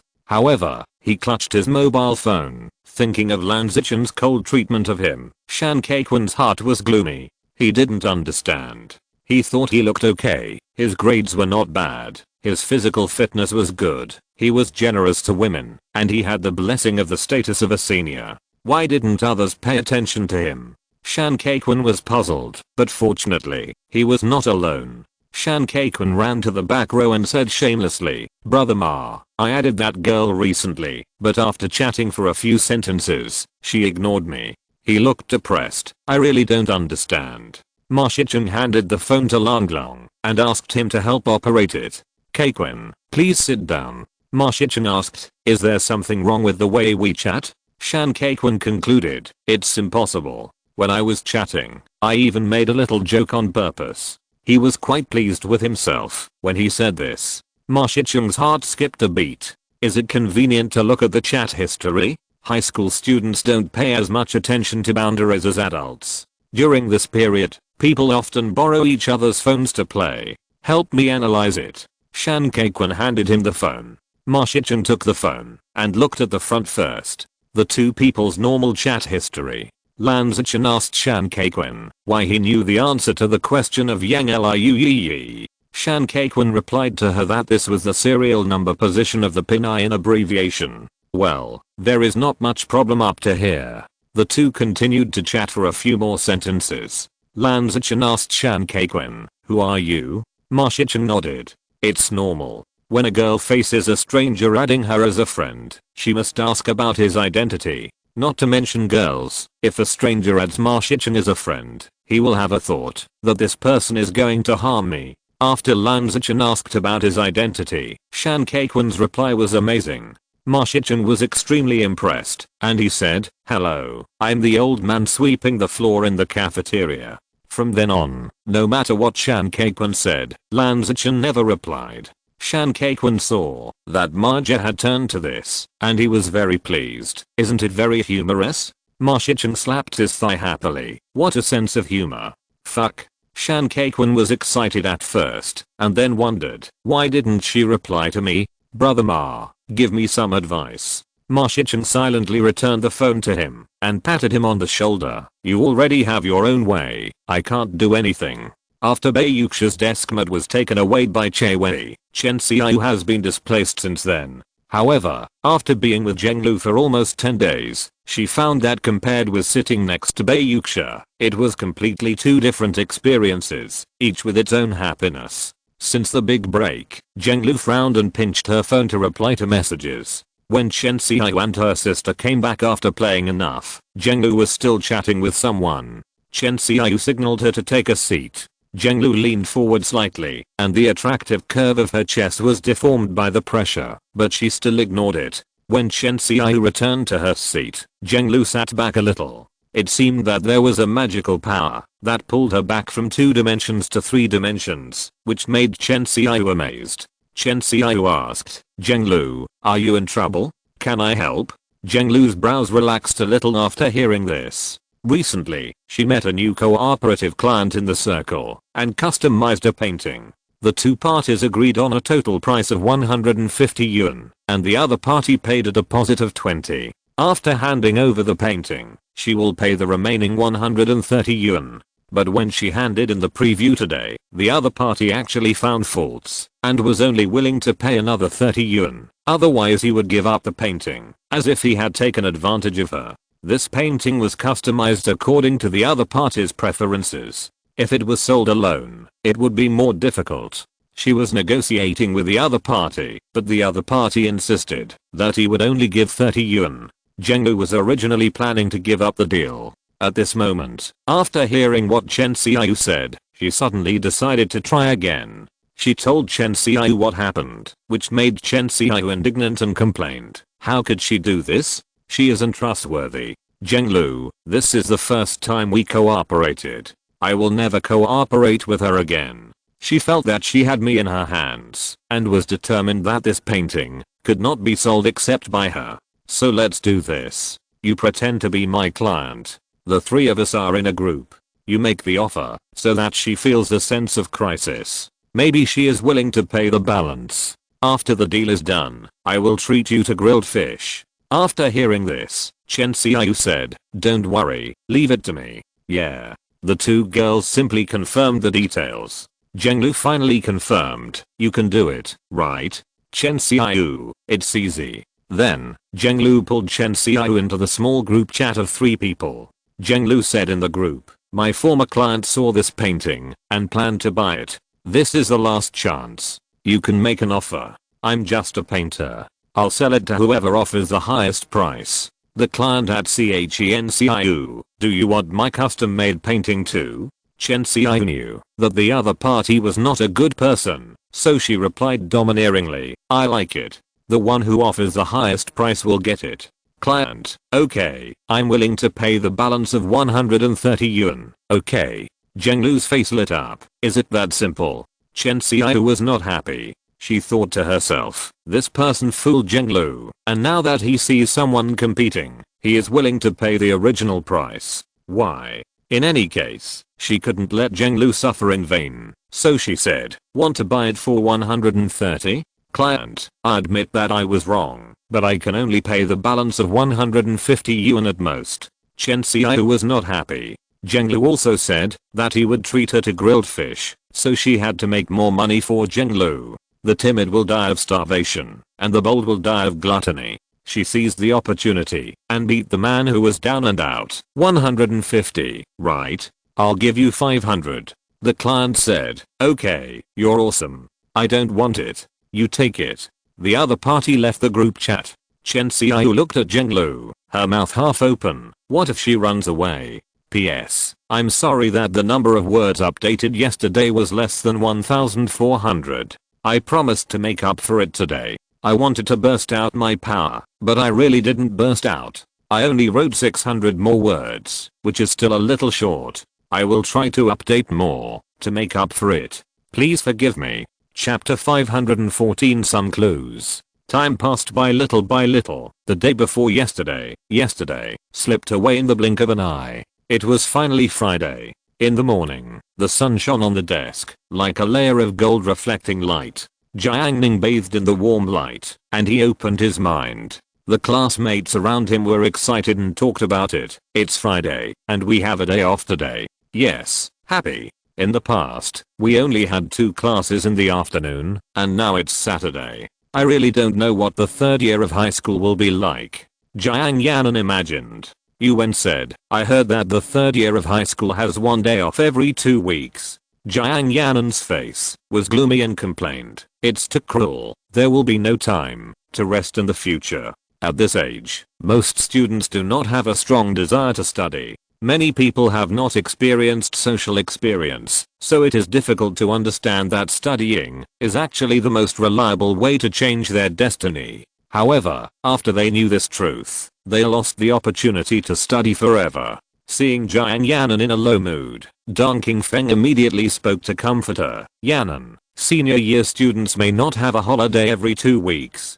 Jiang Yanan glowed with hope. Do you have any inside information? Yuan, it's hard. I heard that several years ago, senior year students had the current schedule. Dong Qingfeng said, in the past, the second year students had evening self-study until 10:20. It was also an old tradition in number 4 middle school. Isn't it changed now? Jiang Yanan, it seems so. 10:20 in the evening was too torturous. Jiang Yanan only had one day, and couldn't stand it. Dong Qingfeng lowered his voice. I heard that it was a senior sister Xiao who asked to change it. Senior sister Xiao? Jiang Yanan was confused at first, but soon she remembered that senior sister, a very young and beautiful woman who had appeared on the screen frequently recently. The CEO of Changqing Liquid, Xiao Shuangshan. Jiang Yanan was surprised. Would she care about such a small matter? In her mind, the CEO of a large company like Changqing Liquid must be very busy, and every minute and every second of his schedule must be carefully planned. Only then can it meet Jiang Yanan's fantasy of a top figure. Dong Qingfeng said, Yazhou number 4 middle school is the alma mater of senior sister Xiao, so there must be sentiment. The garbage canteen in the school was proposed by senior sister to be rectified. Seeing this, Yuan said with some admiration, senior sister Xiao is really down to earth. After being admitted to number 4 middle school, Yuan also had many things that she couldn't stand, but couldn't change. When she thought that Xiao Shuangshan was now successful and famous, she was actually able to change the things she couldn't stand before. She felt so cool. Such free and easy and domineering made Yuan, a hot-tempered little pepper, couldn't help but admire her. Shenkinj, yes, don't forget your original intention. Her expression did not change, but there was an inexplicable brilliance in her eyes. If in the future, she can become a person like Xiao Shuangshan, can Jiang Ning still be proud in front of her? Oh, she remembered that Jiang Ning's parents seemed to work at Changqing Liquid. At this moment, Shen Qinj had someone she wanted to be. Jiang Ning, are you thirsty? Zhu Yuantang suddenly asked. No. Zhu Yuantang thought of an idea. Science suggests that people should drink 8 glasses of water every day. How many glasses did you drink today? Jiang Ning said, science suggests that people should exercise for half an hour every day. How long did you exercise today? The heart-piercing question made Zhu Yuantang speechless. Bayuxia, who was sitting at the front desk, felt a little funny. Zhu Yuantang snorted, if you don't want to drink, then don't drink. I'll get some water myself. Don't even think about getting water from my cup in the future. As she said that, she moved the cup away. Jiang Ning was too lazy to argue with her, so he simply picked up the cup and walked towards the water dispenser in the northwest corner of the classroom. Bayuxia shook her head secretly. In the past, she might have thought that Jiang Ning treated Zhu Yuantang too well. However, since she went to Heba, she realized that maybe Zhu Yuantang treated him better. Bayuxia looked at the little Zhu Yuantang and occasionally had an idea, if Jiang Ning doesn't rent a house after graduating from high school, where should they go in the future? Because, no matter how you look at it, Zhu Yuantang looks like a child, and he doesn't match the mature and steady Jiang Ning. Jiang Ning was holding a water cup. As everyone knows, Class 8 has 2 water dispensers. At this time, one water dispenser was occupied by Wang Yan'an, and the other one was out of water. Wang Yan'an not only filled her own cup, but also took the responsibility of filling water for her good sisters Pang Jiao, Li Shengnan, and Zhang Yifei. Her cup was just an ordinary size, but the other 3 golden flowers had enlarged cups, and it took a lot of time to fill them. So, a few people lined up behind her, Mengxian, Cuiu, all waiting. In fact, there were extra pure water buckets on the ground, but it took some effort to put the buckets on the water dispenser. For Cuiu, why bother? This was the job of the duty student. Jiang Ning walked to the water dispenser, and Mengxian and Cuiu cast their eyes on her, especially Mengxian. Just as boys pay attention to pretty girls, many girls also pay attention to the men with outstanding appearance in the class. She didn't know much about this handsome boy in class 8. The only time she saw him in the limelight was when Liu Chuandao and Pang Zhao had a fight. It seemed that there would be huge casualties, but this mysterious boy stopped them. Jiang Ning held the cup in one hand and the handle of the pure water bucket with the other. Liu saw it and said, "Jiang Ning, are you going to put the bucket on? Come on, I'll help you get the cup." Jiang Ning said, "No need." Jiang Ning held the handle of the bucket with one hand, and his posture was upright. He lifted it lightly and turned it. The 18.9 L, 37.8 pound bucket was turned by him with one hand. He put it on the water dispenser and the water was successfully filled. Liu blurted out, "Fuck." Meng Xian next to him was shocked, and the look in her eyes when she looked at Jiang Ning changed. The pure water bucket was very heavy. Jiang Ning's action just now, twisting the bucket with one hand, didn't know how much strength it took, but he actually did it directly. The demeanor of lifting a heavy weight with ease was indescribably graceful. After filling the water, Jiang Ning filled Zhu Yuantang's cup with water. Now, the two water dispensers have resumed operation, so Meng Xian naturally doesn't have to wait for Wang Yanan. She thought of Jiang Ning's demeanor just now, and she felt a little curious. He is different from Kao-kun. Meng Xian has never met a man with such a graceful demeanor. Meng Xian had an idea. She held the lid of the cup and pretended to unscrew it, pretending to want to unscrew it, but couldn't. She twisted it and shook her hand slightly with a worried look on her face, wanting to show it to Jiang Ning. As a result, after Jiang Ning filled the cup, he turned around and left, as if he didn't see her. Liu saw Meng Xian hesitating in front, so he asked, "Do you want to get some water?" Meng Xian played the role to the end. "Sorry, the cup can't be unscrewed." Liu said, "Okay, then I'll get it first." As he said that, he squeezed Meng Xian aside and happily got some water. Deng Qingfeng seemed to have clairvoyance and super hearing. Whenever a beautiful girl encountered difficulties, he could always find out in time. Deng Qingfeng came out from his seat and said, "I'll do it, I'll do it." He took Meng Xian's cup, twisted it gently, and opened it. He also said, "You are not very strong." Meng Xian showed a perfect smile. "You are strong." Deng Qingfeng smiled. "It's okay. Whether you are strong or not is one thing, and whether you are willing to help is another. I'm not like some classmates." There was sarcasm in his words. Liu, I didn't screw it to death. Why should I help unscrew it?" The atmosphere became much more agitated during the Friday night self-study. The students' hearts could no longer be at ease in the classroom. Chen Xiai reminded, "I looked at the weather forecast. It will rain tomorrow. The temperature will drop by several degrees. You should keep warm." Zhu Yuantang, "What are you afraid of? I never get sick." Chen Xiai said, "Really? I'm most afraid of getting sick. When the temperature dropped, I was prone to catching a cold and having a fever. I went to the hospital with my sister for injections." Zhenglu looked up, confused. "Do twins get sick together?" Chen Xiaoyu said, "Because my sister and I sleep in the same bed. If the weather suddenly gets cold, we like to fight for the quilt, and in the end, no one can cover themselves, so we go to the hospital together." Zhenglu, huh? Chen Xiaoyu and her sister are very fair. If there is only one thing, they either share it or neither of them gets it. Zhu Yuantang said, "Did you get injections when you were sick, when you were young?" Chen Xiaoyu, "Yes." Zhu Yuantang didn't have this experience. There was a very small clinic in their village, with only an old doctor in it. Every time she caught a cold, had a fever, or coughed, her mother would take her to the small clinic. The old doctor would always take out a bunch of medicine bottles, including capsules, small white tablets, large white tablets, and pills wrapped in sugar. In short, there were many kinds of medicines, which were scattered together and then wrapped in paper. Finally, Zhu Yuantang took the pile of paper bags home, ate a bag after each meal, and soon he recovered. Unfortunately, since moving to the city, Zhu Yuantang has not had this experience.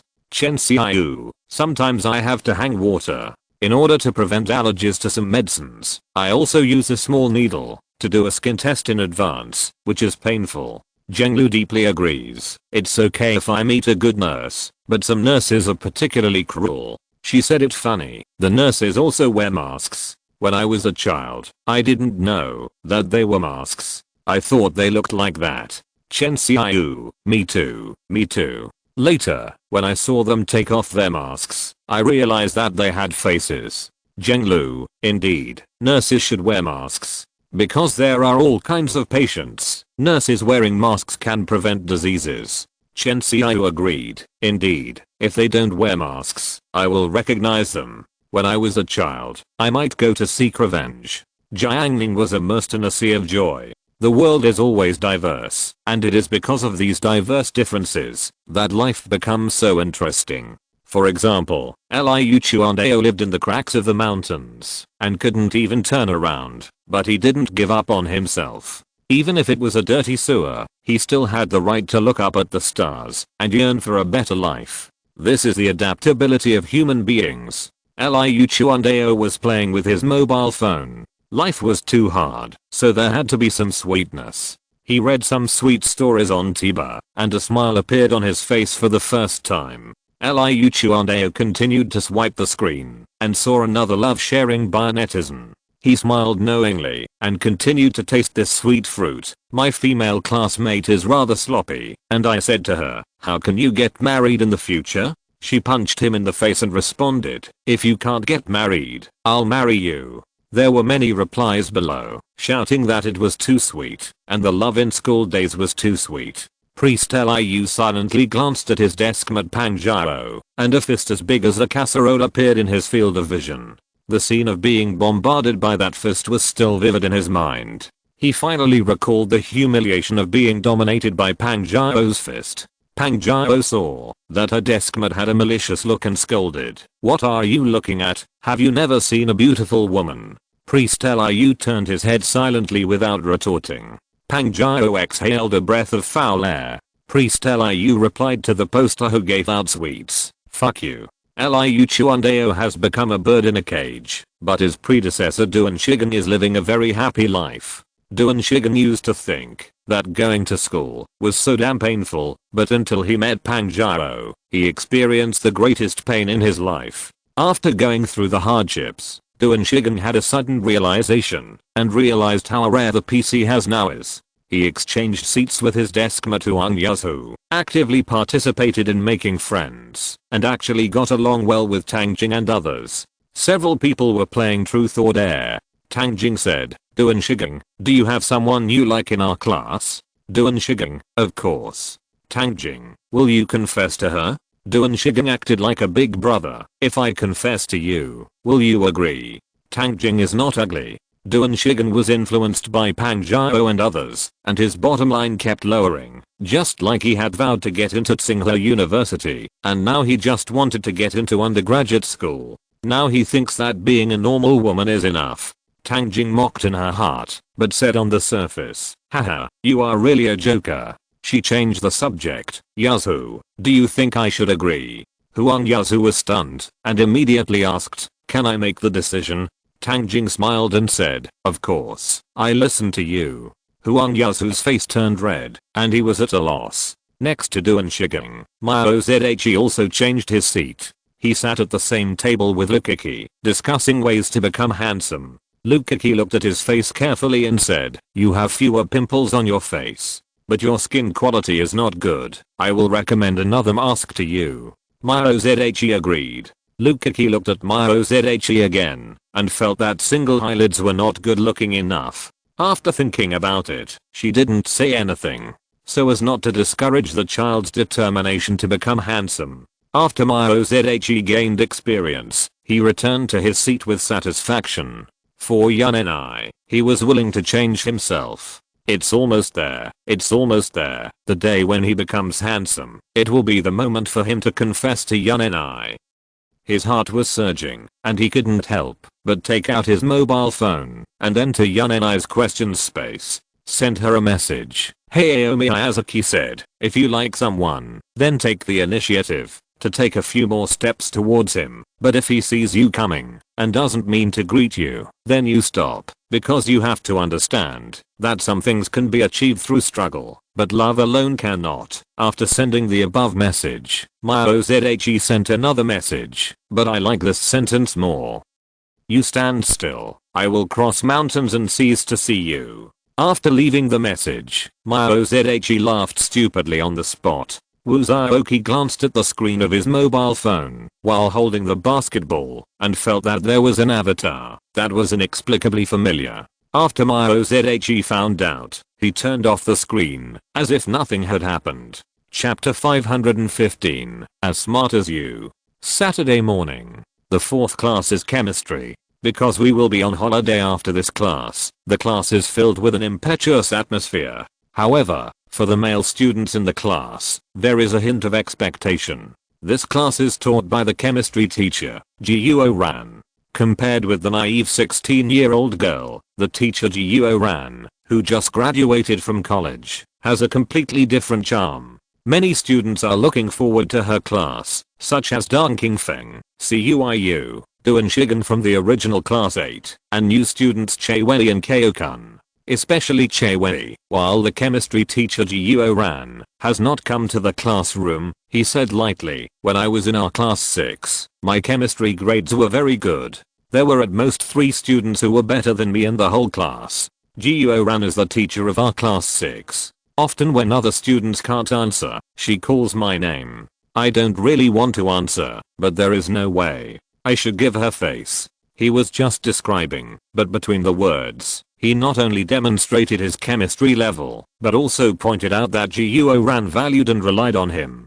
Bayuxia understood what he meant. Normally, she would have just replied with a light "oh," but now, Bayuxia nodded. Well, you are pretty good. You can make teacher Jiuo look at you with new eyes. Che Wei felt so good after hearing this, much better than eating a popsicle in the dog days of summer. You know, he has shown his abilities in front of Bayuxia many times, but every time, he was greeted with her nonchalant attitude. It was like a fist hitting cotton, which made him very unhappy. Now, it was unexpectedly out of character. Could it be that the excellent teacher Jiuo Ran's attention to him attracted Bayuxia? Che Wei continued. At that time, the chemistry class representative of our class 6 was someone else, but later she quit, and Jiuo Ran took the initiative to ask me if I would be the class representative. Che Wei made some embellishments. In fact, Jiuo Ran asked several classmates at that time, and Che Wei was just one of them. But Che Wei, who claimed to be superior, believed that Jiuo Ran looked at her differently, and others were just foils, and he was the center of the world.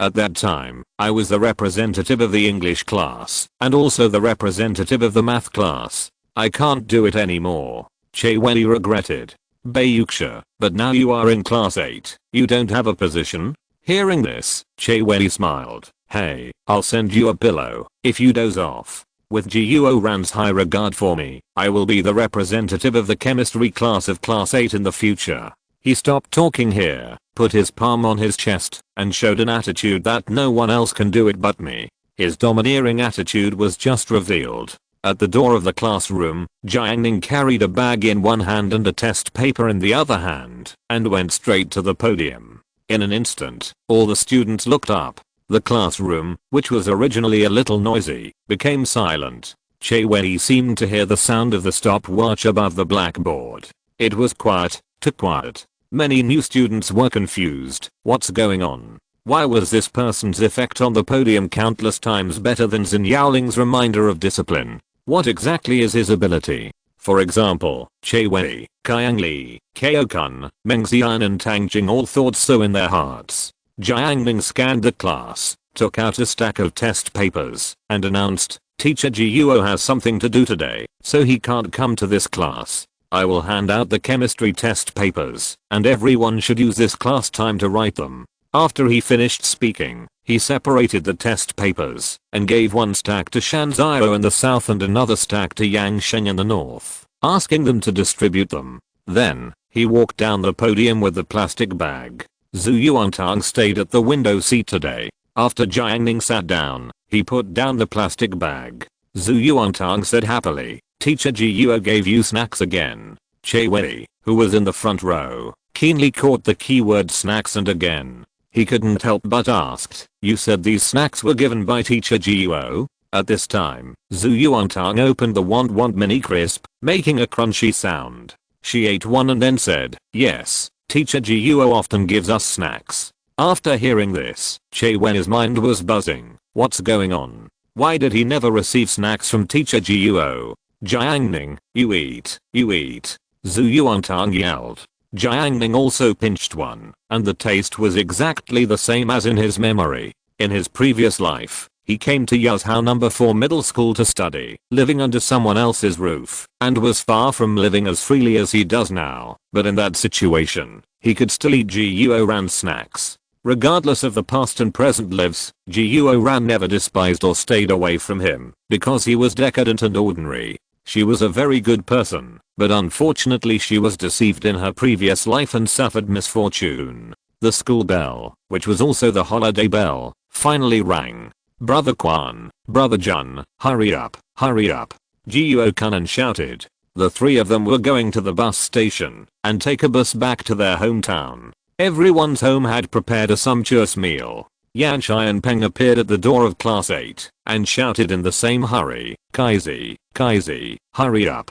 He and Zhang Kai planned to eat at the table. It was almost 12 o'clock now. If they were later, the table might start eating. Several people left the classroom like the wind. In contrast, Jiang Ning and Zhu Yuantang were much calmer. They were still chatting in their seats. 3 minutes later, the old squad leader Huang Zhangfei packed up his books. "I'm leaving," Huang Zhangfei said. Jiang Yanan signaled to Yuwen with her eyes, but saw Yuwen shook her head. After Huang Zhangfei left, Jiang Yanan said, When, didn't you ask the squad leader to watch a movie tonight?" "Yuwen, I did." Jiang Yanan immediately became curious. "A late night movie, right? Did the squad leader agree?" Yuwen sighed and said, "Originally he agreed, and then I told him it was a night show. It would be 11:30 after the show. If I go home, it would definitely disturb my parents, so." Jiang Yanan, "So what?" Yuwen, "So the squad leader said it was too late, and he didn't want to watch it."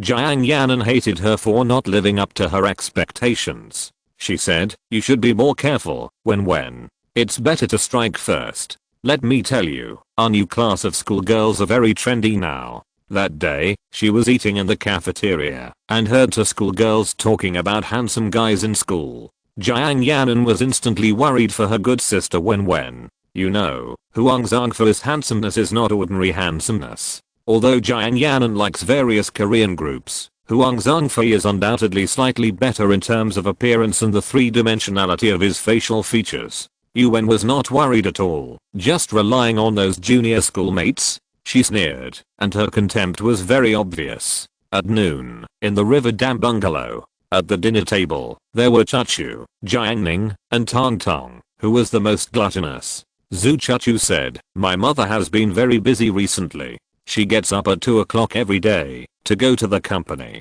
There was a hint of worry on her face. After seeing this, Zhu Yuantang comforted, "Chachu, have you forgotten that they used to work in 2 shifts? It seems that this is the case." Zhu Chachu recalled that when she first came to Yazhou, her mother worked in a factory and often worked day and night. In recent months, her mother's normal work and rest schedule and comfortable life had slightly reduced her perception of suffering. Jiang Ning said, "Changqing Liquid is preparing for a new product launch conference, so it's normal to be busy. Is the overtime pay sufficient?"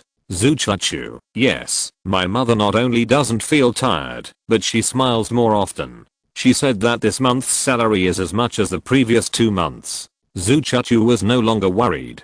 Tong Tong took a big sip of pumpkin soup. The pumpkin was carefully selected by her mother. When cooking, a little rice was added, and no sugar was added. It has a sweet taste. It is super satisfying to drink. After dinner, Tong Tong collapsed and Chachu went to wash the pots and dishes, and Jiang Ning continued to play with his mobile phone. After resting for a while, Tong Tong took Chachu to Jiang Ning's room to play games. Jiang Ning recently got a new game console, Wii U. Jiang Ning, at this age, had never even heard of this game console before. It was Lin Zida who told him about it this time. He opened Mario Kart 8, turned on the 3-person screen mode, and raced with Zhu Yuantang and Zhu Chachu.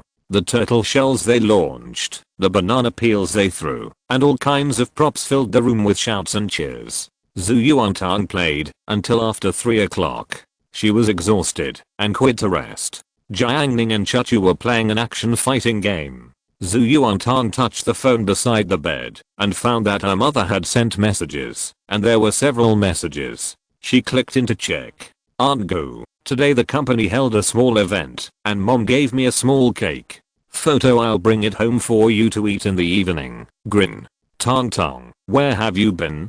Didn't you play with your phone? Did you go to play on the computer? Zhu Yuantang felt guilty when she saw this, and she replied, Mom, I'm studying. Aunt Gu, tonight the company also has a small event, and many chefs have been invited. I've asked around, and you can bring your family members. You and Jiang Ning can come together to eat. I guess Chachu will come too, and you two can come together. Zhu Yuantang was immediately excited when she heard about the big meal, and she quickly notified the two. Chachu agreed, and Jiang Ning claimed that he had something to do in the evening and needed to go out. In the end, Chachu rode the battery car and took Tong Tong to Changqingai for a big meal. Jiang Ning handed the handle to Tong Tong and went back to the sofa to lie down. He looked at the backs of the two girls and smiled softly. Thinking of this, he sent a message to Xiao Shuangshan. When you see the girl brought by Aunt Gu in the evening, give her a red envelope as a token of your appreciation. 8 o'clock in the evening. Changqingai Company, with its extremely spacious hall and luxuriously decorated tables, is filled with all kinds of Chinese food, Western snacks, and drinks. The variety is so rich that it is dazzling. Even Aunt Gu, who is a superb cook, saw those snacks and had the idea that she could never fully learn them, even if she studied them for a lifetime. Changqingai employees gathered here in twos and threes to enjoy the food. Occasionally, someone picked up their cups and clinked them together, toasting, until a few figures appeared. The entire hall was like a wave sweeping across it, and it was quiet in an instant. That was Xiao Shuangshan, President Xiao. Xiao Shuangshan walked around, and wherever she went, there were smiles. Under such circumstances, Aunt Gu, Zhu Yuantang, and Chachu were taken to the CEO's office, which caused discussions among the surrounding employees. Someone said, I've said it before, Sister Gu is not only an old employee, she has a relationship with our general manager Xiao. Someone objected, there must be some relationship, but it shouldn't be too deep, otherwise how can Sister Gu be a chef? Someone else was mysterious, don't care about her background, anyway, give Sister Gu some face. Zhu Yuantang laughed every day, and didn't think there was anything wrong. However, Zhu Chachu faced Xiao Shuangshan, and saw her surrounded by countless big shots. The majesty of being surrounded by stars touched her greatly. She unconsciously felt several levels weaker. Xiao Shuangshan called Aunt Gu to the office, first affirmed her work, then asked for her opinion, and finally expressed her blessing, giving Zhu Yuantang and Zhu Chachu a big red envelope each. Aunt Gu refused again and again, and Zhu Chachu didn't dare to accept it either, so she put the red envelope on the table. Zhu Yuantang had happily put it in his pocket, ready to go home, to show off to Jiang Ning, as the meal money for the two of them in the future. Seeing the reactions of his mother and Chachu at this moment, Zhu Yuantang reluctantly took out the red envelope, and put it back on the table. Seeing this, Xiao Shuangshan said, keep it. You have been working at Changqing Liquid for a long time. It is rare for the child to come to the company. As a boss, I have to show my appreciation. Otherwise, if I come back empty-handed, won't people laugh at me? Aunt Gu did not refuse after hearing this. Zhu Yuantang thought this big sister was really nice. They chatted for less than 10 minutes in total. A secretary knocked on the door to report. Xiao Shuangshan saw that Aunt Gu looked embarrassed. She was afraid that she would feel uncomfortable if she stayed any longer, so she simply let her go out. Zhu Yuantang followed her mother. She suddenly remembered that the red envelope was still on the table and she forgot to take it. She looked at Chachu and understood what she meant in each other's eyes. However, she was about to go out. If she went back to take it, she would be embarrassed and lose face for her mother, as if they loved money. If she didn't take it, even Chachu would feel a little distressed. There was at least 5,000 yuan in that thick red envelope. However, things had come to this point and there was no way back. Zhu Chuchu just pretended that she had never seen the red envelope. However, Zhu Yuantang was not someone who would give up. If she could get the money, she could not imagine how arrogant she would be in front of Jiang Ning. Zhu Yuantang's meal was not eaten in vain. She was quick-witted. At the moment, when she was about to step out of the boss's office, she turned back and shouted, "Sister Xuangshan, thank you for your kindness. I appreciate it, but I don't want the red envelope." As soon as these words came out, Xiao Xuangshan's palms were empty, and the secretary who was reporting the urgent information in a low voice stopped talking immediately. Zhu Chuchu was also stunned. Tang Tang was so smart. Even she had never thought of this method. Xiao Xuangshan picked up the red envelope, walked to the door, and handed it to Zhu Yuantang and Zhu Chuchu without saying anything. At this moment, Jiang Ning was in Huqi Mountain. It was already night outside. However, the spiritual field in front of him, with all kinds of spiritual herbs and flowers, was shining brightly, colorful and bright, dyeing his figure.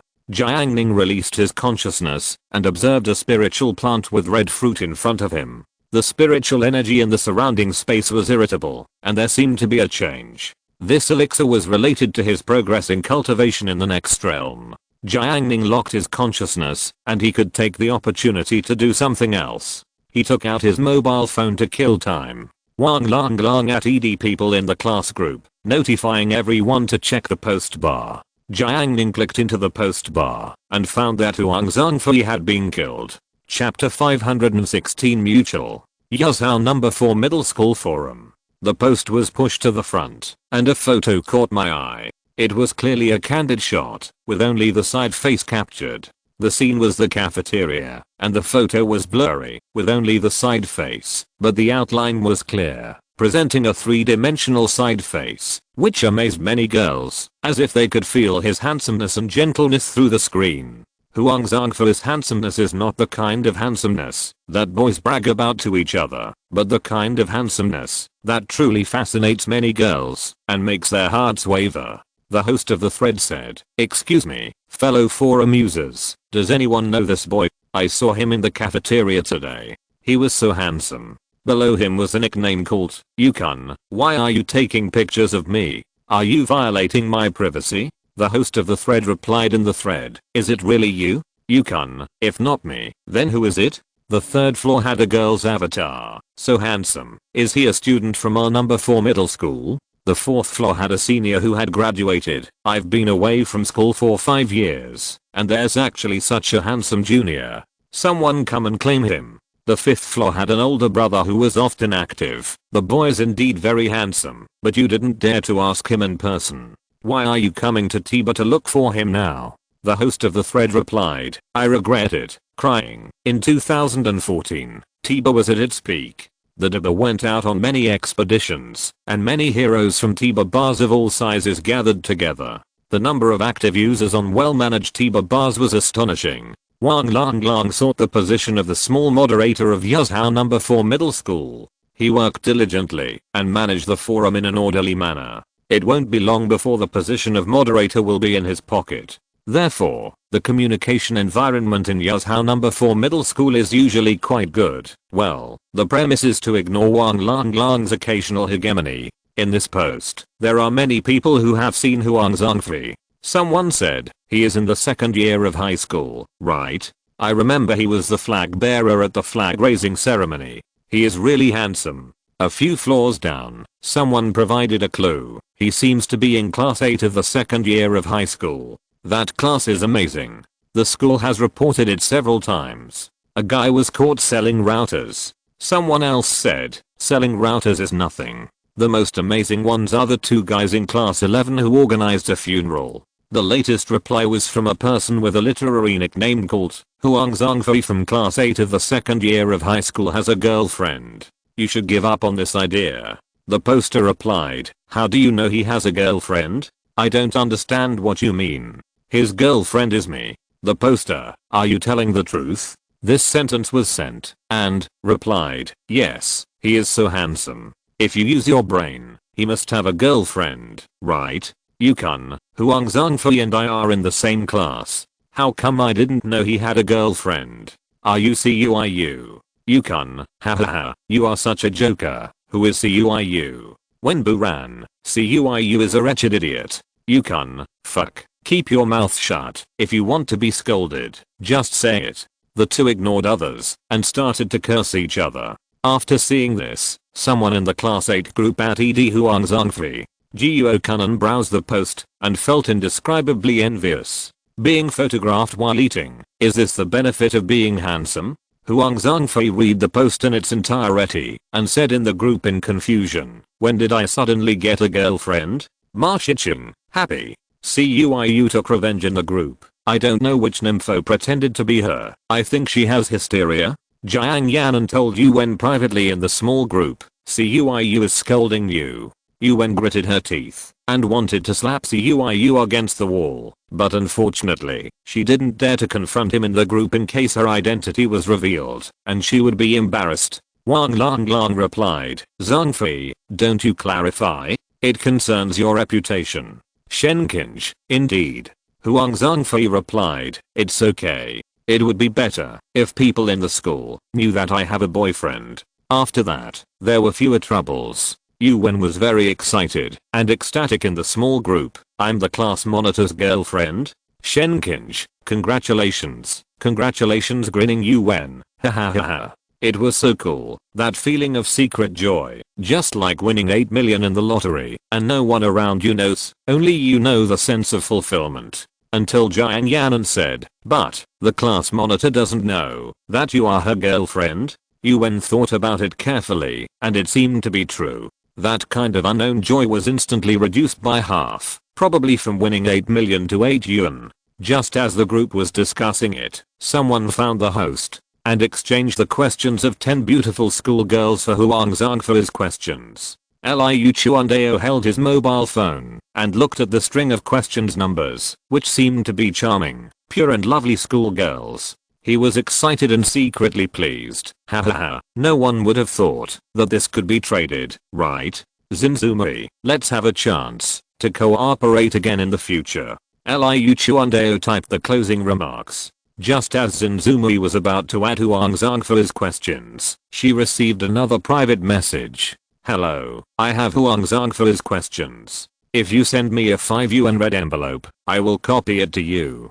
Zhang Kai looked at his mobile phone and was also secretly happy. No one would have thought that I could make money this way, right? This is a business opportunity. Even Shenzhou and Yanshai and Peng could not think of this method, right? As a result, Zinzumei replied, sorry, I already have Huang Zhangfei's questions. Zhang Kai was shocked. Fuck, someone is ahead of me, so inhuman. Seeing that the deal was about to fall through, Zhang Kai did not back down. Is his ability the limit? No. The desire to make money filled Zhang Kai's brain, making his brain cells work rapidly. His face flushed, and blood rushed to his head. It was more stimulating than moving 10 bags of cement in one breath. The instinct to make money was activated at this moment. Zhang Kai typed a line of words. I know you want to pursue Huang Zhangfei, but do you know his personality, preferences, and what he hates? After receiving this message, Zinzumei really took the bait.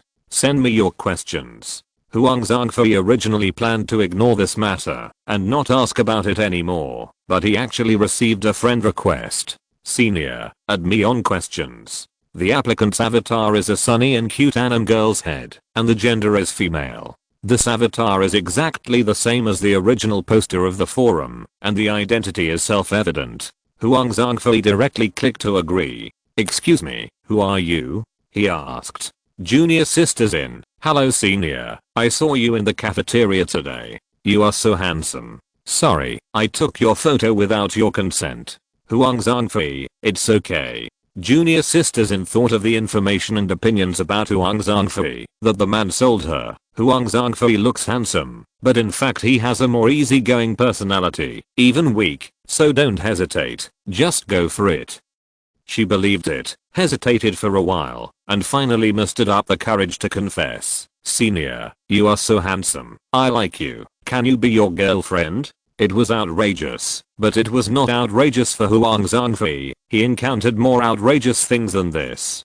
Huang Zhangfei, are you confessing to me? Junior sister's in. Yes, I like you senior. She took a screenshot and sent it to Zankai. Zankai was stunned. Aren't girls very reserved? Why can they be so proactive? His perception of the world has been slightly deviated. When Huang Zhangfei saw someone confessing, he replied, I think it's the boys who should take the initiative to confess. There's no reason for girls to take the initiative to confess. When Xin heard this, she thought there was a chance. Huang Zhangfei replied, so your confession doesn't count. Wait for me to confess to you. I won't tell anyone about this today. At 8 o'clock in the evening, Zhu Yuantang took Chachu's electric car and arrived at the river dam bungalow.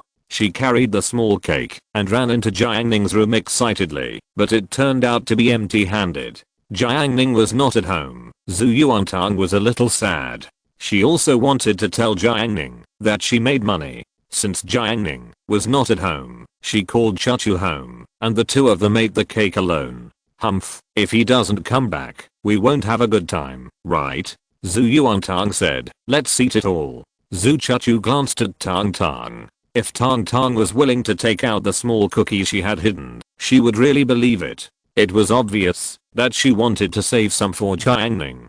Because Zhu Yuantang was absent-minded when cutting the cake, she accidentally broke a porcelain plate, which made her feel very distressed. My plate. For a poor child like her, a broken plate was a big deal. Zhu Chachu picked up the broom at the door and said, this plate has a hole in it, and it's better to break it into pieces. My Aunt Gu won a beautiful set of tabla in the lottery last time, and now it's ready to use. Zhu Yuantang said embarrassedly, that's the dowry my mother saved for me. Zhu Chachu, ah, she said, doesn't Jiang Ning have a set of tabla in his room? Zhu Yuantang was puzzled. What do you mean? Zhu Chachu, it's okay. Tang Tang, do you have any unused test papers?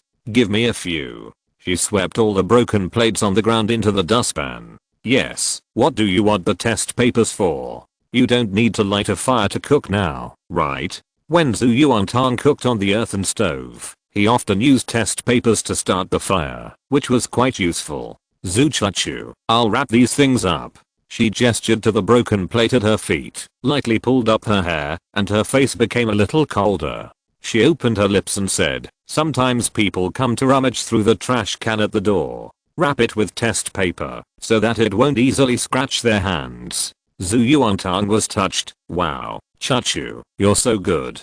At night, 9 o'clock. Jiang Ning returned to the river dam. Zhu Yuantang and Chachu were playing games at the door. Uncle Tang, Teacher Kyan, and Butcher Zhang next door were playing landlord, fighting wits and courage with mosquitoes. From time to time, the sound of slapping mosquitoes could be heard. Compared to the bad neighbors, Zhu Yuantang was calm and composed. Her jade pendant was improved 3 times by Jiang Ning, and it had the effect of repelling mosquitoes. Even if she played in a mosquito nest, the mosquitoes would pinch their noses and change nests. Huh. You still know how to come home. Zhu Yuantang pinched her waist and blocked Jiang Ning, arrogant and invincible. Jiang Ning's figure swayed, and Zhu Chachu next to him almost thought she was dazzled and saw him surpass Tang Tang. Jiang Ning walked in front, and Zhu Yuantang followed closely behind him like a little tail. I brought you a small cake from Changqingai to make you come back so late. Chachu and I have already eaten it. As she spoke, she hid a small cookie that was so exquisite that even she was reluctant to eat it behind her. You have nothing to eat. Zhu Yuantang gloated. Then she couldn't control her steps and bumped into Jiang Ning. She rubbed her hair, raised her little head, and stared at him with a pair of autumn water eyes. Why did you stop suddenly? Jiang Ning turned around and took out a box of ice cream. I brought you something delicious. This ice cream is brightly colored, and the surface is decorated with chocolate, fruit, and nuts, which makes people feel very delicious. Zhu Yuantang was stunned, and suddenly a strong joy surged in her heart, and that joy overflowed from her little face.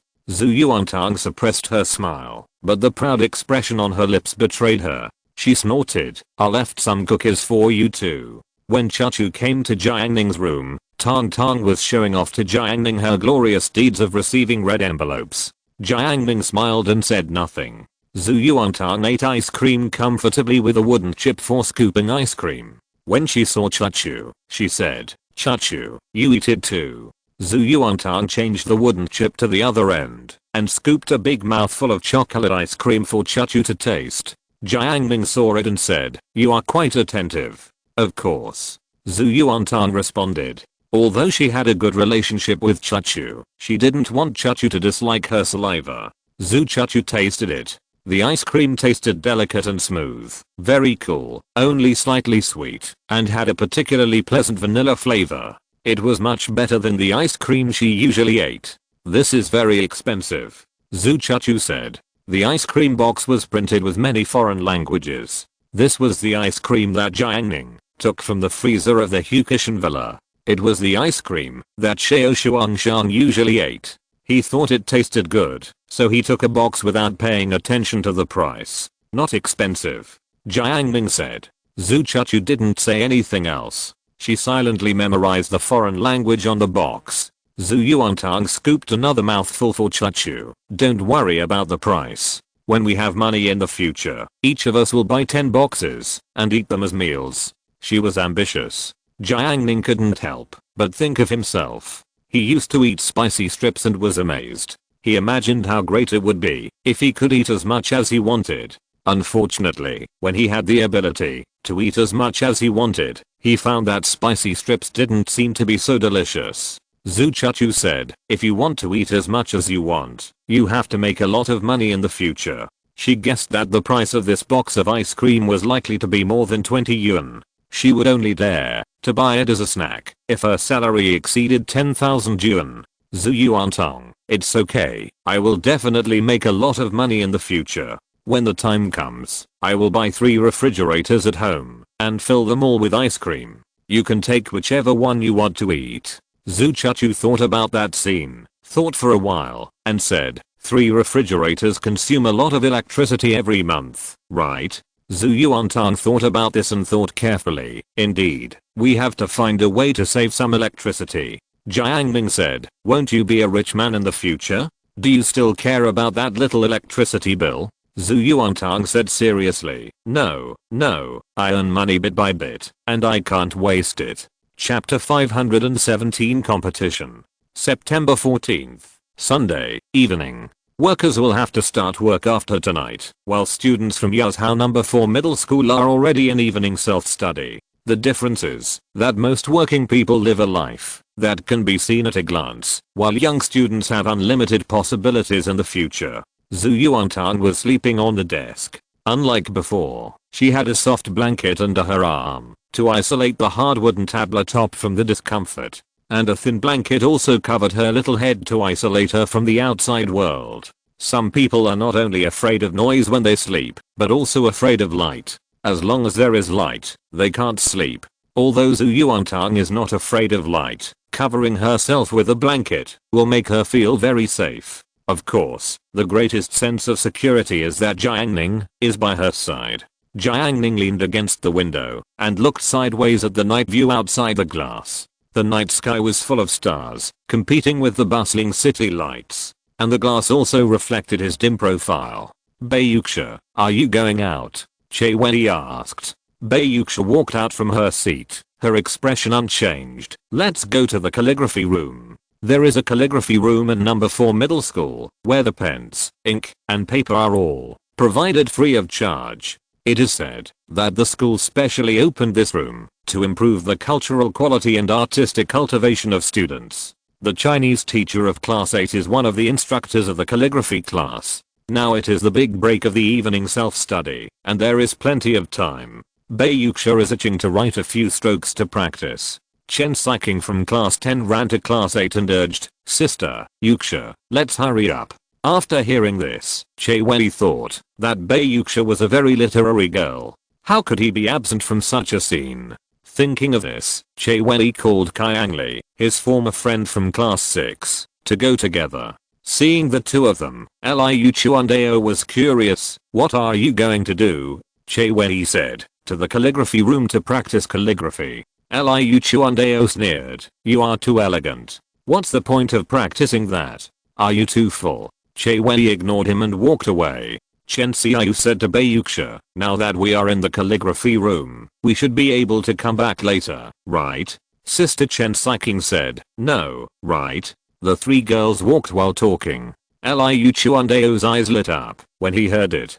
Damn, how could he miss it? He followed like a lone wolf. Jiuo Kanan saw this scene and touched Shan Keikwun. However, Shan Keikwun shook his head gently. If it were him in the past, he would have followed him happily, like a dog that smelled something. But now, he has no connection with Bayuxia anymore, and he emphasized it countless times in his heart. She has her light, and I also have my own stars. Shan Keikwun locked onto the new schoolgirl Lan Zichen, and through Wang Langlang's information, he deduced the activity trajectory of schoolgirl Lan Zichen. Schoolgirl Lan Zichen would go to the playground for a night walk every time during the evening self-study break. And it just so happened that Shan Keikwun liked night running. They were a perfect match. Brother Nan, wait a minute, do this, then do this again. Shan Keikwun lowered his voice and instructed Brother Nan. Jiuo Kanan was puzzled. Brother Quan, didn't you add the schoolgirl's questions?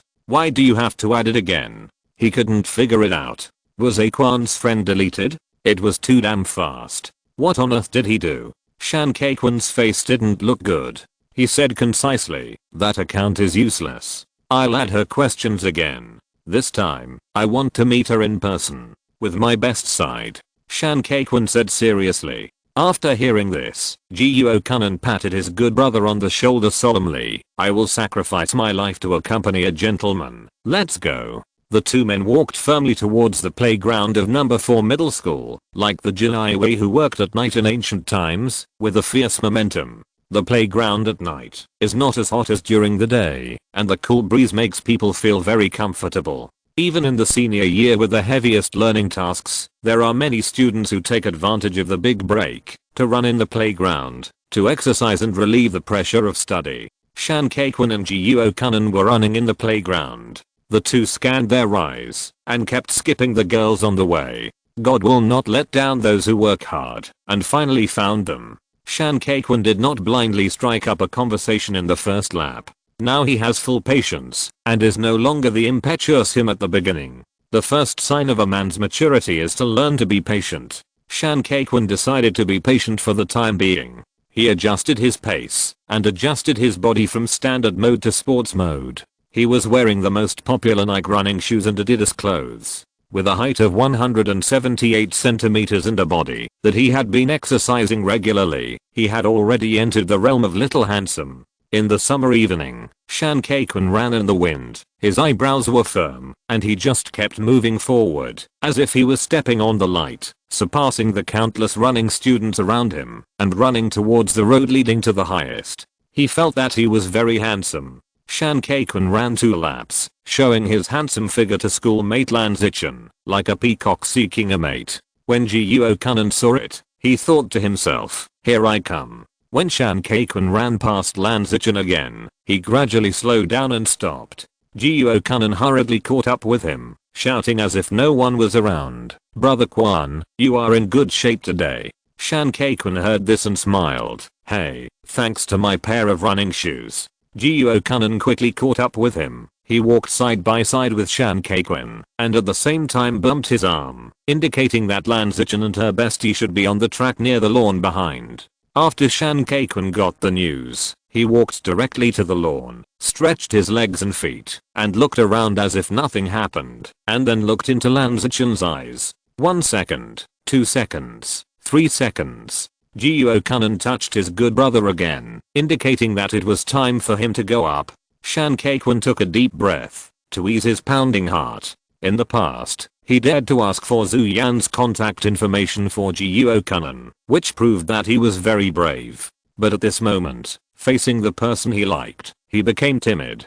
Jiuo Kanan touched him again, and his eyes said, how about I get your contact information for you? Shan Keikwun refused. There are always some things in this world that you have to face by yourself. He can ask Brother Nan to help him get the contact information now, but can he ask Brother Nan to express his feelings for him in the future? The so-called fear in the heart is to overcome it. Shan Keikwun suppressed his surging heartbeat, and he walked straight towards schoolmate Lan Zichen. At the same time, Lan Zichen was walking with her female classmate, and also noticed the boy walking towards her.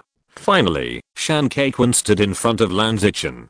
She was still so beautiful, wearing a black dress, which made her look slim, and her pretty face had a calm temperament, which was what Shan Keikwon liked. Shan Keikwon took a deep breath and said, "Hello, I think you are very beautiful, and I want to get your questions number." He went straight to the point without any pretense, but his slightly trembling body and erratic eyes reflected his nervousness. Jiuo Kunan, who was a little far away, was very excited to see his good brother coming up. Brother Quan has risen. The playground was a little dark, and because Shan Keikwon was standing between the two girls, Lan Zichen hesitated. She had some impression of this boy. When they were eating outside some time ago, he seemed to have given her a seat. Because of Lan Zichen's hesitation, Shan Keikwon's heart was hanging, as if it was being held. Lan Zichen and her best friend exchanged a glance, then looked at the boy in front of her. She said uncertainly, "Do you want my questions or her questions?" Shan Keikwon was pleasantly surprised. Damn, does this mean that she agreed? Shan Keikwon said excitedly, "I want both. Both." Calligraphy room. A piece of white paper was spread out in front of Bayuksha. She sat upright. Because of long-term dance practice, her body shape is very good. She just sat there, like a faint orchid in the valley, her elegant and noble temperament, which made people feel ashamed. She was surrounded by stars, Chen Xiaoyu, Chen Xiking, Che Wei, Liu Chuandao, and even Wei Ziyuan and An Jiai from class 1 were all around here. It was because Bayuksha was a proud student praised by several calligraphy teachers. Bayuksha took the pen, dipped it in ink, and waved her graceful arm gently, writing on the paper like clouds and smoke. One by one, the big characters that showed her skills jumped on the paper. The classmates could not see her skills, they just thought that these few words were extremely beautiful as Bayuksha herself. Che Wei praised, "Great." Wei Ziyuan, "Not bad at all." Chen Xiaoyu envied, "Yuksha, how long will it take me to reach your current level?" Bayuksha smiled, "As long as you keep practicing, you can write like this." Chen Xiaoyu was distressed, "But my Chinese teacher said that I haven't even started calligraphy." Bayuksha patiently said, "So you have to get started first, otherwise it will be difficult to improve your calligraphy level. Just like spinning a pen, if you don't know how to spin a pen, you will never be able to do it. If you know how to spin a pen, you can keep improving. You can spin pens in different ways, such as pencils, ballpoint pens, gel pens, and even brushes." At this point, Bayuksha demonstrated. She picked up the brush with her onion-like fingers and spun it. Instantly, strings of drops of ink drew a thick and colorful mark in the calligraphy room. The last evening self-study class. Bayuksha stayed in her seat, her smooth cheeks burning with a bright blush that lasted for a long time. After Zhu Yuantang woke up, he exclaimed, "Yuksha, do you have a fever?" Bayuksha maintained her dignity and answered softly, "No, I'm fine." Zhu Yuantang was confused. "Your face is so red?" Jiang Ning glanced at her and said calmly, "Maybe it's the heat." His spiritual sense sees through everything. As long as he wants, the entire 4th middle school is within his surveillance range. Bayuksha met Jiang Ning's eyes and confirmed, "Yes, it's hot."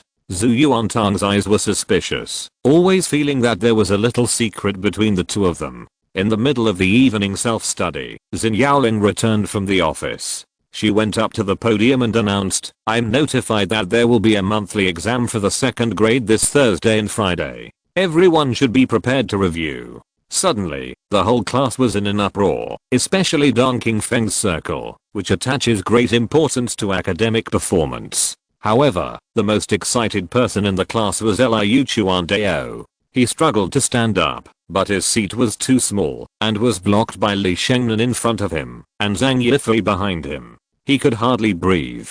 The situation he encountered was even more miserable than that of Mao Zhe, Wu Zhaoqi, and Duan Shigen. Mao Zhe used tactical deterrence, so Pang Jiao didn't dare to go too far. Wu Zhaoqi was patient, because Pang Jiao didn't push him too far. Although Duan Shigen and Pang Jiao had a fight and became enemies, he was more mediocre, looked okay, had good fighting ability, and had a certain degree of endurance, so his treatment was still okay. When it was Liu Chuandao's turn, it was miserable. He didn't look good, and he had fought once, and Pang Jiao knew his details, so the other people bullied him to death. Liu Chuandao moved his body and asked loudly, "Class monitor, will there be seats for this monthly exam?" Xin Yaoling, "No." Liu Chuandao lost all his strength in an instant, as if he had lost his soul, and was in a daze. In the south of the classroom, after hearing about the exam, Zheng Lu poked Jiang Ning and asked him to help her with more tutoring.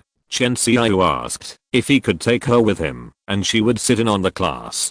Jiang Ning agreed. After school, Bai Yuxia told Che Wei and Liu Chuandao not to leave yet, and then she went to the corridor outside the classroom to wait for someone.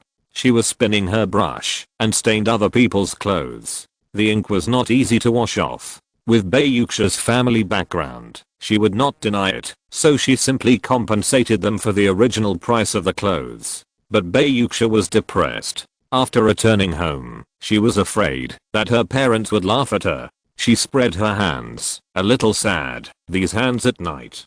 Jiang Ning leaned on the sofa to watch a movie, leisurely enjoying the cookies, which were given to him by Zhu Yuantang yesterday. When he finished eating, Aunt Gu brought 2 boxes from the company. He didn't eat 2 pieces. Zhu Yuantang, wearing a pure white nightgown, quietly ran to his room to play. She took off her shoes and giggled. Jiang Ning, Xiao told me that Yuxia lost a lot of face today. She actually laughed. Her laughter echoed in the room. No wonder Bai Yuxia's face was so red in the last class. It turned out that she did that kind of thing. Zhu Yuantang took off his shoes and stepped onto the soft sofa excitedly. Jiang Ning, move aside. After hearing this, Jiang Ning leaned forward against the sofa to make some space.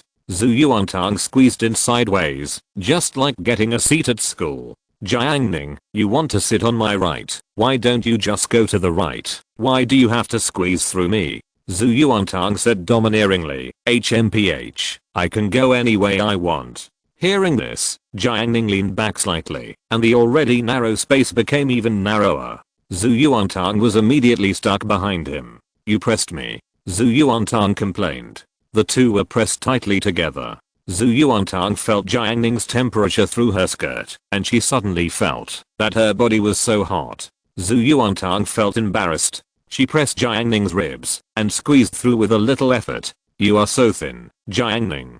Zhu Yuantang thought of what happened just now when she touched Jiang Ning's bones. Jiang Ning, you are thinner than me, right? No way. I don't believe it. Zhu Yuantang suggested. Then let's compete. Jiang Ning, how? Chapter 518 Time. The night outside the window gradually became cooler. The countryside of Heba was like a dark painting, dotted by the endless deep space, stars, and moonlight, quiet and beautiful. The soft moonlight shone through the window and fell on the windowsill, as if it was plated with silver. How to compare? Jiang Ning blurted out. Zhu Yuantang crossed his arms and raised his little face. You are usually quite smart. You can tell by touching my bones, right?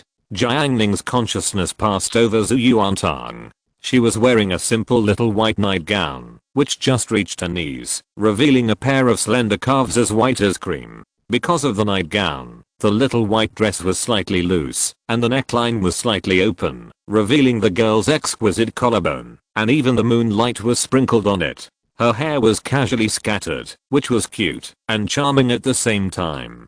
Jiang Ning heard her words and shook his head. Forget it. Zhu Yuantang was not happy. Are you afraid? Jiang Ning laughed. What am I afraid of? He is the only immortal cultivator in the world. The only thing that can restrain him is his inner moral bottom line. Zhu Yuantang looked at Jiang Ning with her dark eyes, revealing cunning. She asserted, are you afraid of me? Jiang Ning was too lazy to argue with her. Zhu Yuantang was sure that he was afraid. Like a winner, she proudly sat on the sofa to his right. In the room, the screen flashed, and the background sound of the movie came out from the speakers. Zhu Yuantang was a little dishonest today. She leaned on Jiang Ning and put most of her weight on him. Jiang Ning didn't say anything. Zhu Yuantang's weight could be lifted by one finger, but her body was soft and warm, and it was quite comfortable to stick to her. Jiang Ning even crossed his legs leisurely, watching TV and eating cookies. Occasionally, when Zhu Yuantang wanted to eat, Jiang Ning would take a small biscuit and put it in her mouth. Whenever this happened, Zhu Yuantang would always look at Jiang Ning and smile. She didn't just ask for it. Zhu Yuantang moved her body and changed to a sitting position. She patted her shoulder and gestured generously. Jiang Ning, it's your turn. Jiang Ning couldn't help laughing after hearing this. Okay. As he said that, he leaned his body against Zhu Yuantang's shoulder. Zhu Yuantang felt the weight, but she still gritted her teeth and held Jiang Ning. A cool breeze blew outside the window, and the night got deeper. In the small room, the two snuggled together, eating small biscuits and watching movies, and the shadows under the lamp merged. Zhu Yuantang chewed a biscuit. I'm so happy, Jiang Ning, it's like a dream. If only it could always be like this. Jiang Ning, yes. Zhu Yuantang, yeah. She was silent for a while, then said, my mother and aunt who used to chat, they said time is getting faster and faster. Even if they have some free time, they don't have the same feeling as before. Jiang Ning said, because they have grown up. Why don't you have the same feeling as before, when you grow up? Zhu Yuantang didn't understand. Jiang Ning thought about the days after graduation, when he was entangled in trivial matters, and ran all the way without stopping for a living. He thought for a few seconds and said, if there are no trivial matters in your mind, it is a good time in the world. Zhu Yuantang seemed to understand. She was still a child. She asked, then I will grow up in the future, right? Jiang Ning, do you want to grow up? He said again, growing up is actually not good at all. Most people become exhausted as they grow up. Zhu Yuantang straightened her small body and supported Jiang Ning. She tilted her head and said innocently, I want to grow up with you. At 11:30 in the evening, Zhu Yuantang ran home to sleep. Jiang Ning lit the soul-sinking incense and prepared to cultivate his spiritual consciousness. He didn't need much sleep on weekdays, and it was okay to sleep once every 2 weeks. When the house was filled with fragrance, Jiang Ning's mobile phone suddenly vibrated. He didn't open his eyes, but waved his hand, and the phone was unlocked naturally. A message popped up, and it was from someone Jiang Ning didn't expect. Shenkinj, Yanan, you go to sleep first. The exam is coming soon, and I plan to study more. Jiang Ning had a blank expression on his face, and he replied, you sent it to the wrong person. Shenkinj sent a message soon. Sorry, I was chatting with Jiang Yanan just now, and I accidentally clicked the wrong chat box. Sorry. Jiang Ning, yeah. After that, there was no more conversation between the two. Jiang Ning turned off the screen and shook his head secretly. How could I click the wrong chat box? He and Shenkinj haven't chatted for a long time. The message box must have sunk to the bottom. How could she have sent a message by mistake? It's simply ridiculous. She clearly wanted to find him, but she couldn't say it because of her face. Jiang Ning laughed jokingly. You have come to this day too? Jiang Ning had a strange impression of Shenkinj. In his previous life, he took care of Shenkinj in every possible way. Most of his living expenses were spent on her. Unfortunately, in the end, it was just wishful thinking. In this life, he obviously didn't give anything, but it was her turn to find him by all means. Monday, early in the morning, the sun was rising. A beam of light pierced through the morning mist and drove into the main road of the city. A titanium-colored electric car was carrying a boy and a girl. Zhu Yuantang put on a loose coat and clung to Jiang Ning to avoid the cold wind in the morning. The electric car was very fast. There were not many traffic lights along the way. After a few minutes, it arrived at the north-south Bansheng Street in front of the gate of Yazhou No. 4 Middle School. At this moment, the breakfast shops on both sides started to open for business, with steamed buns, fried buns, soup buns, shredded chicken and egg soup, spicy soup, oil tea, soy milk, and porridge. At the entrance of the breakfast shop, many students gathered around the steamed bun baskets piled high, waiting for the next basket of buns to be cooked. The battery car was moving at a constant speed. Some students rode mountain bikes at high speed and passed by quickly, with the corners of their clothes fluttering in the wind, looking very happy. Most of the students were still walking at a normal pace until they were about to reach the school gate. Jiang Ning's battery car gradually slowed down. Zhu Yuantang's crisp voice came from behind. Is there anyone checking at the gate? At this moment, at the school gate, Director Wang of the security department, mathematics teacher Gao Hishui, and director of teaching teacher Yan were guiding the work. Especially Director Yan, with a serious and stinky face and sharp eyes, he scanned every student entering the school. Any student who dares to ride a bicycle into the school will be prohibited from entering the school. The boy who was riding the mountain bike got off the bike obediently, pushed the handlebars, and walked towards the parking shed. Jiang Ning, yes, but it shouldn't be a problem. He only slowed down slightly at the door, waited until Gao Hishui and Director Yan recognized him, and then slightly accelerated, maintaining a constant speed, gradually going away, and no one blocked the way. Outside the school, Lan Zumi, who was wrapped in school uniform and riding an electric bike, saw the scene of Jiang Ning and the others, so she imitated their behavior and did not get off the bike, but rode straight into the school. Director Yan's face was indifferent. There were such rampant students. It was too much to take the school rules into consideration. He didn't need to say anything. Director Wang, who was full of flesh on his face, took a step to the left and shouted, "Stop, stop." Director Wang was a burly man.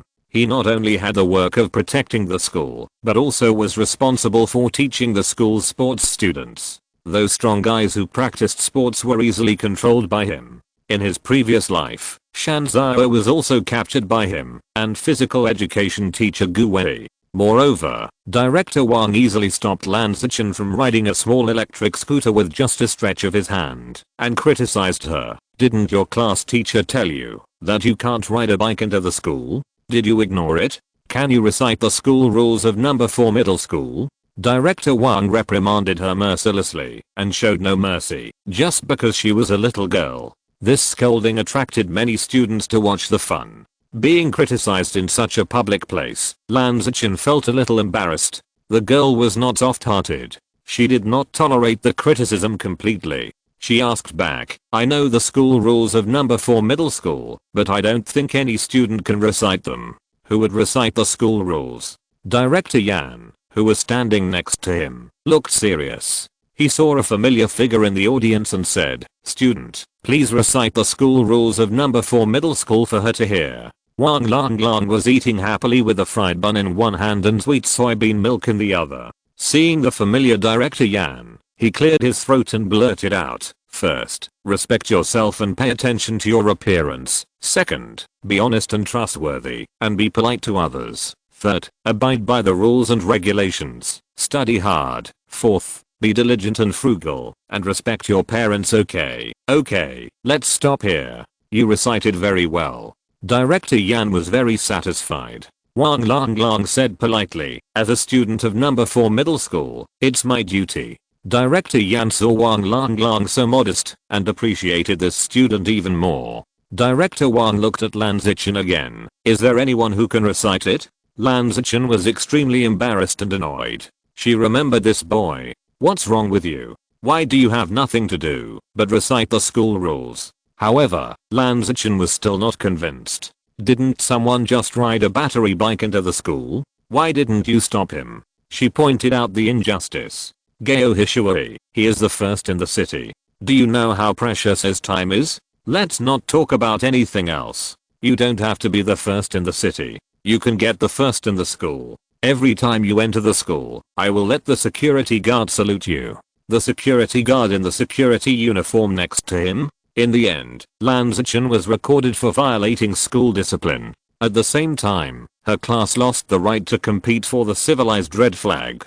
Jiang Ning enjoyed the freedom of riding a bike on campus. There were many students pushing bikes around him, and they looked at him frequently. Jiang Ning had never enjoyed such treatment before. Even if he was the first in the grade, he could not trample on the school rules. Only Zhu Yuantong, who was the first in the class, could do it. Zhu Yuantong was riding in a car. When she passed the campus avenue, she saw two familiar figures, so she waved in the car. "Old monitor, good morning." Huang Zhongfei heard it, and also waved his hand, and greeted with a smile, "Good morning." Yu Wen, who was beside him, spoke in a very gentle tone, like a lady. "Oh, monitor, you are so popular." Zhu Yuantong greeted Yu Huang Zhongfei, "She is very polite." Then, the topic between the two ended. When facing the monitor, Yuan was always at a loss for words. Yuan moved closer to the monitor. Today was the day she finally found an opportunity to have breakfast with the monitor. She must make good use of this opportunity to get closer to the monitor. Yuan launched an attack. Class monitor. Last time I heard Yanan say that the classmates in the class thought we were in love. Huang Zhangfei heard her hidden meaning, and he already had a way to deal with it. Almost instinctively, he answered, "It's okay, we are not afraid of the shadow." Yuan, her class monitor, is still so upright and righteous, but Yuan is anxious. She wants to hear the answer she wants to hear. Yuan pretended to be pretentious and said, "What if I feel guilty?"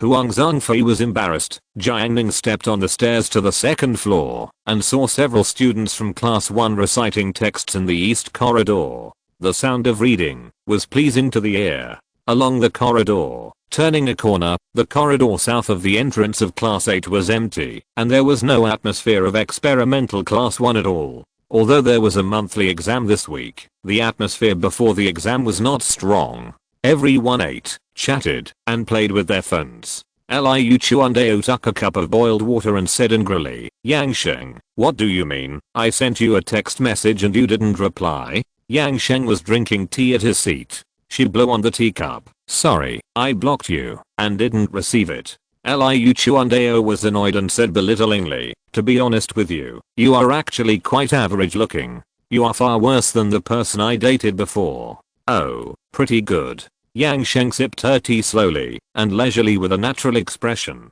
Her straight hair that reached her ears made her look more free and light. Liu Chuandeo stared at Yang Sheng's handsome profile. The more he looked, the more itchy he felt. He denied it insincerely. "Let me tell you this. The person I dated before had long hair and was much prettier than you." Yang Sheng, "Oh." Liu Chuandeo chattered non-stop, attacking with words. "Since I transferred to class 8, I have met more than one person who said that you are difficult to get along with and very arrogant." He continued to attack. "If it was only me who said that you were difficult to get along with, it might be my problem. But if there is a group of people who say bad things about you," Yang Sheng interrupted him. "If there is a group of people who say bad things about me, then it must be that you have colluded." In the back row of the classroom, Lukaki complained, "What? Why is there expired milk for sale at the door?" She didn't eat breakfast today and just bought a box of milk and an egg to fill her stomach,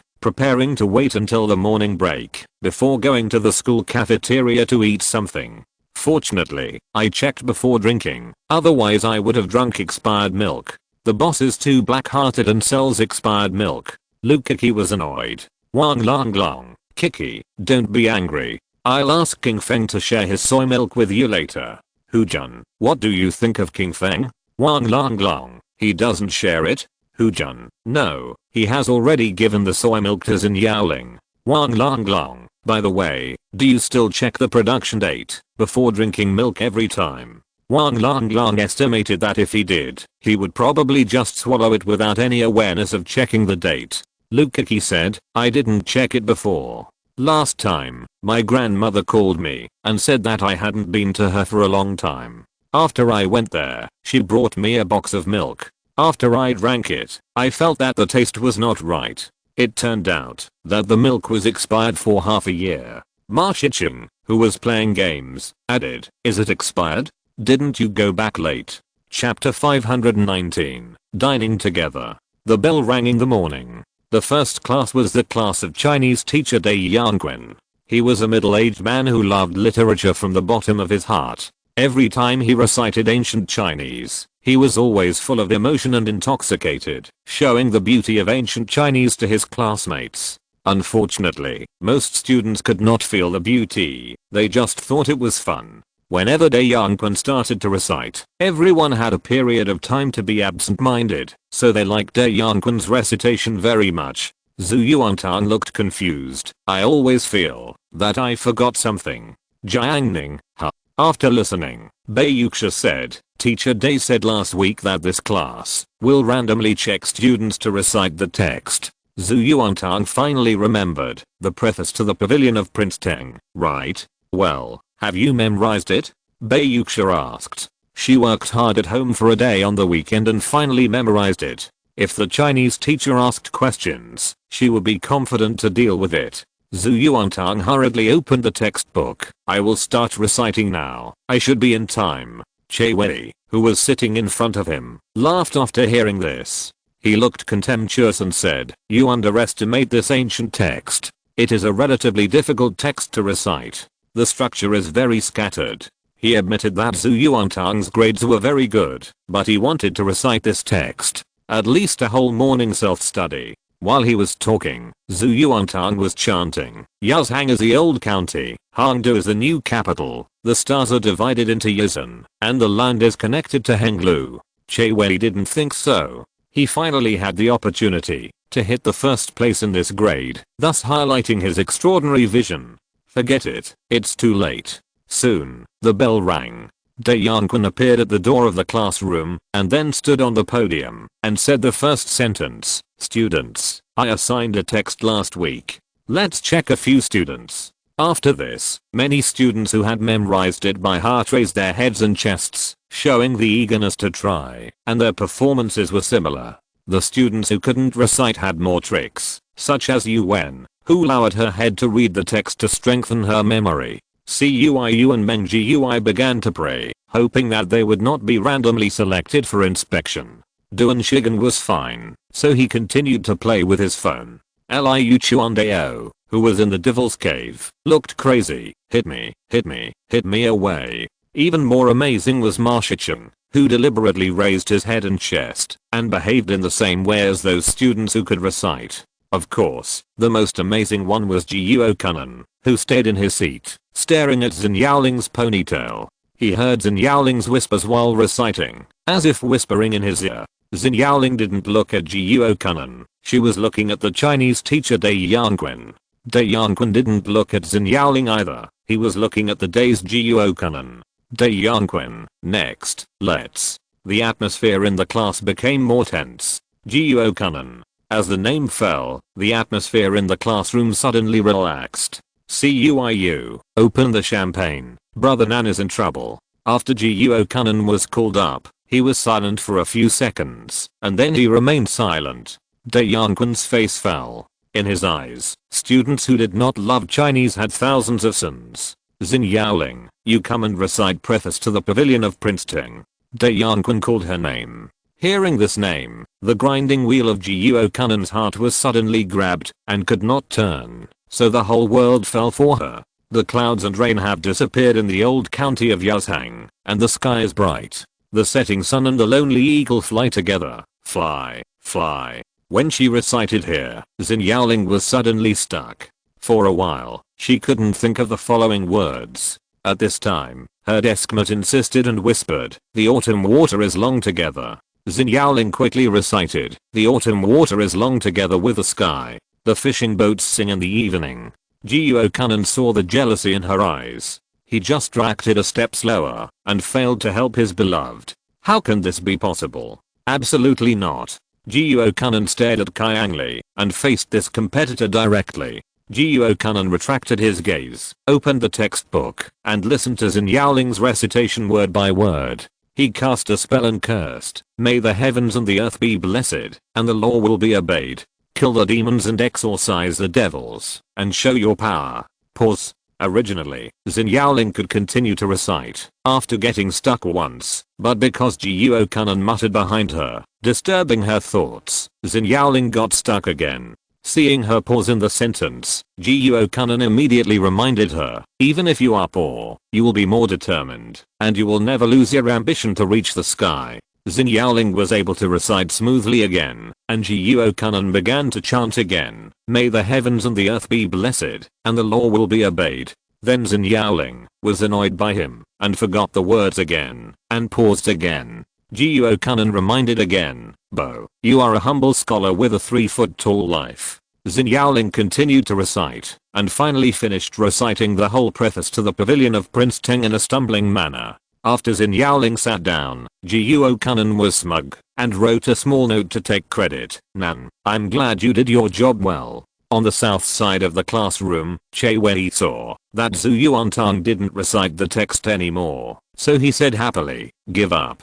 Zhu Yuantang didn't reply. She rarely talked to boys except Jiang Ning. Jiang continued to check. Zankai.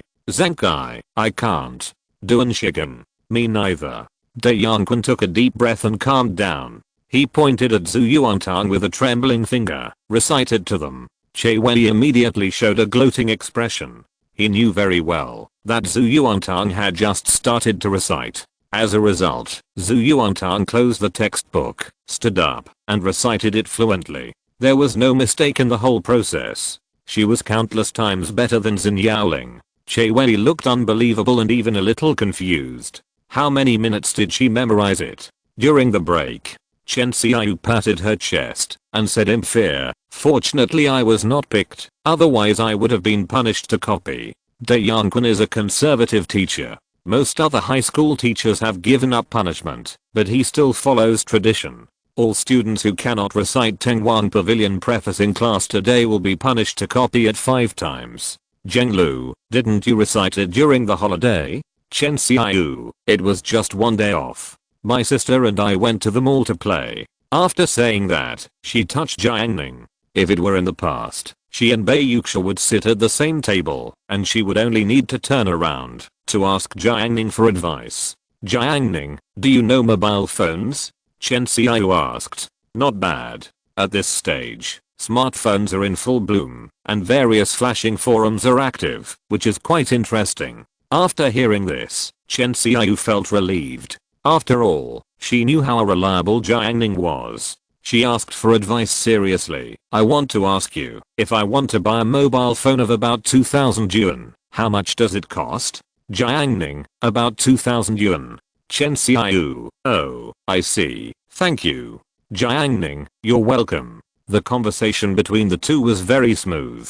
Zhenglu almost thought she had misheard. Is her deskmate's brain okay? After asking the price, Chen Xiaoyu said, is the Mizu phone easy to use? Jiang Ning thought for a while and said, it's okay. The appearance is pretty good. The small dot design is good, if you can get used to it. Now Android phones have 3 diamond keys. Mizu uses a small dot design, which is much more elegant in comparison. Which one should I choose? Xiaomi 4 or Mizu MX4? Chen Xiaoyu asked. If you value performance, choose Xiaomi 4, and if you value appearance, choose MX4. Jiang Ning said. But, I saw the online promotion that Xiaomi 4 only has 4 cores, but Mizu has 8 cores. Chen Xiaoyu was puzzled. It's not the case that the more cores, the better the performance. 2 years later, a brand called Leti V released a Leti V2 phone, claiming to be equipped with a 10-core processor. As a result, 1 core has trouble, 9 cores are watching, and the performance is extremely poor. In the afternoon, Zhu Yuantang rarely left the throne, and went out for a stroll with Jiang Ning. Seeing this, Zhenglu left with her good sister Heqingtang. Jiang Ning found it very strange. Why don't you let me pack up? Zhu Yuantang stared at Zhenglu's receding back and said, packing up is too unhygienic.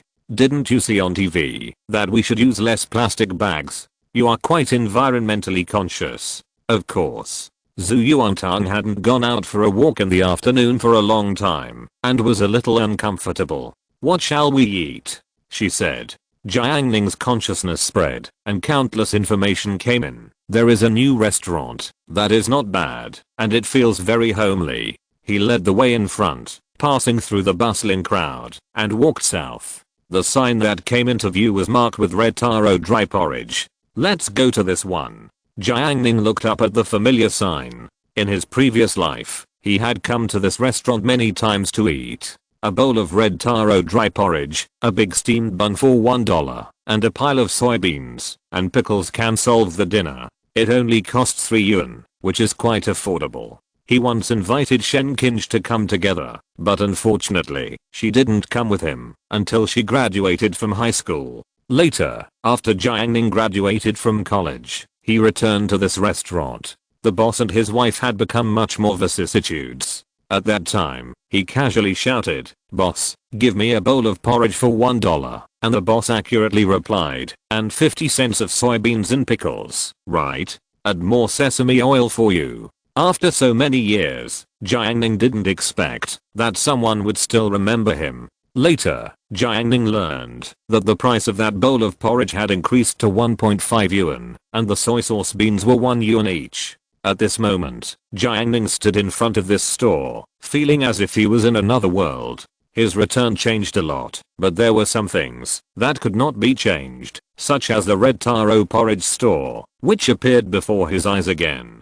Jiang Ning pushed open the door, and the proprietress in an apron immediately came up to him and introduced enthusiastically, "What do you want to eat? We mainly have red taro porridge, and..." She was about to introduce. Jiang Ning strode ahead and said skillfully, 2 bowls of red taro porridge, 1 yuan for a thin pancake, 1 yuan for a big steamed bun, and a portion of soy sauce beans and a portion of pickles. The proprietress was stunned and looked at Jiang Ning carefully. She was sure that she had never seen this student before, and his restaurant had just opened today, which was really strange. Zhu Yuantang saw that he seemed to be in a good mood and let him order. After sitting down, the two chose a secluded seat. The meal was prepared in advance and served directly. Jiang Ning took a mouthful of the porridge with dried red taro and tasted it. The dried red taro was cooked very soft, and the porridge was sweet, still the same taste as before. He picked up the steamed bun and took another bite of the sesame oil and soybean sauce. It was salty with a strong fragrance and went well with rice. He raised his head and looked at Zhu Yuantang opposite him and asked, "Are you used to it? How about adding some meat dishes? They have 3 kinds of braised beef." Zhu Yuantang licked her lips and said, "No, I used to eat like this at home. I can eat several steamed buns." As she said that, she took another mouthful of porridge. "It's delicious." Zhu Yuantang ate the set meal that Jiang Ning had eaten before without any dislike. During this time, other customers entered the store. After asking the price, Huang Yazhu, a classmate, actually entered the store and greeted Jiang Ning and the others. Of course, there are some wealthy students who will spend money to order some expensive stewed dishes, such as 3 kinds of beef for 18 yuan, or roasted chicken for 17 yuan. Jiang Ning and Zhu Yuantang finished their meal, and the two of them only spent 6 yuan. The boss also gave a piece of cake, which fell into Zhu Yuantang's stomach.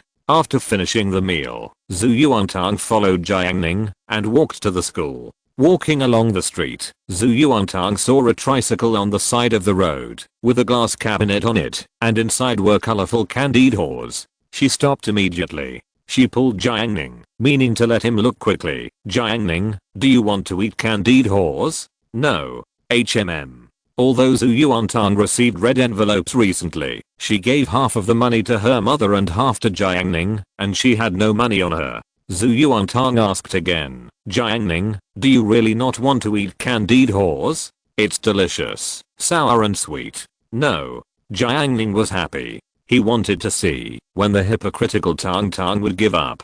Zhu Yuantang looked down at his toes. "Hey, but I want to eat." Jiang Ning picked up his steps and walked forward. "Are you leaving?" Zhu Yuantang was nervous. "No, I'm going to buy you some candied haws." Zhu Yuantang suddenly raised his little head in surprise. Huh. It was almost evening self-study. Lukaki came back from getting her ears pierced, and Yu Wen and Jiang Yanan found the back row. Lukaki complained, "I give up. Today I went to the store to get my ears pierced.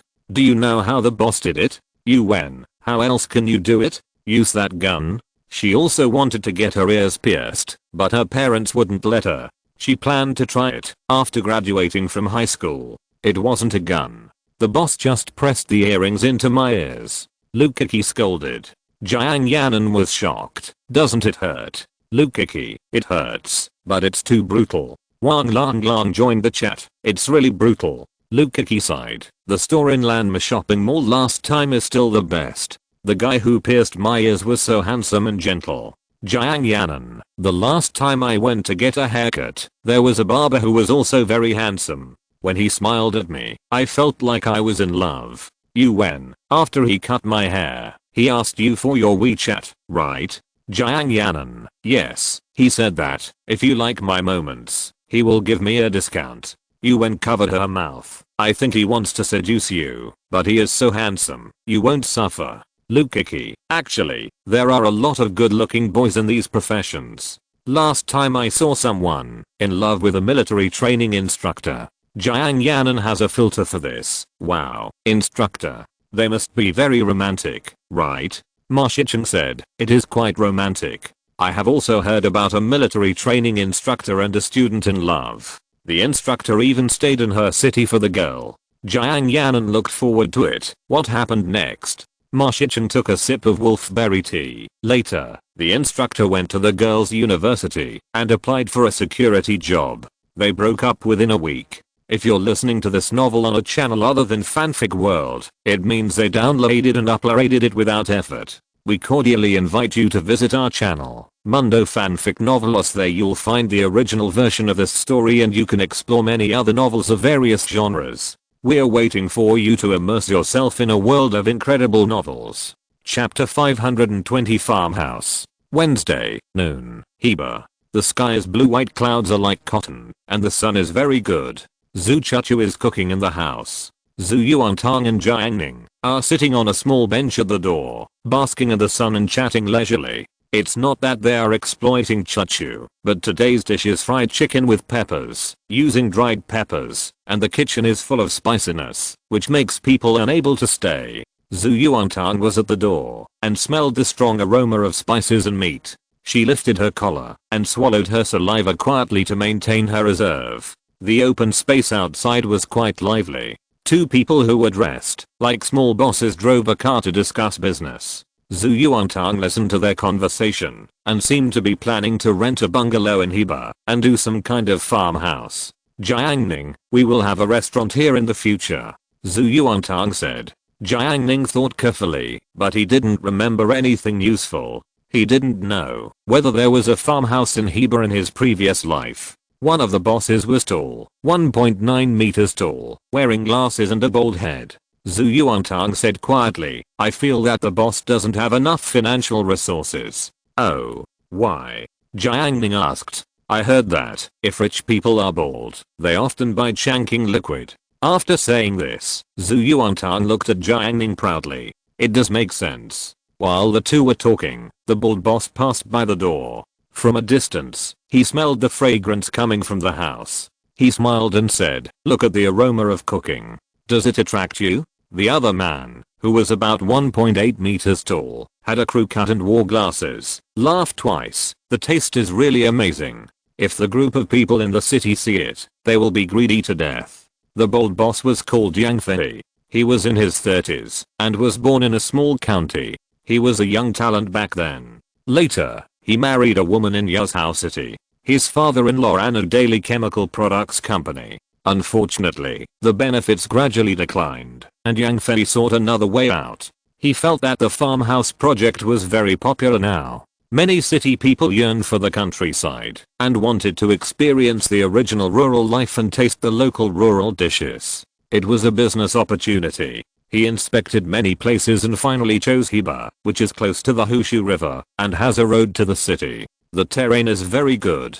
Okay, let's take this place. Yang Fei made the decision. He talked to the landlord. The rent is very low and the total investment is small. Even if there is a loss, it will not be much. It's just a test. The other person is Li Liang, who is in his 30s and is a supervisor in Yang Fei's father-in-law's company. Now he is accompanying Yang Fei to inspect the project. Okay, but as for the staff, I can help you as a store manager, but the cleaners and cooks need to be recruited again, Li Liang said. Yang Fei smiled and said, don't we have a cook? Li Liang thought, do you want to hire one? Yang Fei said, for a farmhouse, it's best to find someone who can cook farmhouse dishes. Those chefs outside, I tell you, won't work. It has to be these rural women who have been cooking home-cooked dishes for decades. Li Liang agreed, that's right. Yang Fei, and I won't ask for a high salary. 4,000 is probably enough. They work next to their own home. This kind of job is quite rare. He said a few words and decided most of it. Let's go in and take a look, Yang Fei said, holding a black leather bag. I'm so hungry in the middle of the day. Rural people are hospitable. Let's have a meal. Give me 200 yuan and try it. 200 yuan for a meal for rural people is definitely a very sincere price. He doesn't bully rural people. Yang Fei walked to the door and saw the two people sitting on the small bench. He smiled heartily and politely. "Excuse me, are your parents cooking in the house?" Zhu Yuantang saw the figure blocking her way. She didn't say anything, but Jiang Ning said calmly, "No, it's my classmate."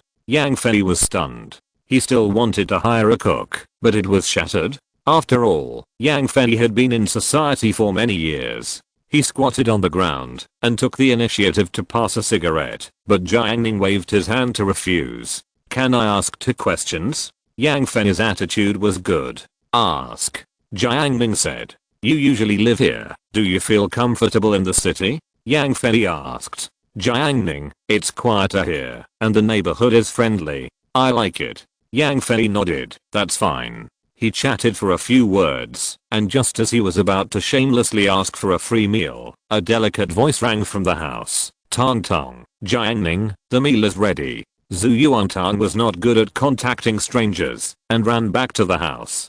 Jiang Ning also went back to the house to help. The door was empty. Yang Fei laughed awkwardly and joked, "I have never shamelessly eaten someone's food."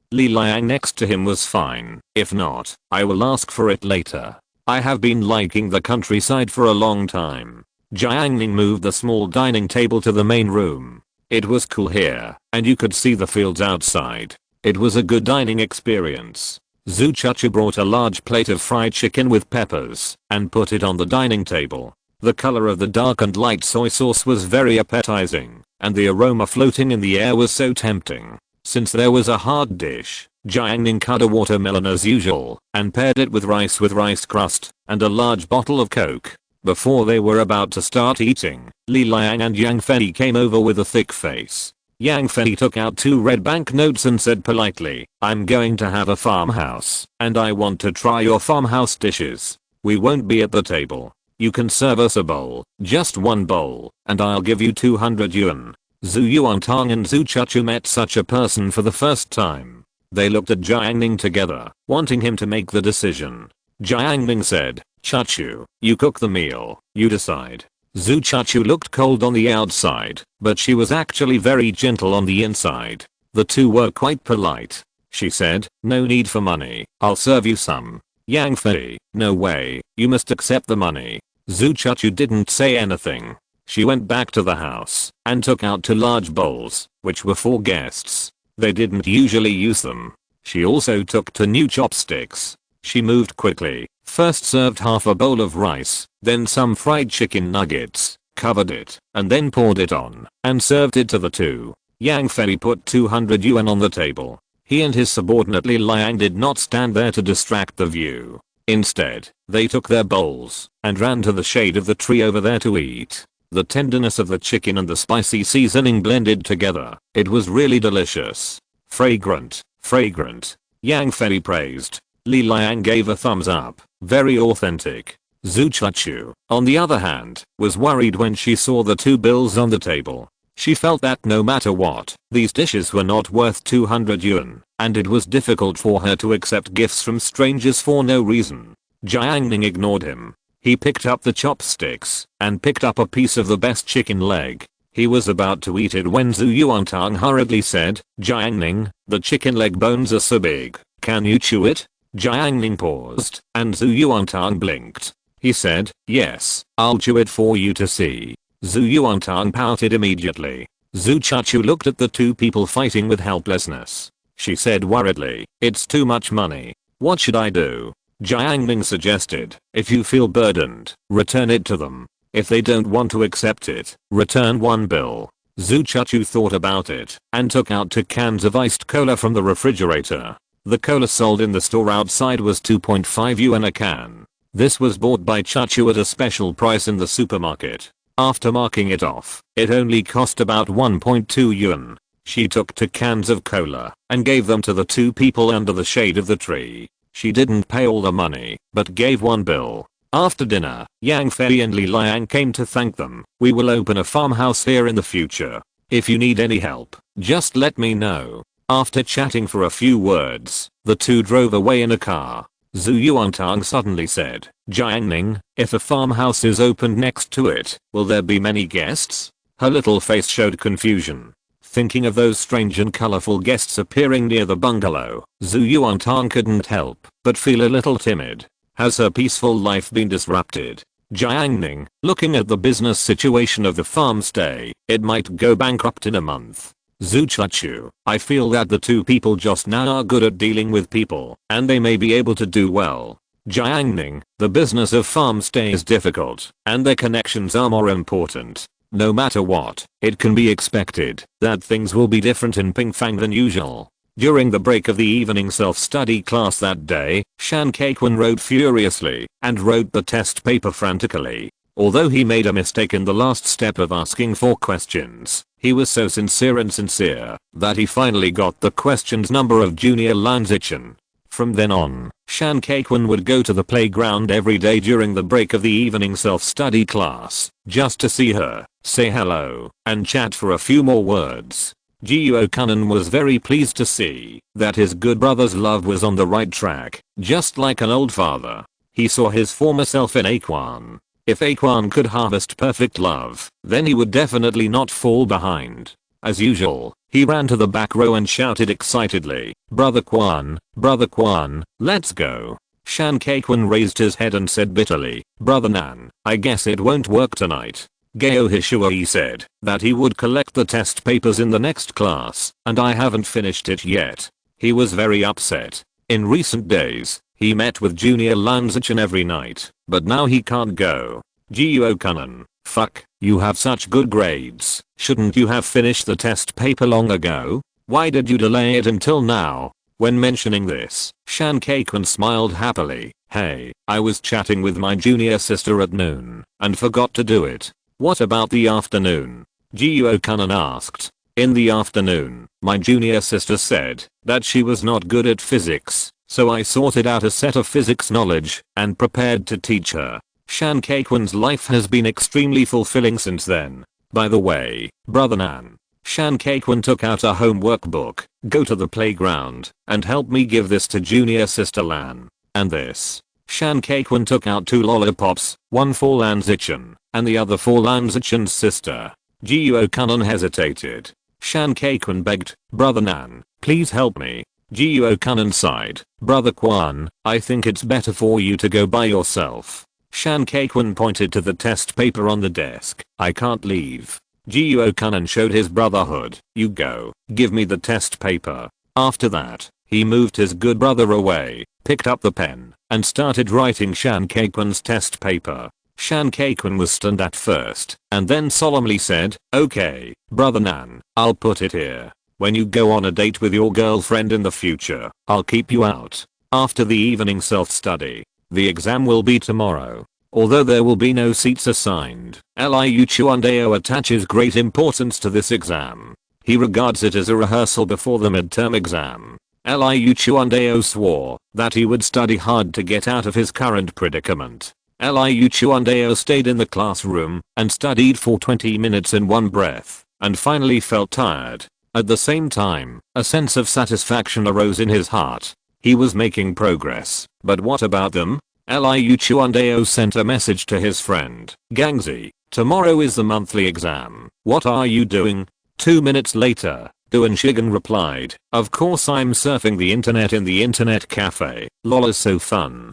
Liu Chuandao, you don't prepare? Duan Shigen, it's just a small exam. Who cares? Chuandao, let me tell you, the more nervous you are, the more you should relax. After hearing this, Liu Chuandao felt more and more happy, and even felt secretly happy Gangzi's grades are comparable to mine, and he is not working hard. Doesn't it mean that, if I work a little harder, I can surpass him? Thinking of this, Liu Chuandao immediately felt that he had won. He stuffed the test paper into the hole in the table, and went out to surf the internet. At the same time, in the dormitory, Duan Shigen was holding his mobile phone and trying hard to memorize words. How could he be willing to go back to the cage he had finally escaped from? Night. In the hut, Zhu Yuantang told Jiang Ning, I just heard from my mother that there are 2 houses rented out in the bungalow. It should be a farmhouse. Jiang Ning nodded, and the two signed the contract very quickly. Will there be guests nearby at night in the future? Not necessarily, it depends on whether they can turn it into a homestay, Jiang Ning said. Zhu Yuantang was worried. She didn't want the environment of the bungalow to be destroyed. She was naturally resistant to the unknown. How great would it be if I was very rich? I bought all the houses in the dam. She fantasized, but it was a pity that she could only fantasize. Seeing her like this, Jiang Ning said, I'm wondering if you can get used to dormitory life when you go to college in the future. Zhu Yuantang felt terrible just thinking about it. In that case, she would not have her own room. Can I not go to college? Zhu Yuantang pondered. College is a very important journey in life. If you miss it, you will regret it. Jiang Ning said that compared with the busy high school, college is countless times easier. Of course, the things you come into contact with in college are also more realistic and more material. Okay, can we go to the same university in the future? Zhu Yuantang suggested. Jiang Ning, my grades are not as good as yours. I'll get a lower score. I tell you, I will get a lower score. Zhu Yuantang was very proud when he said this. While they were talking, Jiang Ning turned on the computer and played a movie. Zhu Yuantang watched the movie for a while, rubbed her eyes, and felt a little sleepy. She curled up in the corner of the sofa and huddled in the blanket. Jiang Ning said to her, you sleep during the day and at night. Why don't you get enough sleep? Zhu Yuantang squinted and hummed softly. I'm growing now. Of course I need enough sleep. Why haven't I seen you grow taller? Jiang Ning said. Zhu Yuantang's face was lazy, and she yawned sleepily. Wait for me to think about it. Chapter 521. Why does he do that? Thursday morning, exam day. Class 8, that is, exam room 8. According to the calculation of 30 candidates in each exam room, the candidates in exam room 8 ranked between 210th and 240th in the whole grade. It is considered to be above average. Yuan, Huang Yasu, Keokun, Shankaiwari, all in this exam room.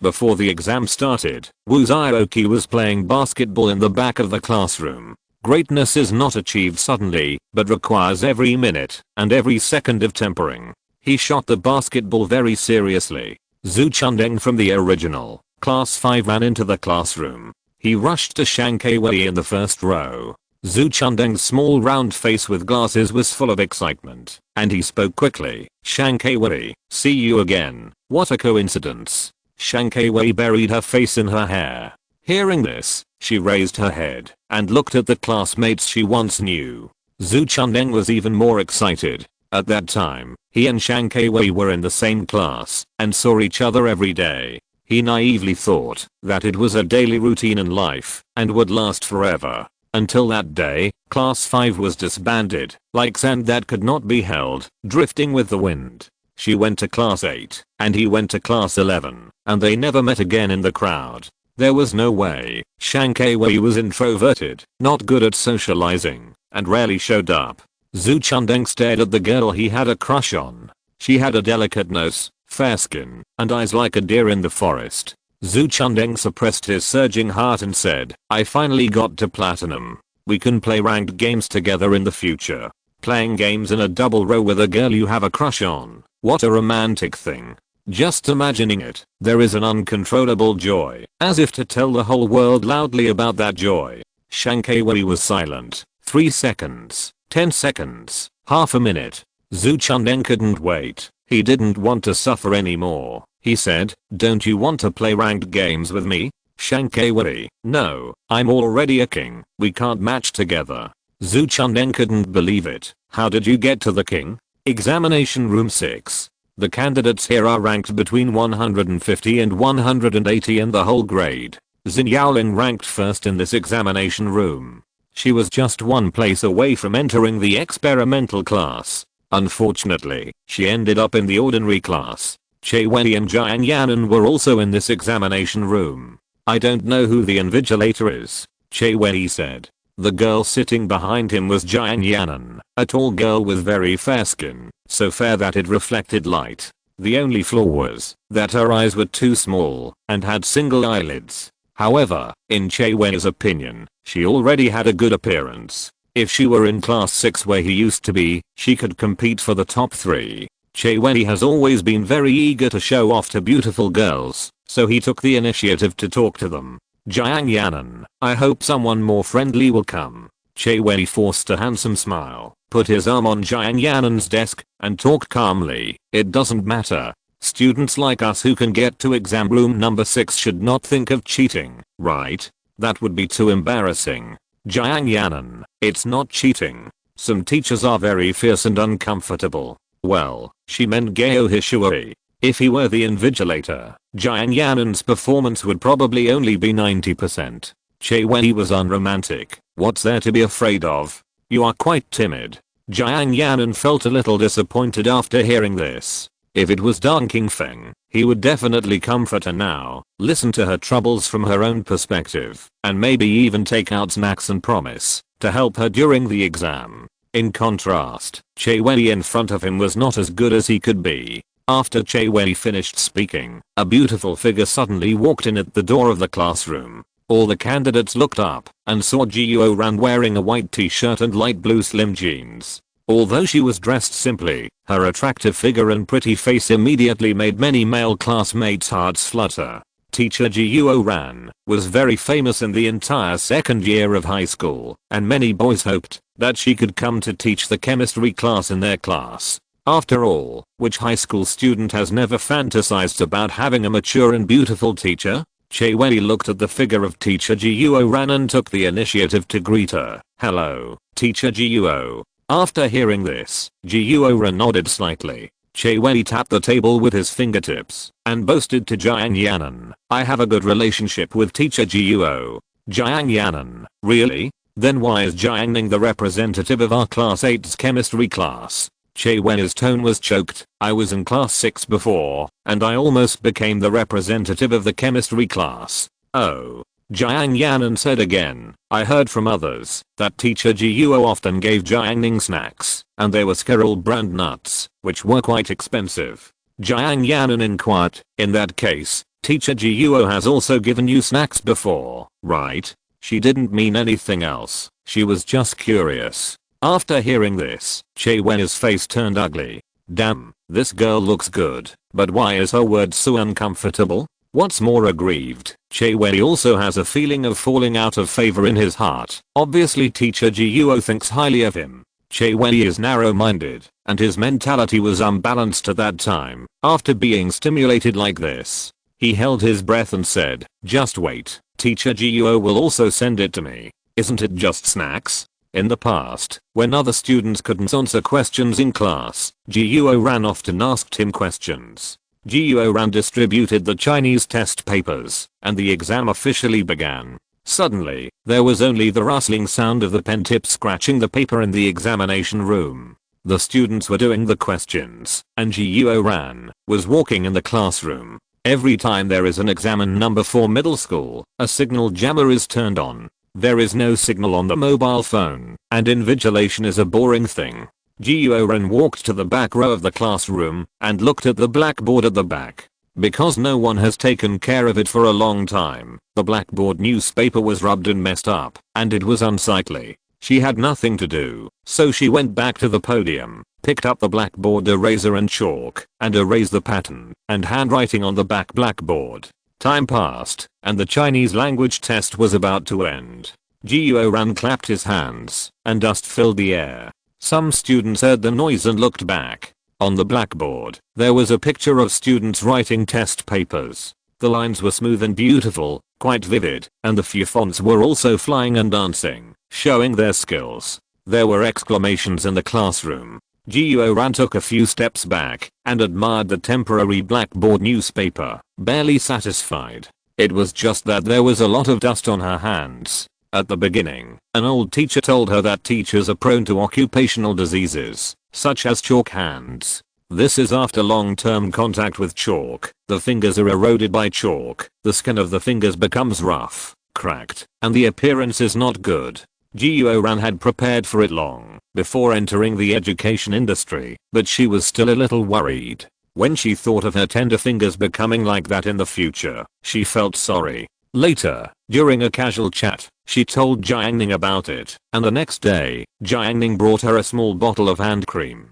Thinking of this, Jiuo Ran felt a little complicated, and details always touched women. Che Wei took this opportunity to say to Jiang Yanan, "Look, isn't teacher Jiuo talented?" There was a sense of showing off in his words. Jiang Yanan didn't hear it. She agreed, "Yes, it's amazing. The Blackboard newspaper is very high." Che Wei made up his mind, and when the exam was over, he found teacher Jiuo to chat for a while. When he thought of the envious eyes of the classmates around him, he was very happy. Experimental Class 1. Zhu Yuantang had finished the test paper a long time ago. She didn't hand it in advance because she didn't know where to go after handing in the paper, so she simply lay on the desk to rest. Last night, she and Jiang Ning talked about the food in the farmhouse: clay pot chicken, grilled fish, spicy frogs, roasted lamb legs, and stewed wild fish. She was aroused by Jiang Ning's appetite.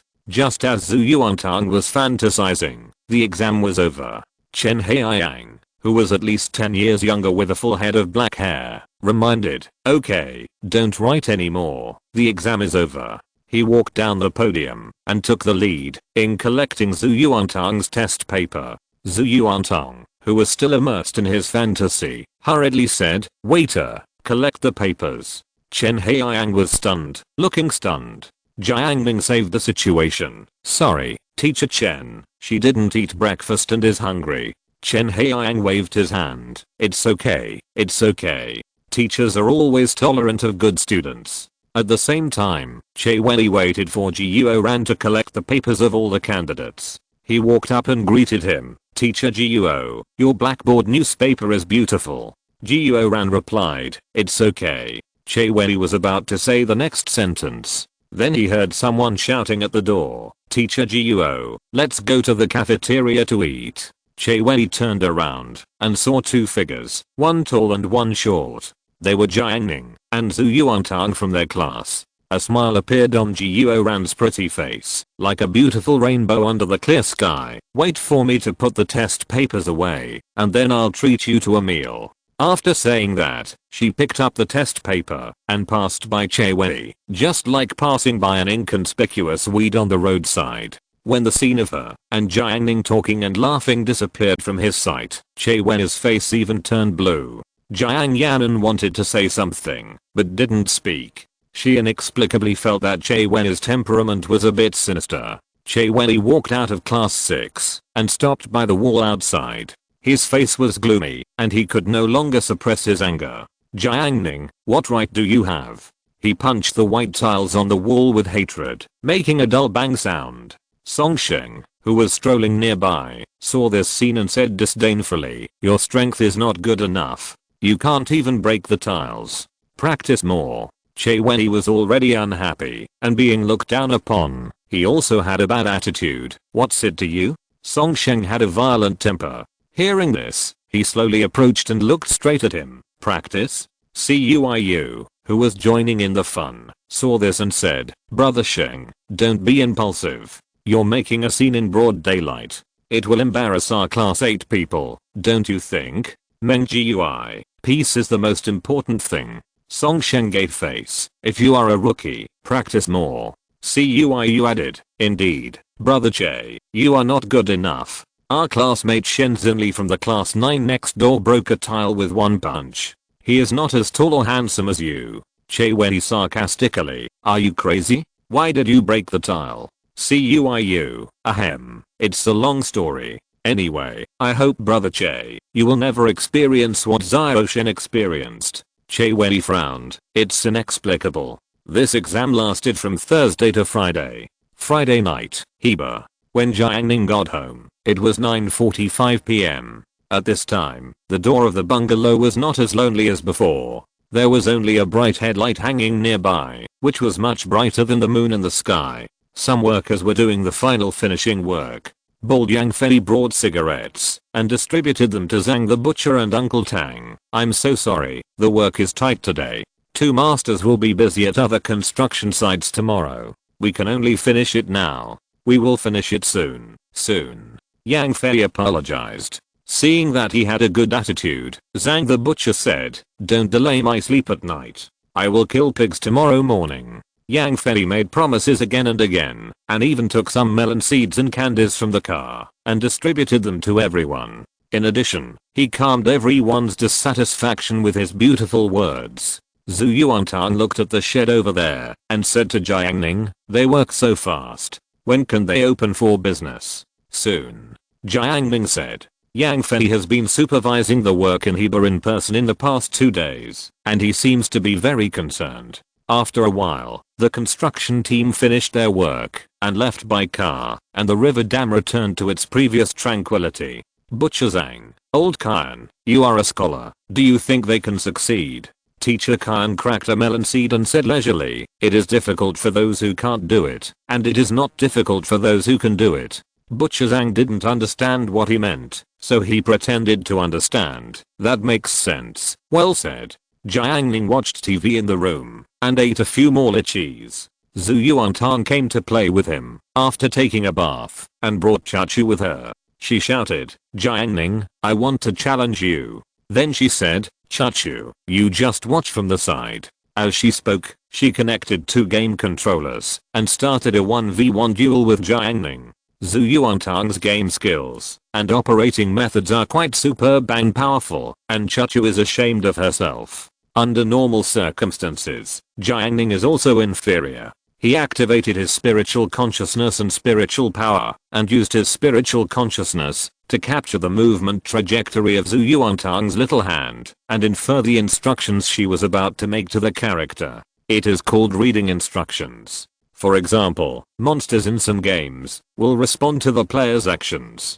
This is the first trick. The second trick is to use spiritual power to secretly interfere with Zhu Yuantang's actions, making her operations lose coherence and unable to immerse herself in it. Under Jiang Ning's special targeting, Zhu Yuantang was abused miserably. She became more and more courageous and fought hard, but she met an unreasonable opponent. "Jiang Ning, are you convinced?" Zhu Yuantang said stubbornly. "Humph, I'm not convinced."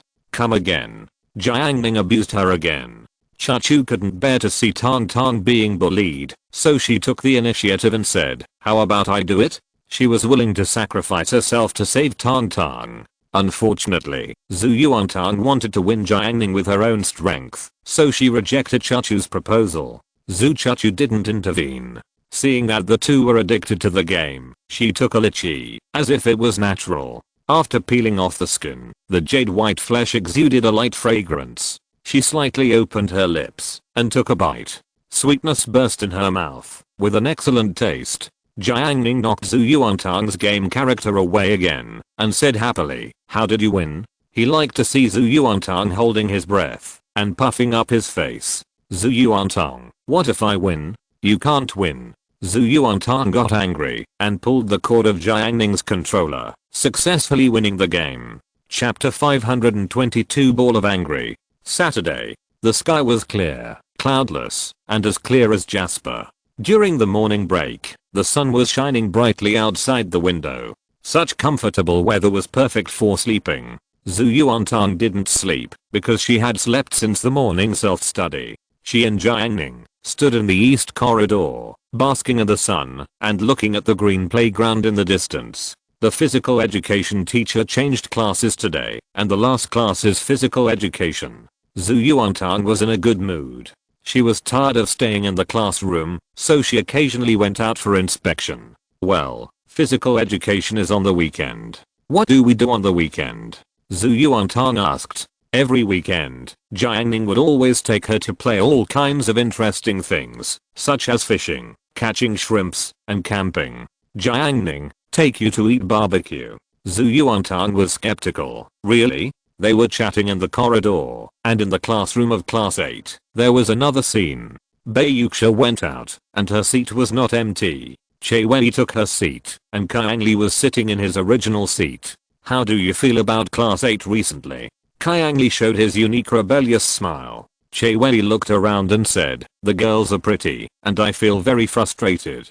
He has been trying every means to pursue Bei Yuxia recently, but the progress is very slow, and her attitude is very indifferent, not like Che Wei in class 6. The grades he was proud of in the past are not even in the top 10 in class 8, which is full of strong students. Many teachers don't pay as much attention to him as before, which makes him very frustrated. Of course, what is more frustrating is that Bayuxia often turns around to chat with Jiang Ning and ask questions. For the narrow-minded Che Wei, it is like adding fuel to the fire.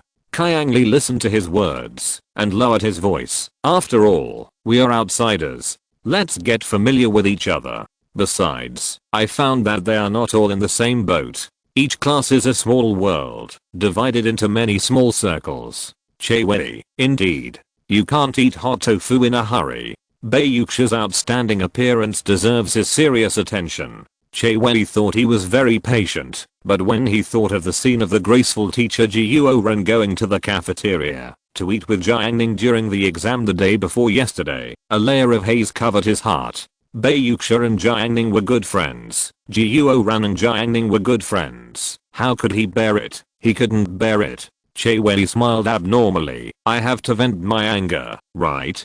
Just like his revenge on Gao Hishui. However, this matter still needs long-term consideration. Che Wei is very confident in his methods. As long as he wants to calculate someone, there is nothing he can't calculate. Thinking of this, he looked at the warm sunlight falling on the windowsill and said lazily, "It's so bright." At this moment, Pang Jiao and Wang Yanan passed by the door. After hearing this, Wang Yanan said quickly, Jiao, he said you are pretty, he has great taste.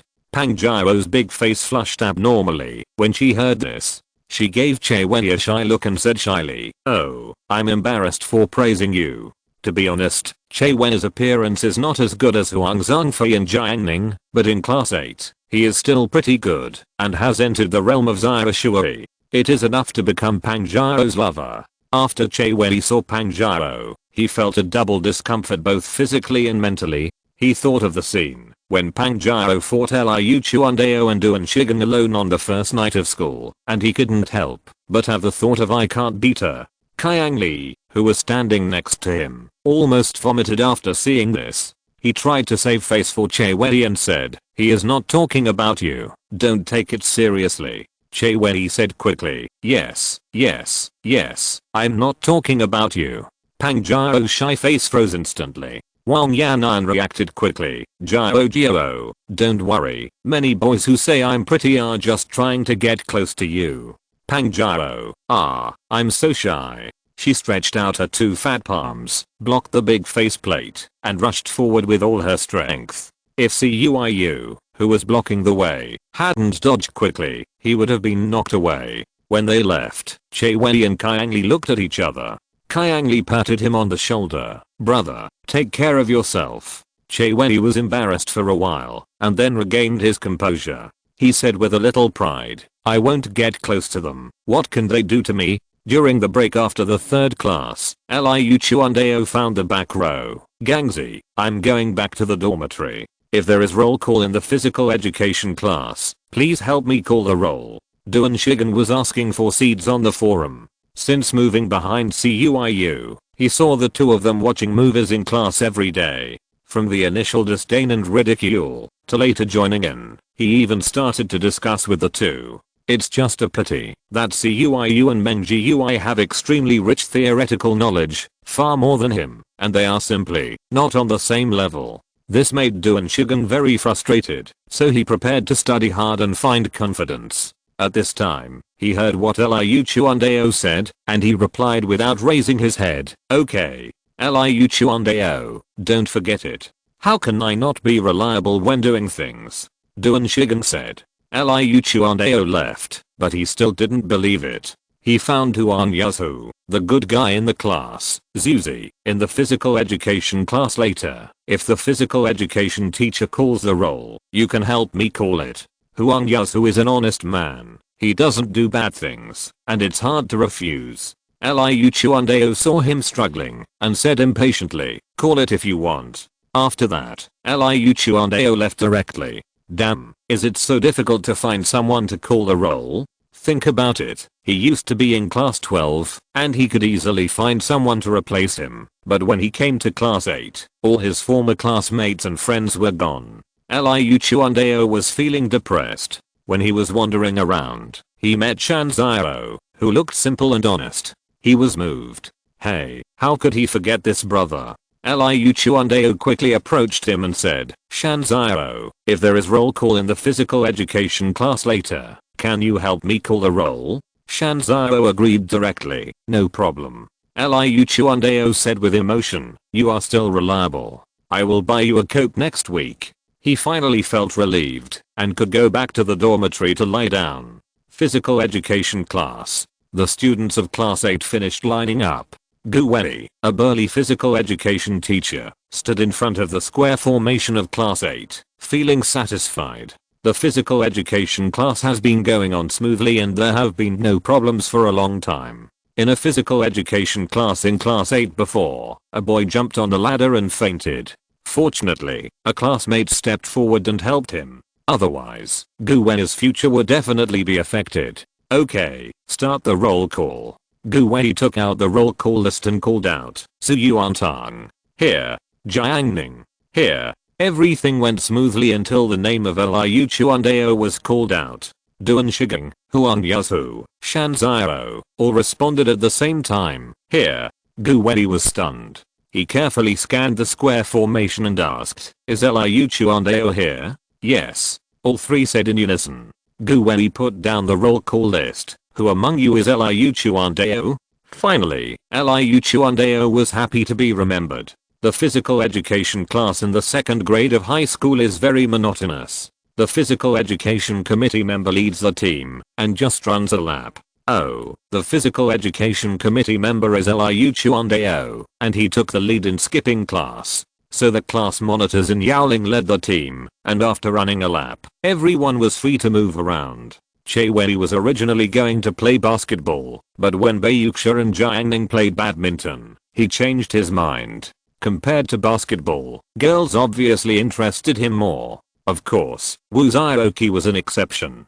Badminton court. Jiang Ning and Baiyuxia played across the badminton net.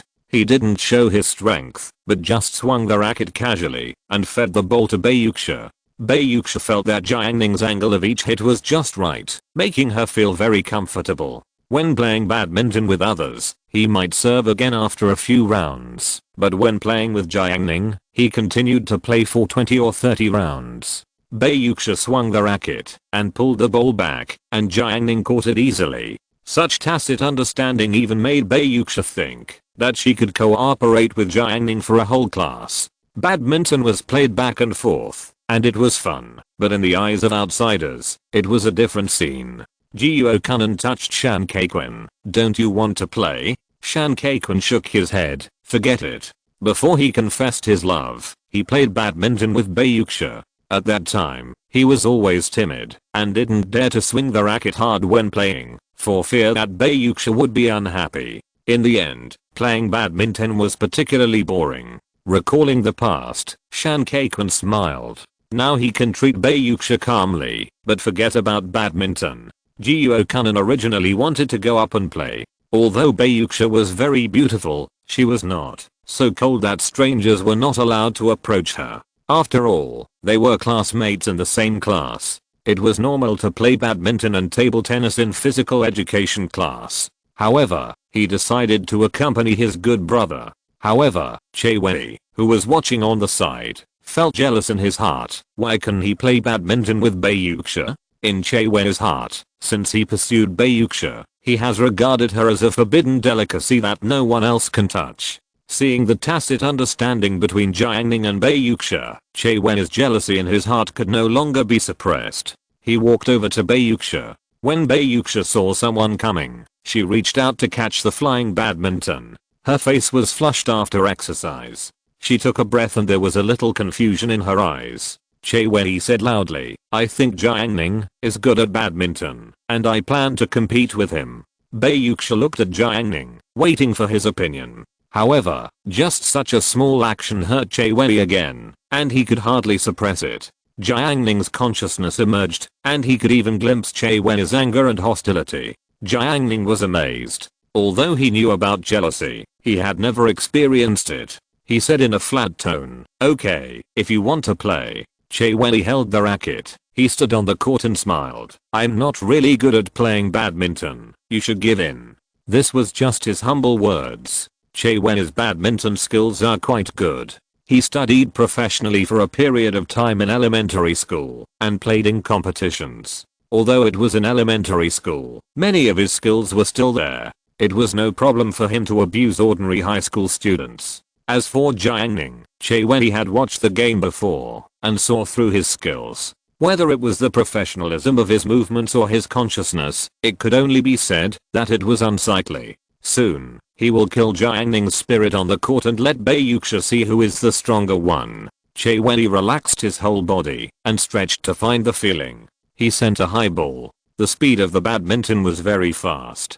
Jiang Ning did not move his feet, but fanned the racket and hit the badminton back. Che Wei immediately hit it violently. Jiao Kunan, who was watching the game nearby, immediately felt that Che Wei was not simple and had a bit of professional momentum. Is he serious? Yang Sheng chewed gum. Her eyesight was much better than that of ordinary high school students. However, Che Wei's violent hit was still extremely slow in Jiang Ning's eyes. He was not used to the opponent. After receiving the ball, he hit it directly to the corner. Che Wei panicked. He seemed to have underestimated Jiang Ning and was about to lose.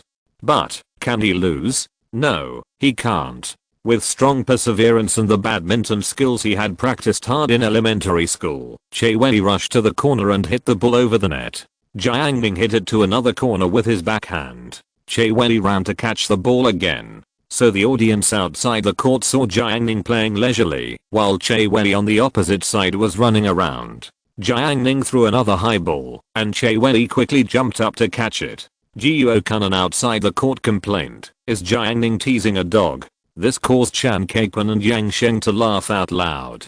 Jiang Ning's ball control level is very high, and it is just the angle that Che Wei can catch, as long as he tries hard. The anger in Che Wei's heart is getting more and more intense, and his mind is full of the scene of Bai Yuxia asking Jiang Ning for help with a question recently. Endless anger turned into motivation, making him full of energy. Like a perpetual motion machine, he ran left and right, jumped up and down, just to protect his dignity. Cuiu, who was outside the court, saw this and said happily, "As soon as I arrived at the court, I saw a Wei performing a circus. Zhao Gizi, give me a reward." Qiang Li felt sorry for his friend, and frowned and warned, "Watch your mouth. Cuiu, let's be honest, isn't a Wei performing a circus?" After hearing this, Che Wei's blood rushed to his head, and he was furious. It happened that Jiang Ning hit another high ball. Cuiu shouted, "Away, jump." Che Wei was about to jump up and fly into the air to catch the ball. After hearing this, he collapsed at that moment. The action of jumping was deformed. He didn't jump up, but his legs suddenly twitched. Che Wei failed to take off and fell directly to the ground. The cramps in his legs, caused by this jump, were much more painful than the sudden twitching of his legs and feet when he was lying on the bed. Even though Che Wei was very scheming, he was still grinning, and his facial features twisted when he encountered such pain. He hugged his legs and struggled on the ground. Cuiu was afraid that the world would not be in chaos and exclaimed, "What the hell? What the hell? Oi, Che Wei is sick, call for help." Qiang Li's face changed, and he asked with concern, "Che Wei, what's wrong with you?" Che Wei gasped in pain. "Cuiu, don't be afraid, we have a paramedic in our class." Qiang Li was stunned. Paramedic? Che Wei also felt hope in his heart. The cramp was too painful. He needed a paramedic to save him. Meng Jiao reacted very quickly. He shouted at the top of his voice, "Pang Jiao, Che Wei is in trouble, come quickly." Yang Sheng crossed his arms and pointed to the basketball court in the distance. "They are a little far away, I'm afraid they can't hear it." Cuiu was quick-witted. When he saw Huang Yasu next to him, he quickly borrowed the loudspeaker in his school bag. Cuiu, who was enthusiastic and righteous, raised the loudspeaker and shouted, "Student Pang Jiao, Che Wei is sick, you are needed here." Chapter 523 Dark. In the southeast corner of the playground, a stray dog was wandering around, becoming an unstable factor. Several female students in the first year of high school were afraid that the dog would bite them, so they found the physical education teacher Gu Wei. As a physical education teacher, Gu Wei's work was usually very easy. He was responsible for leading physical education classes and guiding sports students. This year, in order to welcome the school anniversary, he taught Takai. After Mr. Shao donated 20 million, the school issued bonuses. Unexpectedly, he actually got a share and received a bonus of 20,000 yuan. After Gu Wei asked around, he found out that Mr. Shao liked physical education teachers the most and specially pointed out generous treatment. The other substitute teachers who only received a few thousand yuan in bonuses envied Gu Wei very much. On the contrary, Gu Wei himself was very embarrassed and felt that he had done nothing. Now when he saw his classmates needing help, he immediately said, "What's a stray dog? I'll chase it away." Gu Wei took a few little girls to chase away the stray dog.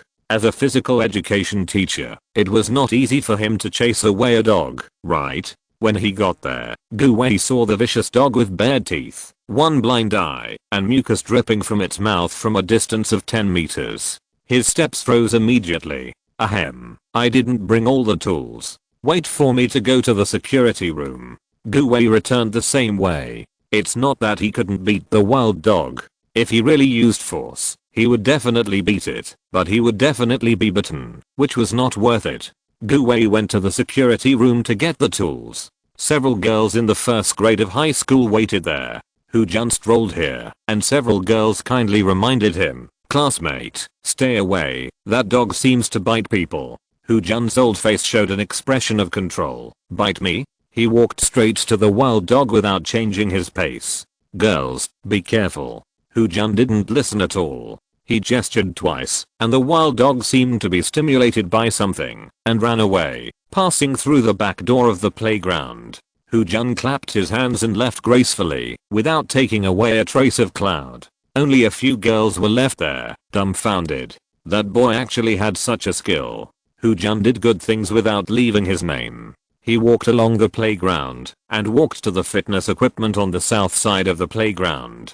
Duan Shigen was tired and sweating. He was doing pull-ups, 1, 2, 3, and his movements were quite standard. He didn't let go of the horizontal bar until he did 12 pull-ups. Song Sheng said coldly, "It's okay, the number is quite large. It's okay. I have done several sets before, otherwise I can do a few more." Duan Shigen used to be a big boss in Tizhong, and his physical fitness was naturally needless to say. Although Song Sheng was arrogant, he thought to himself that Duan Shigen was not much weaker than him, and he could be regarded as an equal communication partner.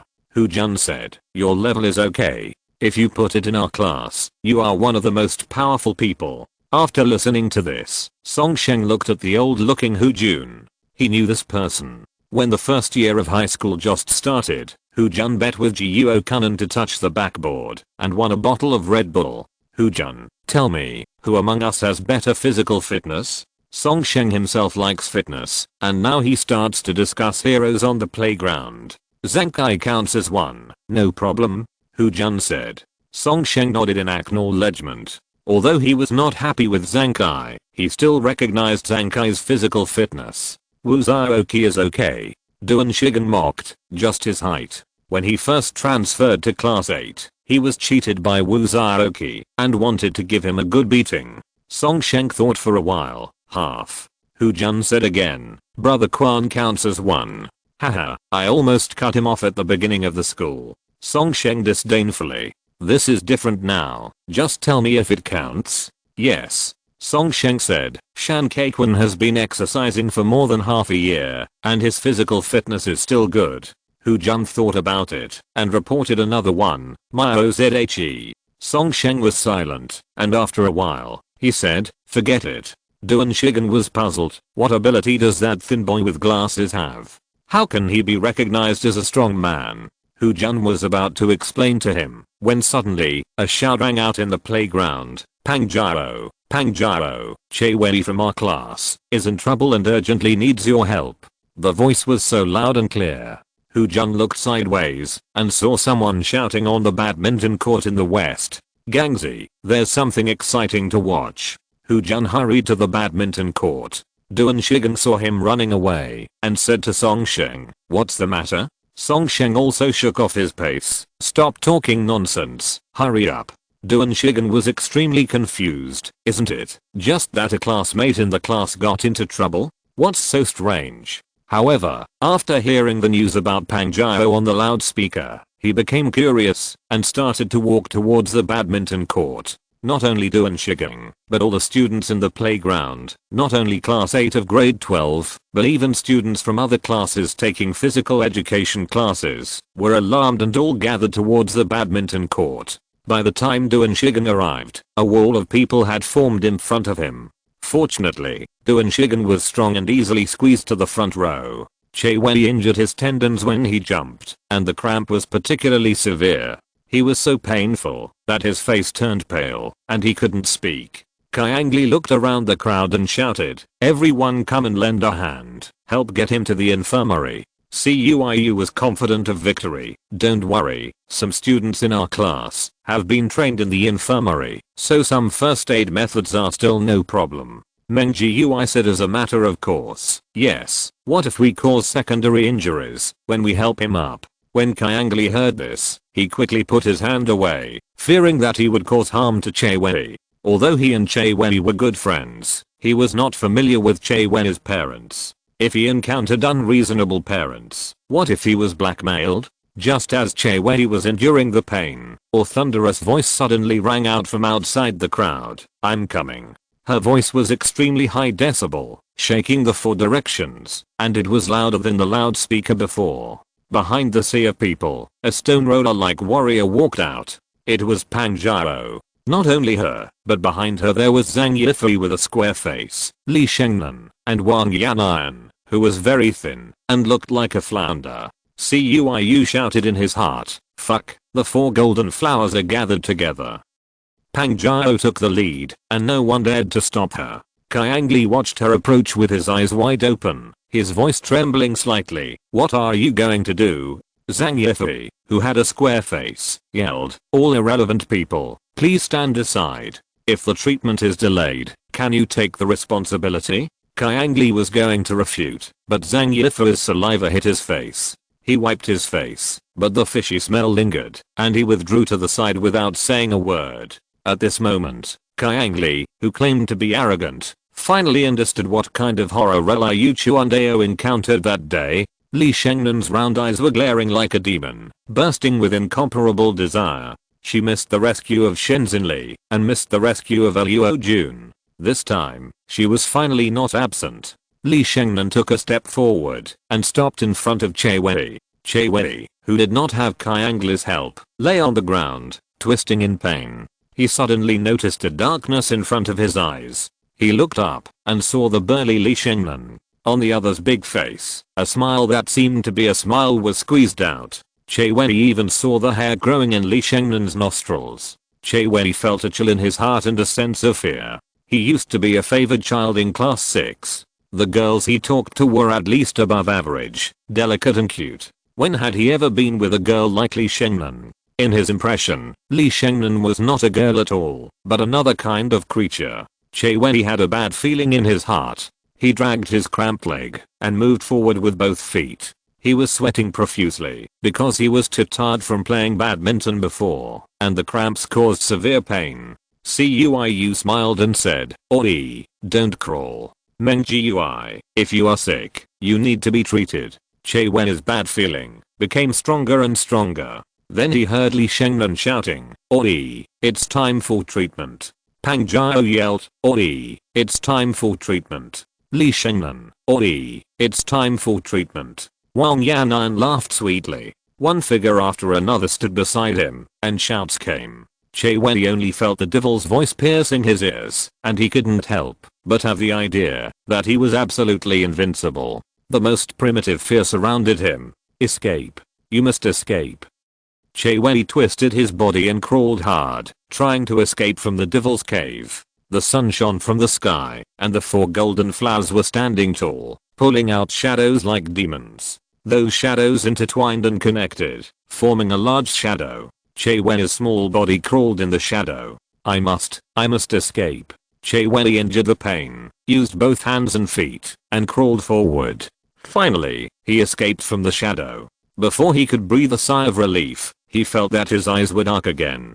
He raised his head and Pang Jiao grinned. Oi, it's time for treatment. Che Wei shouted in pain. Can I not treat it? I'm very healthy. Wang Yang Iron. Oh, you are sick. You must be treated. After that, Li Shengnan, who had been hungry and thirsty for a long time, pounced forward and grabbed Che Wei's legs. Che Wei could no longer escape. Li Shengnan pulled his legs, Zhang Yifei pressed his arms, and the two turned Che Wei over.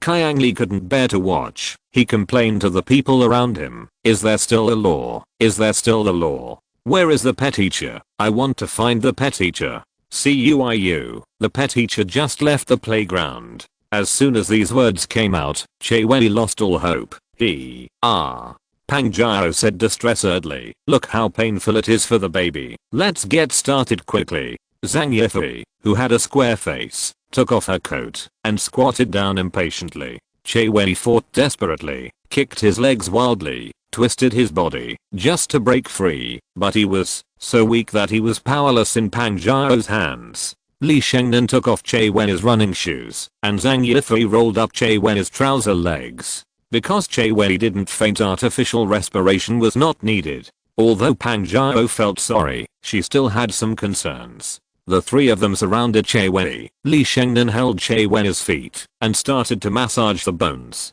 Pang Jiao held her hand and massaged it carefully. Li Shengnan held up the back of Che Wei's head and let him enjoy a lap pillow. To be honest, Che Wei's treatment was not bad, and they really treated him. But the appearance of Pang Jiao and the others really made him unhappy, especially under the watchful eyes of the public. The shame in Che Wei's heart was too strong. Especially many people took out their mobile phones to take pictures. CUIU said hypocritically, hey, I'm so envious. Che Wei was about to collapse. He actually fell into such a situation one day. How can he face Bayuxia in the future? His life is ruined. Thinking of this, Che Wei screamed in pain. Pang Jiao quickly scolded. Shengnan, how did you press it? It hurts oi. After that, she squeezed Li Shengnan away, held up Che Wei's ankle, and massaged it gently. There was a burst of exclamations around. CUIU, great beautiful girl foot massage. Shan Kaikun held his forehead and complained. The price of playing badminton with Jiang Ning is too terrible. Saturday night.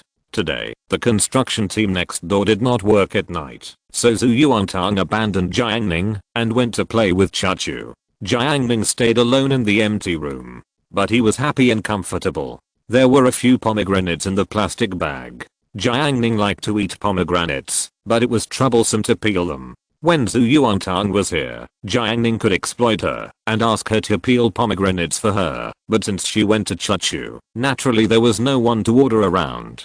Jiang Ning hooked his fingers and 2 pomegranates flew into the air. He gently scratched them twice, and the pomegranates began to peel themselves. One by one, the crystal clear pomegranate seeds floated in the air and finally fell into the porcelain bowl. Jiang Ning picked up 2 pomegranate fleshes and ate them happily. A variety show was playing on the computer screen. He ate while watching the show, enjoying the rare comfort. At this moment, the question's phone suddenly rang. It was a cute ink-style female head, Zhenglu's head, which she drew by herself. She actually drew another ink and wash style male head, which just happened to form a love head. Zhenglu specifically asked Jiang Ning if he wanted to change his head portrait, but was rejected. The ink and wash style male head was sealed by Zhenglu.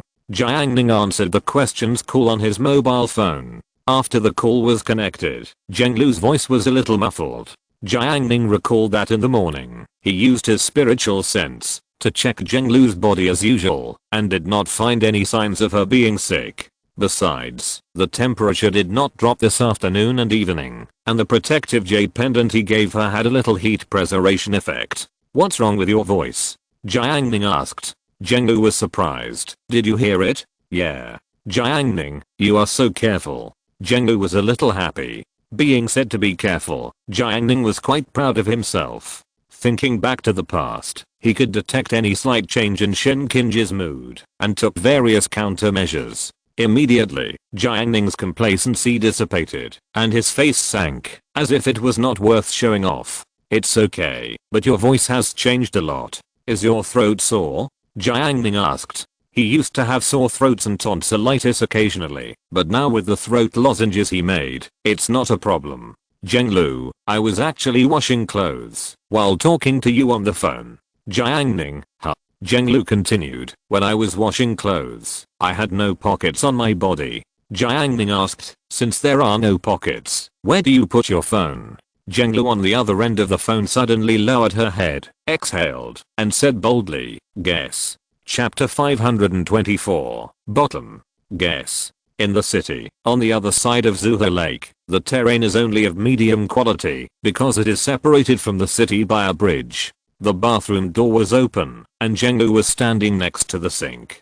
Her hair was slightly wet, and her soft hands were washing her underwear. As her arms moved, her chest trembled slightly, creating an alluring arc.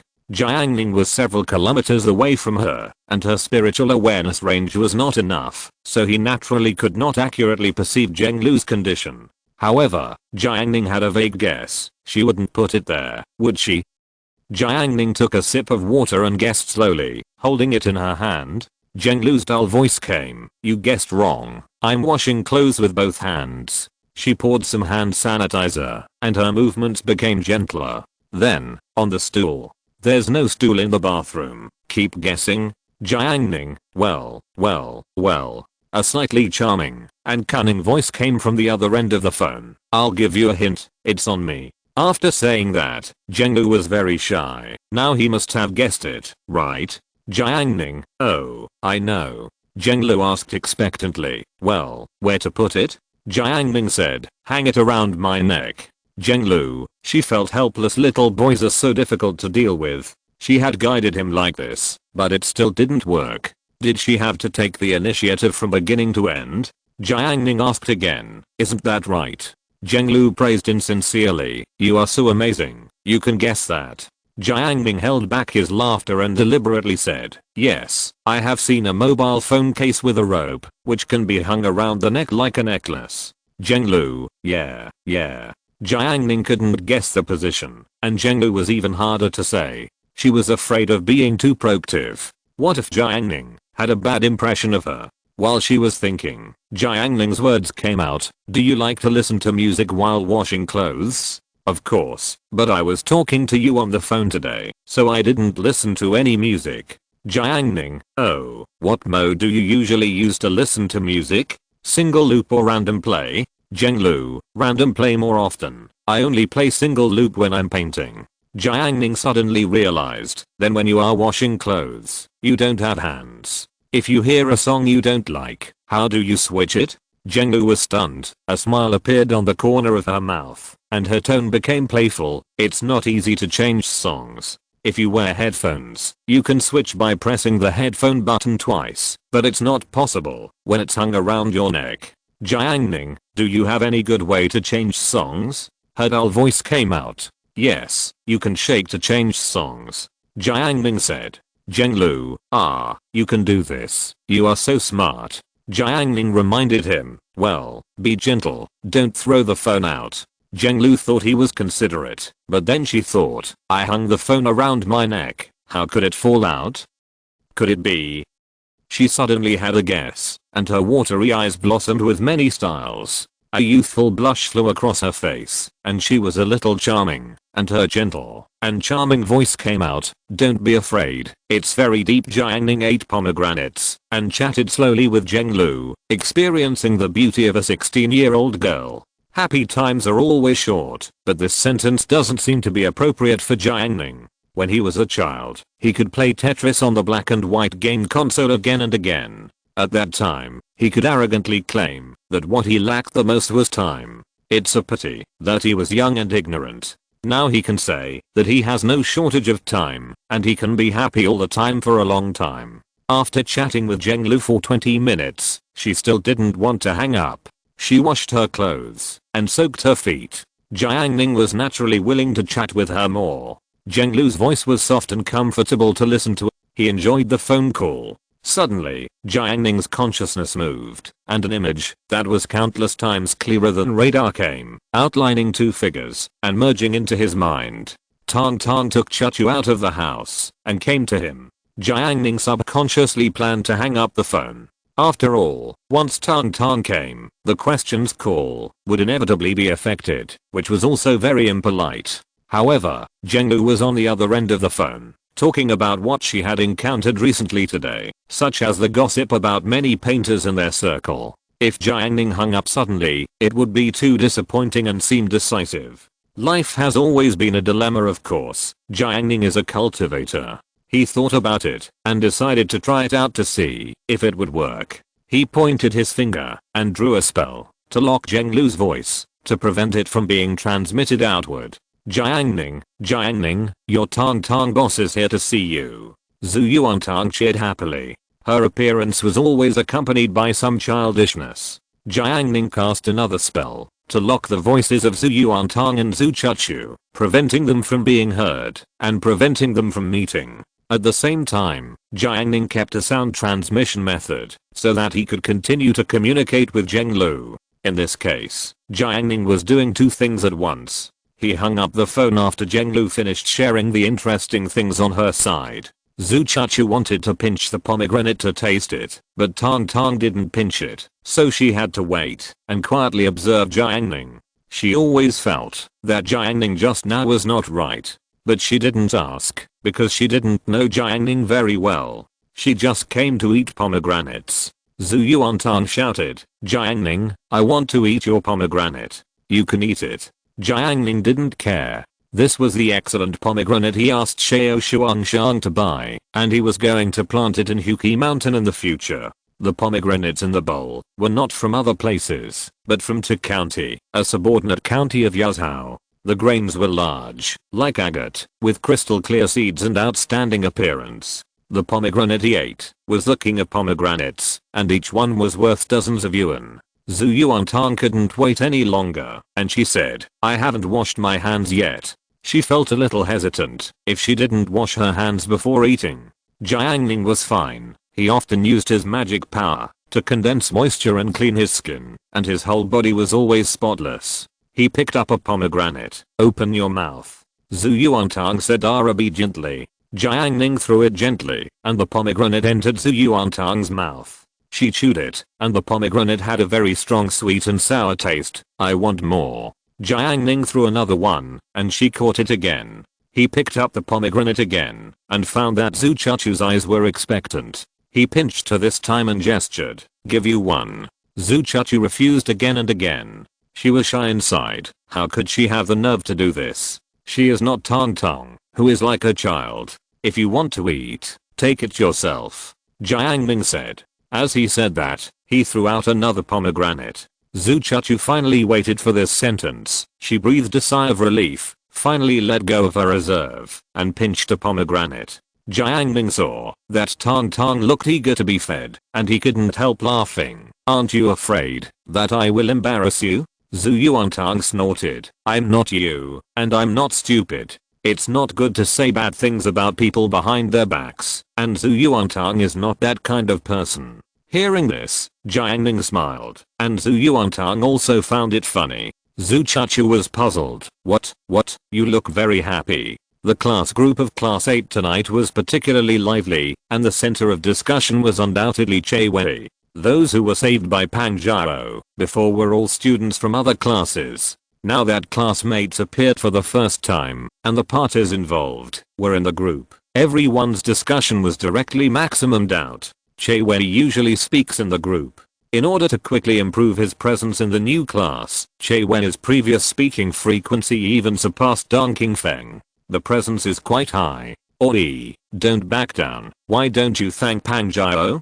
Cuiu was just watching the fun. Liu Chuandao was also gloating over other people's misfortunes. He used to think he was miserable, but after seeing Che Wei's experience, he began to feel lucky. It turned out that he was not the worst. When he thought of the scene where Che Wei was ravaged by Pang Jiao, Li Shengnan, and Zhang Yifei, Liu Chuandao was filled with a strong sense of superiority. He instructed from a high position. "Oi, to be honest, Pang Jiao saved you, right? Cuiu, look, even Liu couldn't stand it anymore. Meng Gui, people should repay kindness." A group of people started to make a fuss, wanting Che Wei to thank him. Kyangli couldn't stand it anymore, and he angrily accused, "Can you have some empathy? Do you know what Ori has been through? CUIU, I know." After sending this message, CUIU threw out several pictures in a row, and the content of the pictures was all about Jaewen's experience in the morning.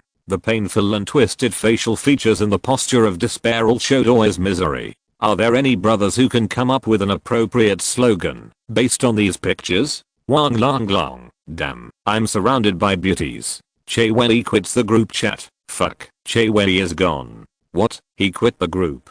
This is a class group. He's too fragile mentally. Hujan was banned so many times before, but he didn't quit the group. Huang Zhangfei stepped forward. Okay, everyone, please say less. CUIU, I'm helping him get rid of his pain as soon as possible. Wang Yanglian, CUIU, what do you mean? Did we harm Jaewen? In order to treat Jaewen, we sisters have sacrificed so much. His ankle is seriously injured. When school starts tomorrow, we will continue to treat him. CUIU, okay, I'll notify him right away. CUIU privately chatted with Jaewen. Arwei, Pang Jiao said she will give you a foot massage tomorrow. Are you happy? He sent a screenshot of the chat. Then CUIU found that his friend had been deleted. Of course, not everyone in the class gloated over his misfortune. For example, Xin Yaoling felt quite sympathetic towards him. As the monitor, Xin Yaoling still sent a message. Why did you quit the group? When Jaewen saw this, he held his phone tightly with his fingers. In the past, he would have chatted with the beautiful Xin Yaoling, but now, he really didn't want to. His life was stained, a stain that could never be erased. Kyangli privately chatted with Jaewen. I asked for you. Jaewen was in great pain. No, I don't want to hear it. Don't get excited. This is really a good thing. You feel ashamed today, right? But do you know that before you, there were two people who were even more aggrieved. One of them was Shen Xinli from class 9, and the other was Eluo Jun from class 11. They were both given artificial respiration by Pang Jiao. Do you understand what I mean? Jaewen, where did you find out? On Tiba. Someone posted it before, so don't worry, brother, your pain is nothing. How can you become a man without going through hardships? After his comfort, although Jaewen's mood was still gloomy, it was at least better. It turned out that he was not the most unlucky. Sunday morning. Jiang Ning didn't practice last night. He slept until 7 o'clock and got up. The sun always rises early in the summer, and the temperature in the morning is a little cool. Jiang Ning urged the spirit boat to fly to the Hukishan villa and took out the rice he made last night. The freshly cooked rice is sticky, and the overpass rice has been stored for a long time, so the rice grains are much looser, which is very suitable for fried rice. This rice is the spirit rice specially cultivated by Jiang Ning. He took the overpass rice to Zhu Yuantang's house. Zhu Yuantang was washing her face in the yard. When she saw Jiang Ning, she immediately shouted, "Last night you said there would be something delicious this morning. What is it?" Jiang Ning handed over the lunchbox in his hand. "It is indeed delicious, but you have to cook it." Semi-finished. Zhu Yuantang took the lunchbox suspiciously, opened it and saw that it was actually rice. She was a little disappointed at first, but even if it was just rice, she could make it very delicious, which surprised Jiang Ning with her cooking skills. Immediately, Zhu Yuantang suddenly remembered that once Jiang Ning brought back rice that was very delicious. Could it be that rice? She took a closer look at the lunchbox. The rice was piled together, and the color was very bright. Each grain was very full, and even the size was the same. A faint fragrance came out, which instantly woke up Zhu Yuantang, who was still sleepy. It is obvious that the fried rice made from this rice must be very fragrant. She even wanted to grab a handful and try it, but unfortunately Jiang Ning was by her side, and Zhu Yuantang didn't want him to look down on her. "Since you brought rice, I'll contribute a few eggs." Zhu Yuantang ran to the kitchen and took out the grass eggs he brought from his hometown.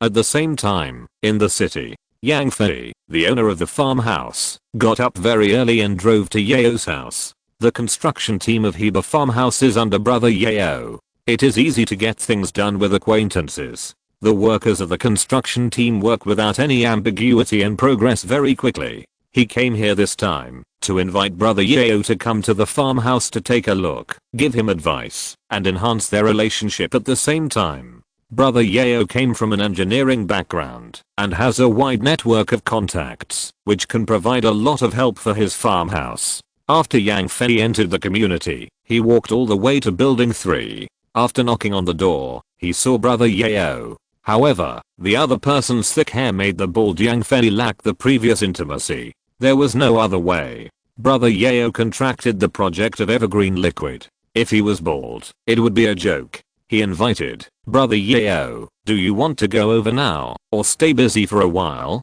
I have found a chef over there. Early in the morning, I asked him to stew mutton and cabbage soup, and then baked some cakes in a clay pot. It tastes so good, let's go. Brother Yeo heard it and said, okay, let's try it. He shouted to the second bedroom, Yeo, stop studying, I'll take you to eat good food. Chapter 525 My Home. Second bedroom. Yeo is studying. As a student of Yuzhou No. 2 Middle School, the competition is fierce. Even on holidays, she still doesn't sleep in. Of course, it has more to do with her mother. Yeo's mother is a small leader in the system. She is strict with herself. Similarly, she forces this self-discipline on her daughter. She has been strict with her since she was a child, such as drinking 8 glasses of water a day, eating a certain amount of fruit, signing up for various extracurricular classes, and even requiring her to get up at 7:30 in the morning even on holidays. Once Yeo doesn't do it, she will be reprimanded. This morbid desire for control finally made Yeo explode in adolescence. She just felt that she was like a canary in a cage. She wanted to get rid of her mother's control, but unfortunately, she didn't have the ability to survive on her own. Compared with Yeo's mother's dominance, Yeo's father is a well-mannered businessman and is very lenient with his daughter. Otherwise, after Yeo ran away from home, the rental advertisement of her bedroom might still be hung on the notice board of the community. Yeo heard what her father said, and she said, wait, I'll change my shoes. Father Yeo has a wide range of interpersonal relationships and often attends various dinners. For some that are not particularly important, he will take his daughter with him so that his daughter can meet people and not stay at home every day. He can also let her eat delicious food and have an excuse not to drink. Yeo is naturally happy, especially the last time she went to Uncle Jiang's house. The watermelon and tomato hot pot she ate was so delicious that she still remembers it. Okay, let's go together. Father Yeo looked at Yang Fei. Yang Fei smiled and showed his car keys. Take my car. Heba. Jiang Ning was responsible for lighting the fire, and Zhu Yuantang tied the apron she bought online. This apron was designed to be quite cute, with a cute version of a little white rabbit and carrot embroidered on the surface. She raised the spatula to fry rice, eggs, spirit rice, and a little chopped green onion. The fragrance was extremely penetrating. Zhu Chachu, who was memorizing words at the gate, smelled the fragrance, and those fragrances rushed in one after another. Zhu Chachu, who used to have a very good learning efficiency, swallowed her saliva while memorizing words, and her learning ability plummeted. Once she fell, she could not rise again, and her head was full of egg fried rice. Zhu Chachu couldn't believe it. Why is it so fragrant? What kind of rice are Jiang Ning and Tang frying? Zhu Chachu closed her word book, sniffed her nose, and followed the smell to the kitchen. Zhu Yuantang waved the spatula, his hands kept moving, and kept muttering, okay, it's almost done. Seeing Chachu coming in, Zhu Yuantang said happily, Chachu, I told you yesterday that you will have breakfast at my house. Yeah, okay. Zhu Chachu agreed immediately, even omitting the usual process of refusing. Zhu Yuantang pleading, her agreeing again. She was afraid. If Tang agreed not to give her food, she really didn't know what to do. With Zhu Yuantang's last shovel, the fragrant egg fried rice was finally ready. Jiang Ning put out the fire and moved the dining table to the yard. It was morning and the sun was not strong. The feeling of eating outdoors was something that ordinary city residents could hardly experience. Zhu Yuantang helped wash the grapes, cut kiwis and bananas. Zhu Chachu went home and got the melon seed and chicken sauce made by her mother to go with rice. 3 boxes of yogurt were placed on the table, and a nutritious and healthy breakfast was complete. Zhu Chuchu sat at the dining table and ate a banana to slow down her saliva. She lowered her head and stared at her own bowl of fried rice. The appearance of the fried rice was extremely outstanding. She had never seen such fried rice before. The rice grains were distinct, wrapped in eggs, and glowed brightly, especially beautiful, as if glowing. However, Chuchu smiled in her heart. It must be an illusion. This is rice, not a radioactive substance. It is impossible to glow. Unable to resist the wisps of fragrance, Zhu Chuchu scooped a spoonful and put it into her mouth. Zhu Yuantong, who was in a hurry, had already scooped up the rice. She shouted excitedly, "Wow, Jiang Ning, is the rice I fried delicious?" Zhu Chuchu tasted it, and the rice slid into her mouth. A clear spirit spread, and her body floated with it. She couldn't help but want to moan softly, but Zhu Chuchu held it back with strong restraint. Even if she was comfortable, she would not make that kind of sound.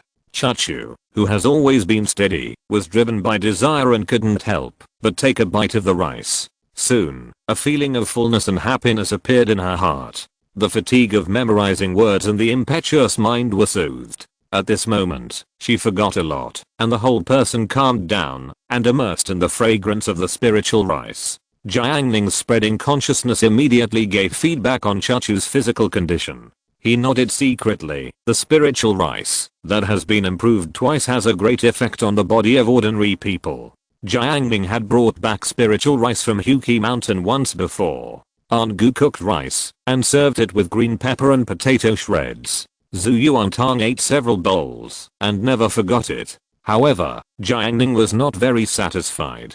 He specially asked Xiao Xuangshan to search for spiritual materials, cultivate spiritual soil, and continue to improve it. Now the spiritual rice grown is barely decent. Jiang Ning, is it delicious? Zhu Yuantong was proud. Isn't it that the rice I brought is good? Jiang Ning asked back. He spent a lot of effort to make some spiritual rice. Humph. Zhu Yuantong took the opportunity to attack the snake. How about this? Bring back more ice next time, and I will fry it for you, okay? Jiang Ning, okay. And Sub drove down the asphalt road of the river dam. Bold Yang Fei said to the co-pilot Yao's father, I have told the chef that I will let you taste what authentic mutton soup is. It is made from mutton bones and Chinese cabbage vermicelli. I guarantee that there will be enough ingredients. Yao's father said, I know the taste. I went to the countryside to build houses for people in the early years. They made mutton soup in the morning and served it with pancakes. The taste was amazing. Yao's father missed it, but unfortunately, after leaving the village, he could never find the mutton soup in the restaurant outside. Yao sat alone in the back seat. After the conversation between her father and Uncle Yang, she finally figured out that Uncle Yang opened a farmhouse.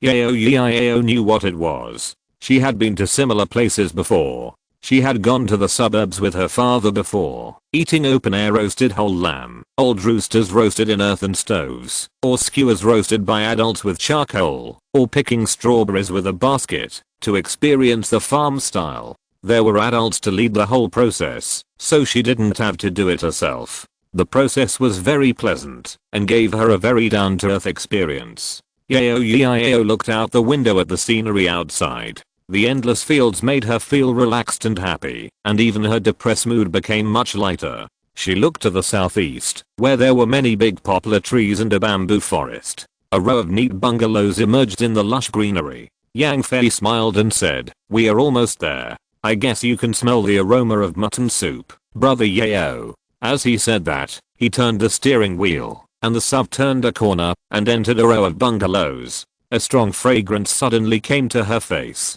Just smelling that fragrance made people feel refreshed and couldn't stop. She even thought that, if she took one more breath, she would make a profit. Father Yao sniffed carefully. My goodness, this egg fried rice is fragrant. Brother Yang, you are thoughtful. Yang Fei was a little confused. When did I make fried rice?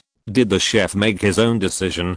But, well done. Yang Fei stopped the car excitedly and opened the car door. He looked around, wondering, something is wrong. Why doesn't this fragrance come from my house, but instead seems to be Yang Fei glanced sideways, his eyes locked on a family. He remembered that family very clearly. A mother and daughter lived there. Yang Fei held back the smell and took the absent-minded brother Yao into his newly decorated farmhouse. When they stepped into the yard, there was finally the smell of mutton. It was fragrant, and it was the same smell in his memory, but Yang Fei was still confused.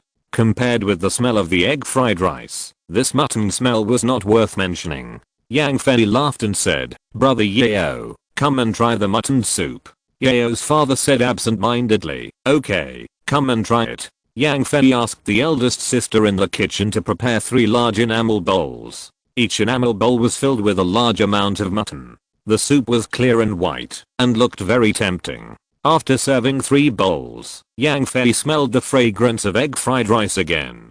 He looked at the expressions of the father and daughter of the Yao family. He said again, "Eldest sister, another bowl of mutton soup, with more mutton." After filling the bowl, Yang Fei said, "Our neighbors are nice. I'll send them a whole bowl." As he said that, Yang Fei carried the mutton soup and stepped into the Zhu family courtyard with the intention of inquiring. The aroma of fried rice became stronger, and the mutton soup in his hand was completely suppressed. Yang Fei saw 3 familiar people again. In recent days, he roughly understood the relationship between the people nearby and knew that the 3 people had a good relationship. Last time, they used a clay pot to roast chicken and ate at the same table. "Yang Fei, are you eating? I stewed some mutton soup and sent it to you to try." Although he said this, his eyes were fixed on the egg fried rice on the table. Yang Fei swore that he had never seen such fried rice before. His first feeling was that the fried rice was so beautiful, with bright and colorful colors, just like the one in the promotional picture, but compared with the picture, its appearance in reality was more impactful.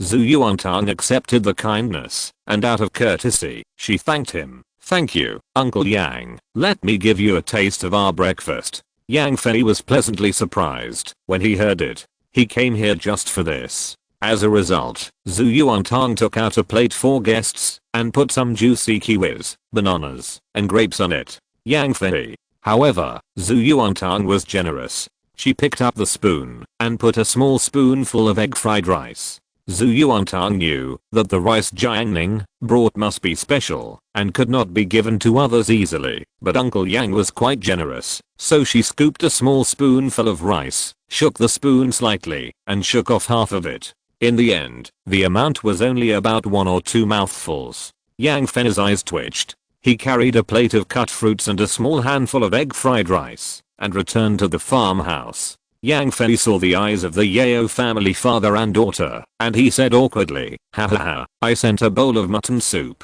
and they insisted on giving me fruit. It's just right for meat and vegetables.